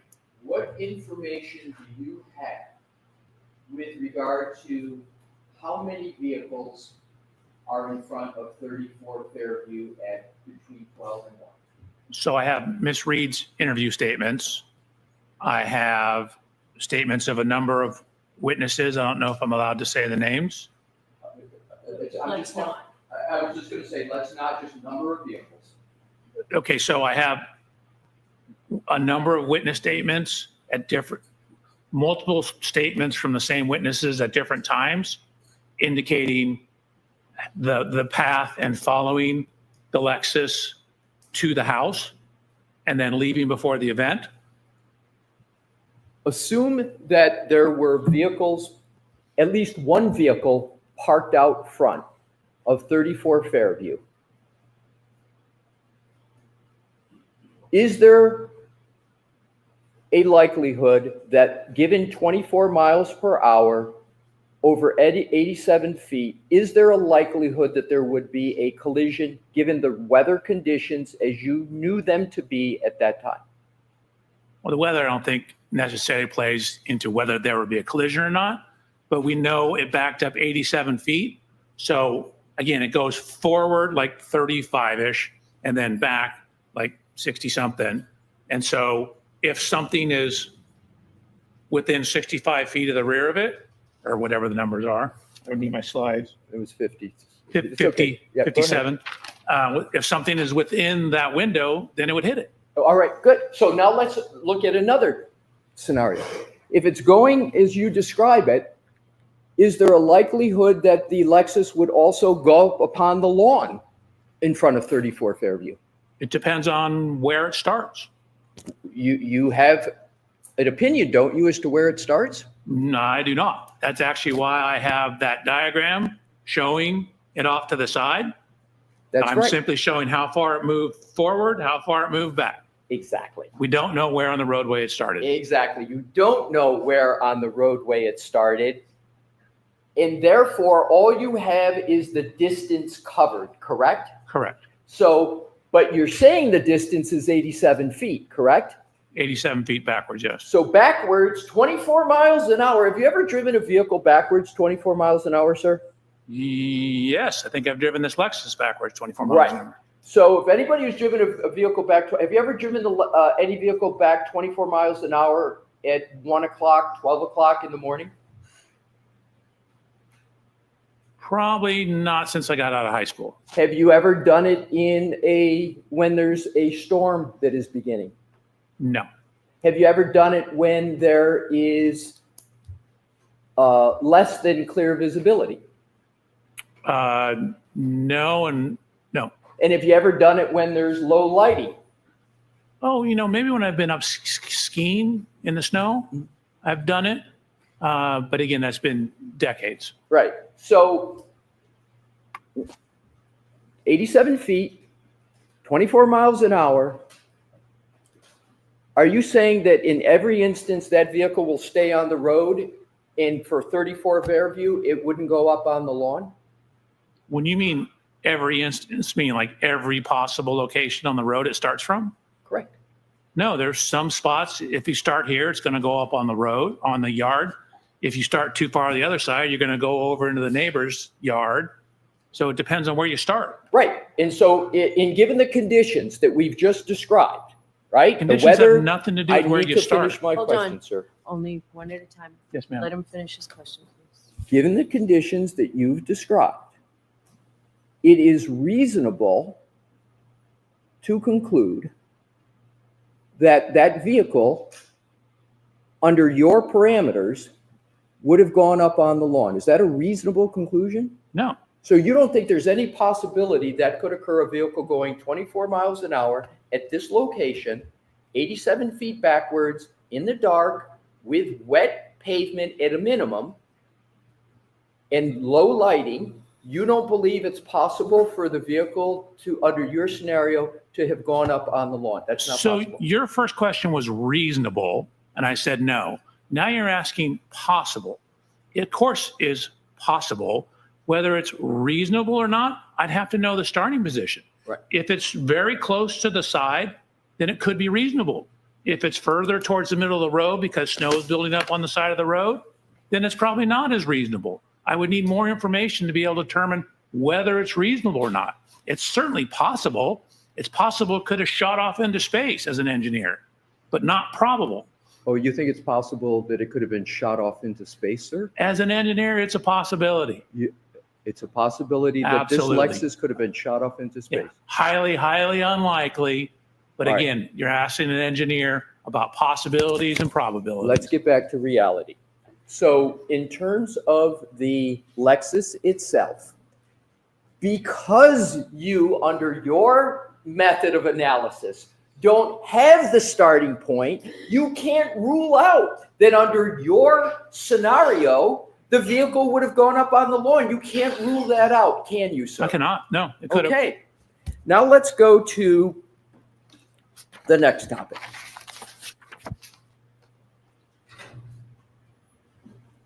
If we could, Your Honor, have Exhibit 168 published in evidence, which is now under the 167.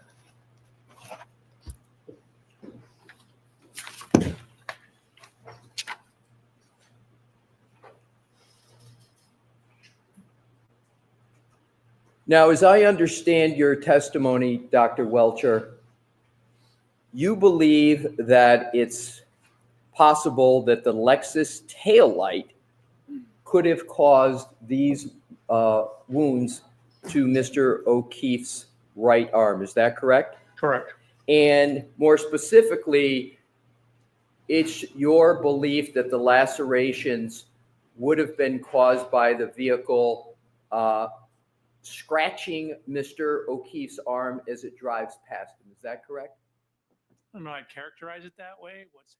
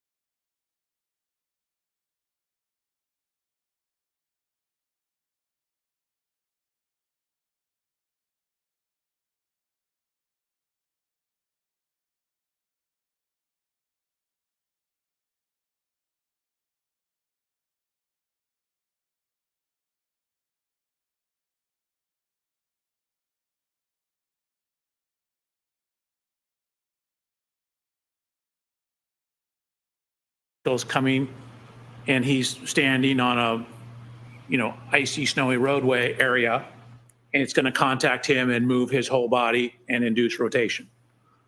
Right. So it's going to contact him and, under your theory, induce rotation. So wouldn't such a movement of the car relative to his right arm result in horizontal injuries to Mr. O'Keefe's arm, as can be seen on his bicep above the elbow? So could we pull up one of my slides to address this issue? Sir, I'd like to answer your question with a slide that I have that addresses this exact point. I'd like to stay with this slide, Dr. Welcher, and see if you can answer my questions off of this slide. So I'll repeat it. Sure. Do you agree that the injuries up at the upper part, where you're familiar with the bicep brachialis? I am. And aren't those two up at the top, right over the bicep brachialis? They're actually about midway between the biceps and the triceps. Right. So you know which two I'm talking about, the two up there. Can you just use your laser pointer just so we're talking about the same two? Do you have one? I'll give it a try, but the upper ones. I know it's not your fault, but on sometimes the image, it doesn't the show. upper left. I mean, Yes. technically, the ones right to the right of that are also on the biceps and triceps. Right, but the I'm talking biceps goes all the way to the elbow, so do the triceps. Right. So I'm talking about the two that are the farthest up. Correct. All right. Would you agree that those are in a horizontal orientation? Generally, yes, which is what you'd expect with your arm like this and the tail light coming across like this, which is what I showed in my slides. My questions are trying to keep this moving. I just asked if those are in a horizontal orientation. Yeah, Yes more or or no? less. They're angled down slightly, but more or less horizontal. Okay. Isn't it true that if Mr. O'Keefe's arm were to be flexed like it was with the test subject in your blue paint test, the lacerations on Mr. O'Keefe's forearm would be oriented in a vertical direction? Absolutely not. If you pull up my slide 117, it'll show exactly that it is like perfectly horizontal. When you're standing like this, and this is the tail light, the laceration, when it comes across here and pushes my body, it's going to make a horizontal laceration because the 6,000-pound vehicle is going to push me out of the way. As this pushes me out of the way, it's going to drag and create a horizontal laceration across my arm. This is exactly what you'd expect. So let's talk about the forearm, sir. We may have miscommunicated. I'm talking about the lacerations on Mr. O'Keefe's forearm now. So we're switching from the arm to the forearm. Correct. Gotcha. Wouldn't those be oriented in a vertical direction? No. Again, you have the vehicle. If this is me and this is the car, it's pushing and pushing across like this. And with your arm bent like this, it's going to cause laceration as it pushes my arm away. It pushes like that. Okay, I got it. My slide shows this quite clearly. So you disagree. You do not agree that the injuries to Mr. O'Keefe's forearm, under your theory, would be oriented in a vertical. You disagree with that. It's just want to get that on the record. I disagree with Okay. Now, also, do you understand that under your theory of injury here, that there would be injuries caused in two different directions by the same movement of the car? Agree or disagree? I'm going to say I disagree. You need to give me a little more. You're going to have, again, this is a glancing or a clipping type impact. And so it's going to be it's going to sweep across the arm, which is what causes the horizontal lacerations. We're talking about a flat surface, right, sir? Approximately, yes. And Therefore, you would have to maintain contact with the arm as the car moves. Am I correct about that? Maintain contact with the arm? I'm unclear what you mean. What I'm trying to do, sir, is to get under your theory, right? Given the contact that you've described, what would you expect to be the orientation of the wounds to the upper part of the arm and to the lower part of the arm? Just like it's shown in this photograph. Okay.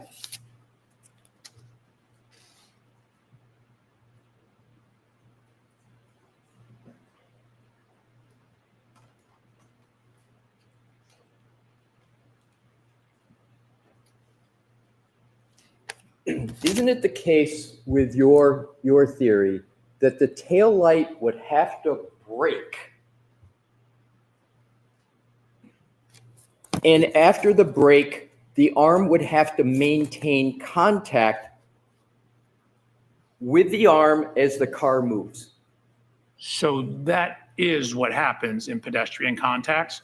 There is a contact duration.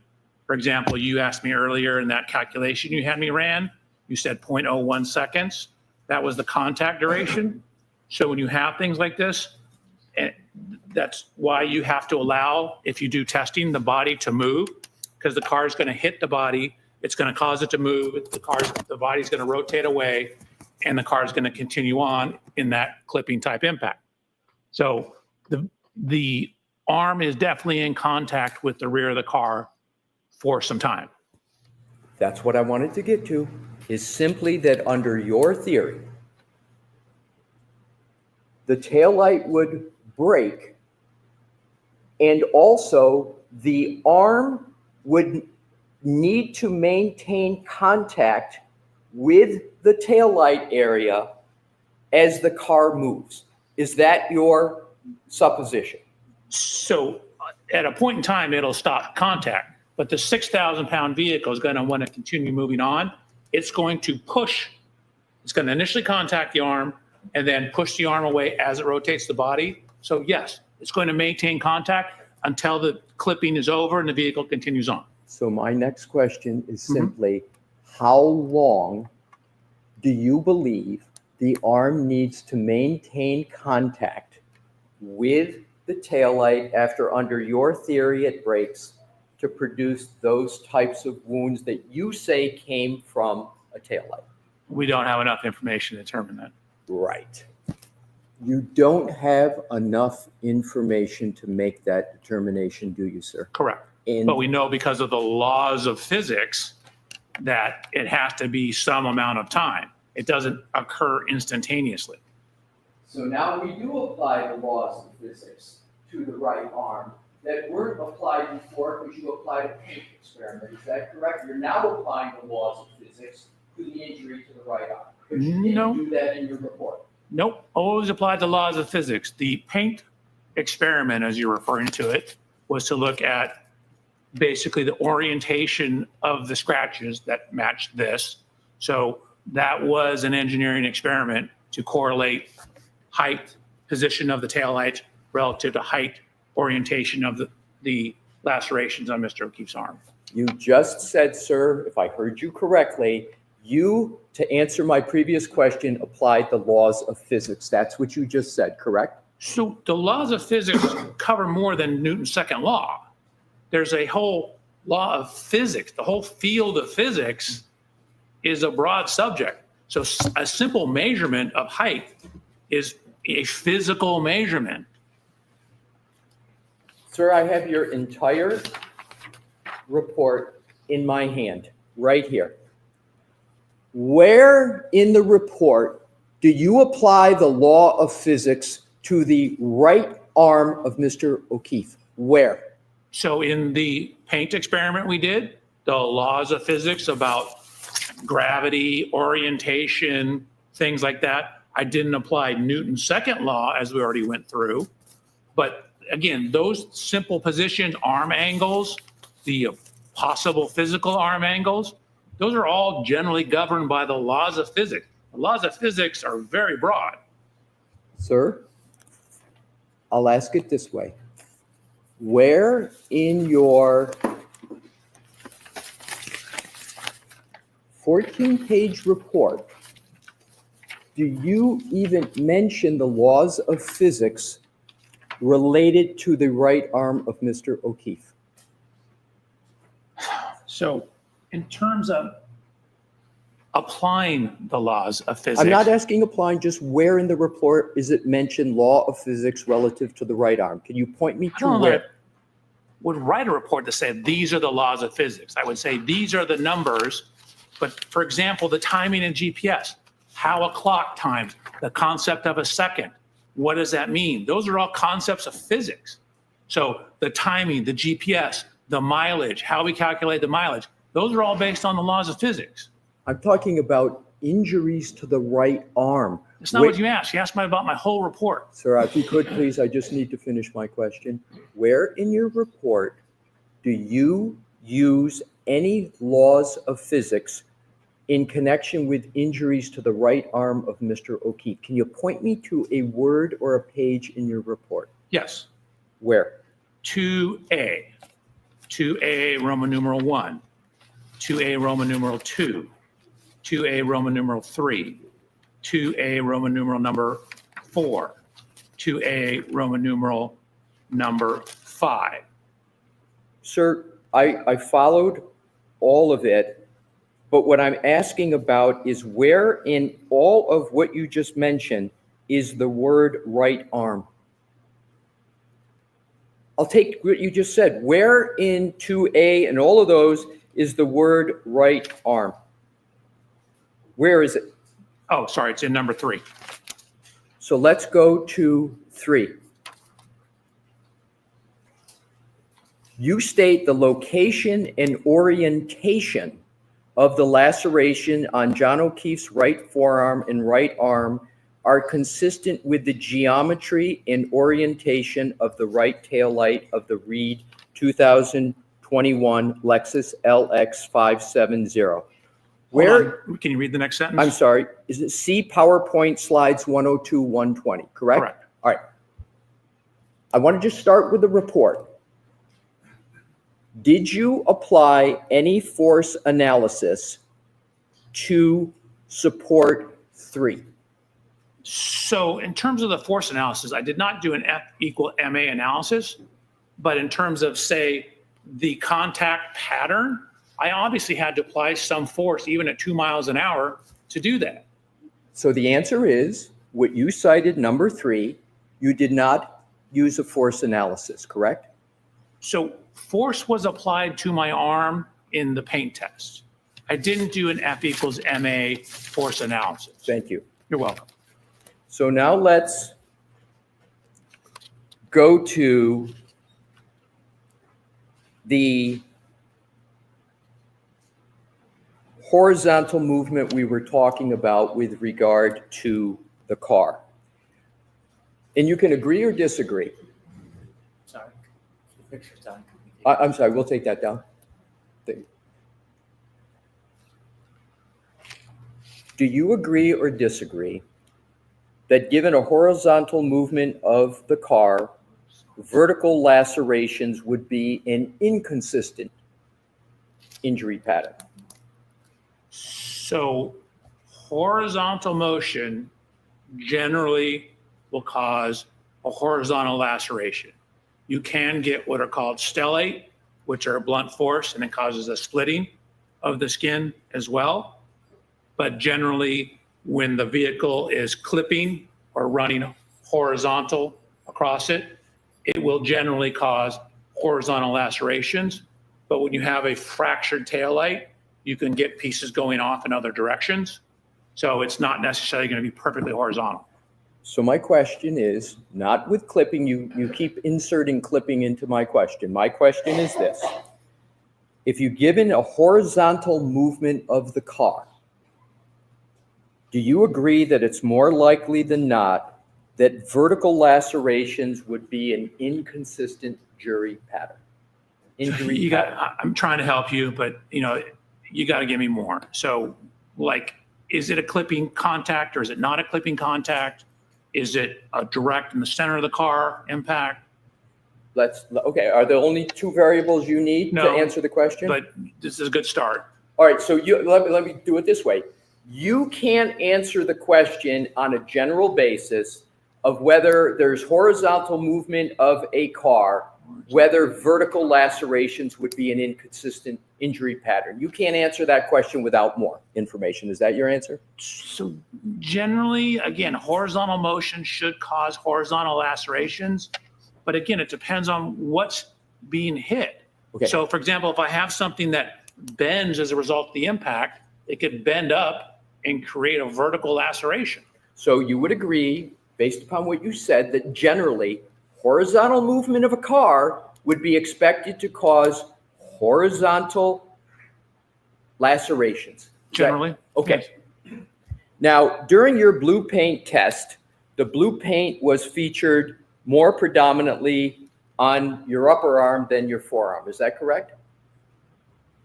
I think it depends on the test. Do you want, we bring up a slide? Will that I'd help love you? to bring up a slide. We're going to be running the thing, so we'll just bring one up and you tell me whether this slide works for you, sir. Do you want me to tell you the slide I want? If we could take a shot at it first, and then we may ask you for it. But I think we've got a slide for you. And what number? 111 is on the screen, sir.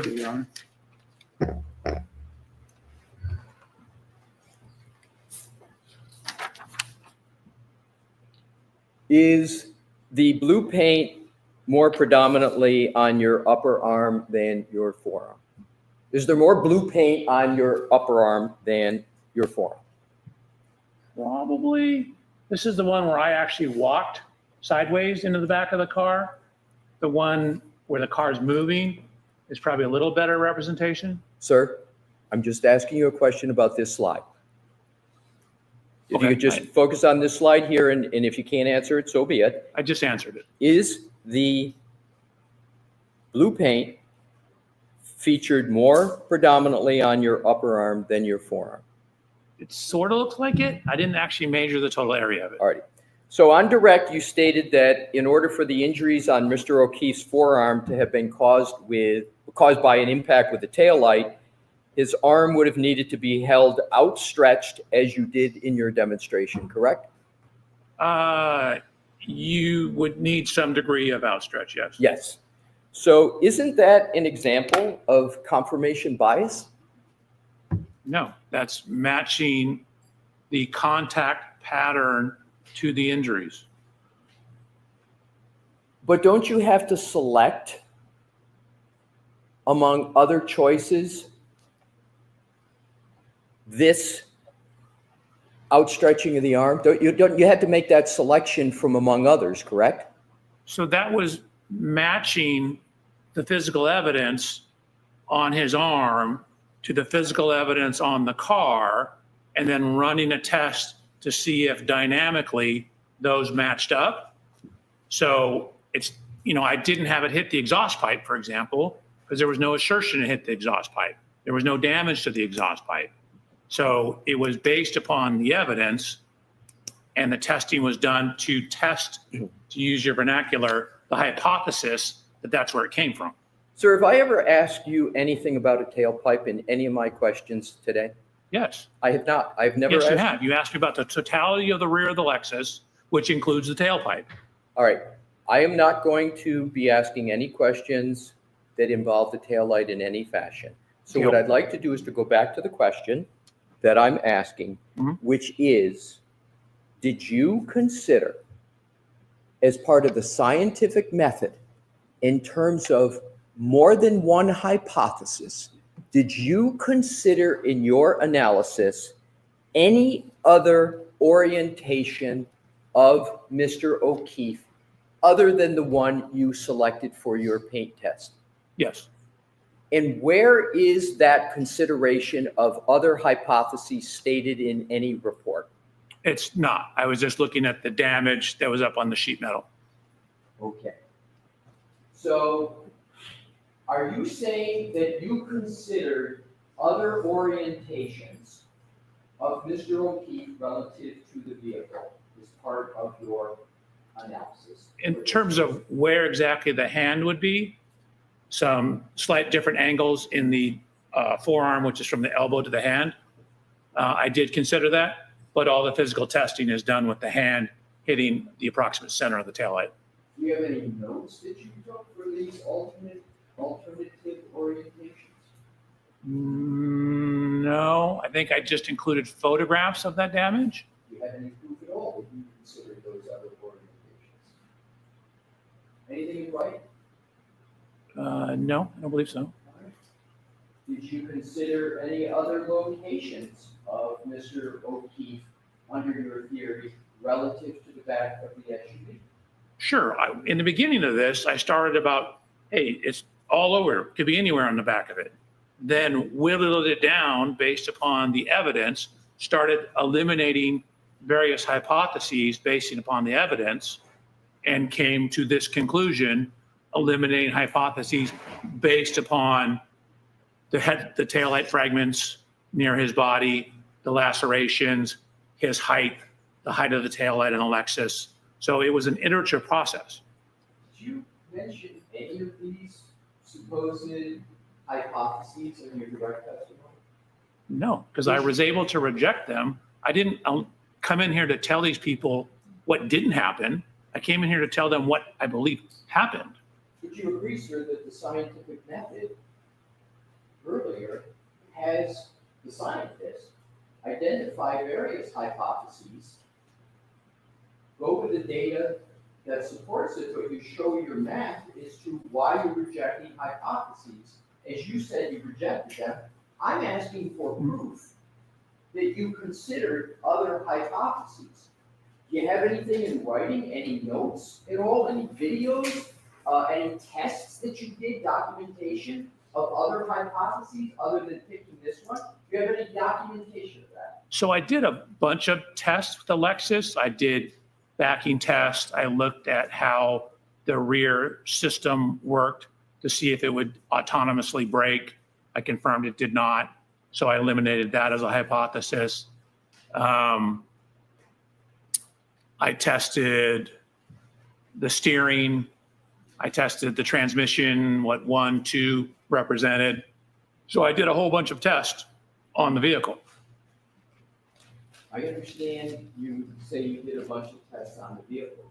My question is, did you ever take the vehicle and position yourself or anybody else in various locations to determine whether or not your hypotheses could be properly rejected? Do you have any documentation that you did that? I mean, I did do one static and 2 dynamic tests in very similar positions, though. So I did a total of 3 tests relative to the arm. Where is the documentation for that, sir? It's in the file. I gave it to you. Some of the slides are some of it. All right, so Mr. Alessi, I think if we're going to. I am, and I'm going to move on, Your Honor. So. Okay, but Mr. Alessi, hold on. We're going to do that for you. Can I ask, I just have one other area, Your Honor. I can do it in short order if I could, please. I wasn't finished with my Go ahead, finish your answer. So slides 109, 110, 111, actually through, I guess, 121 deal with the testing of the hypotheses. We'll come back to this at another time, Dr. Welcher. So what I want to do is to finish up on this point. So is it your testimony that no part of what you did in selecting this area, no part of it is confirmation bias? You say there's no confirmation bias at all in what you did. Is that your testimony? That's certainly my goal. I try and eliminate all confirmational bias. I didn't start out at this particular location. This is where the physical evidence led me to. So I would say the conclusions are supported by the science. My question is, did you engage in any confirmation, and this will be my last question, did The you answer is no. engage in any confirmation bias in terms of how you approach the issue that you have testified about in written reports? The answer is still no. It's a good All right, curriculum. so, okay, thank you. All right, so jurors, we're going to send you home because we still have work to do here and we don't need you waiting there while we do it inside the house. So tomorrow is a half day. We'll see when exactly that half day ends, but we won't be here until, we won't go until 4 tomorrow. Those 3 cautions: do not discuss this case with anyone, don't do any independent research or investigation into this case. If you happen to see, hear, or read anything about this case, please disregard it and let us know. 4th admonition, please be very careful with your social media use. We'll see you tomorrow morning. Rise to the jury. Stay here, yes.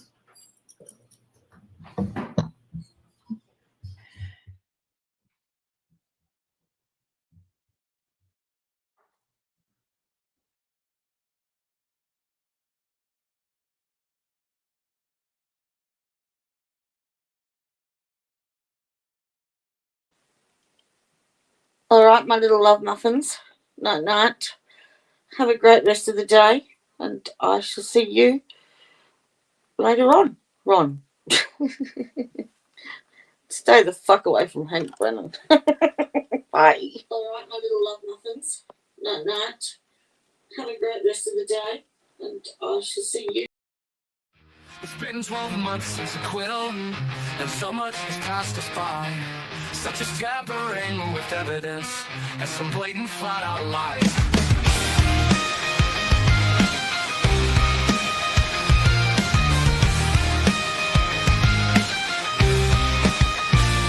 I bet he wears those silky undies, the ones with that chain made of lace. So you can bring in Massachusetts, 'cause we all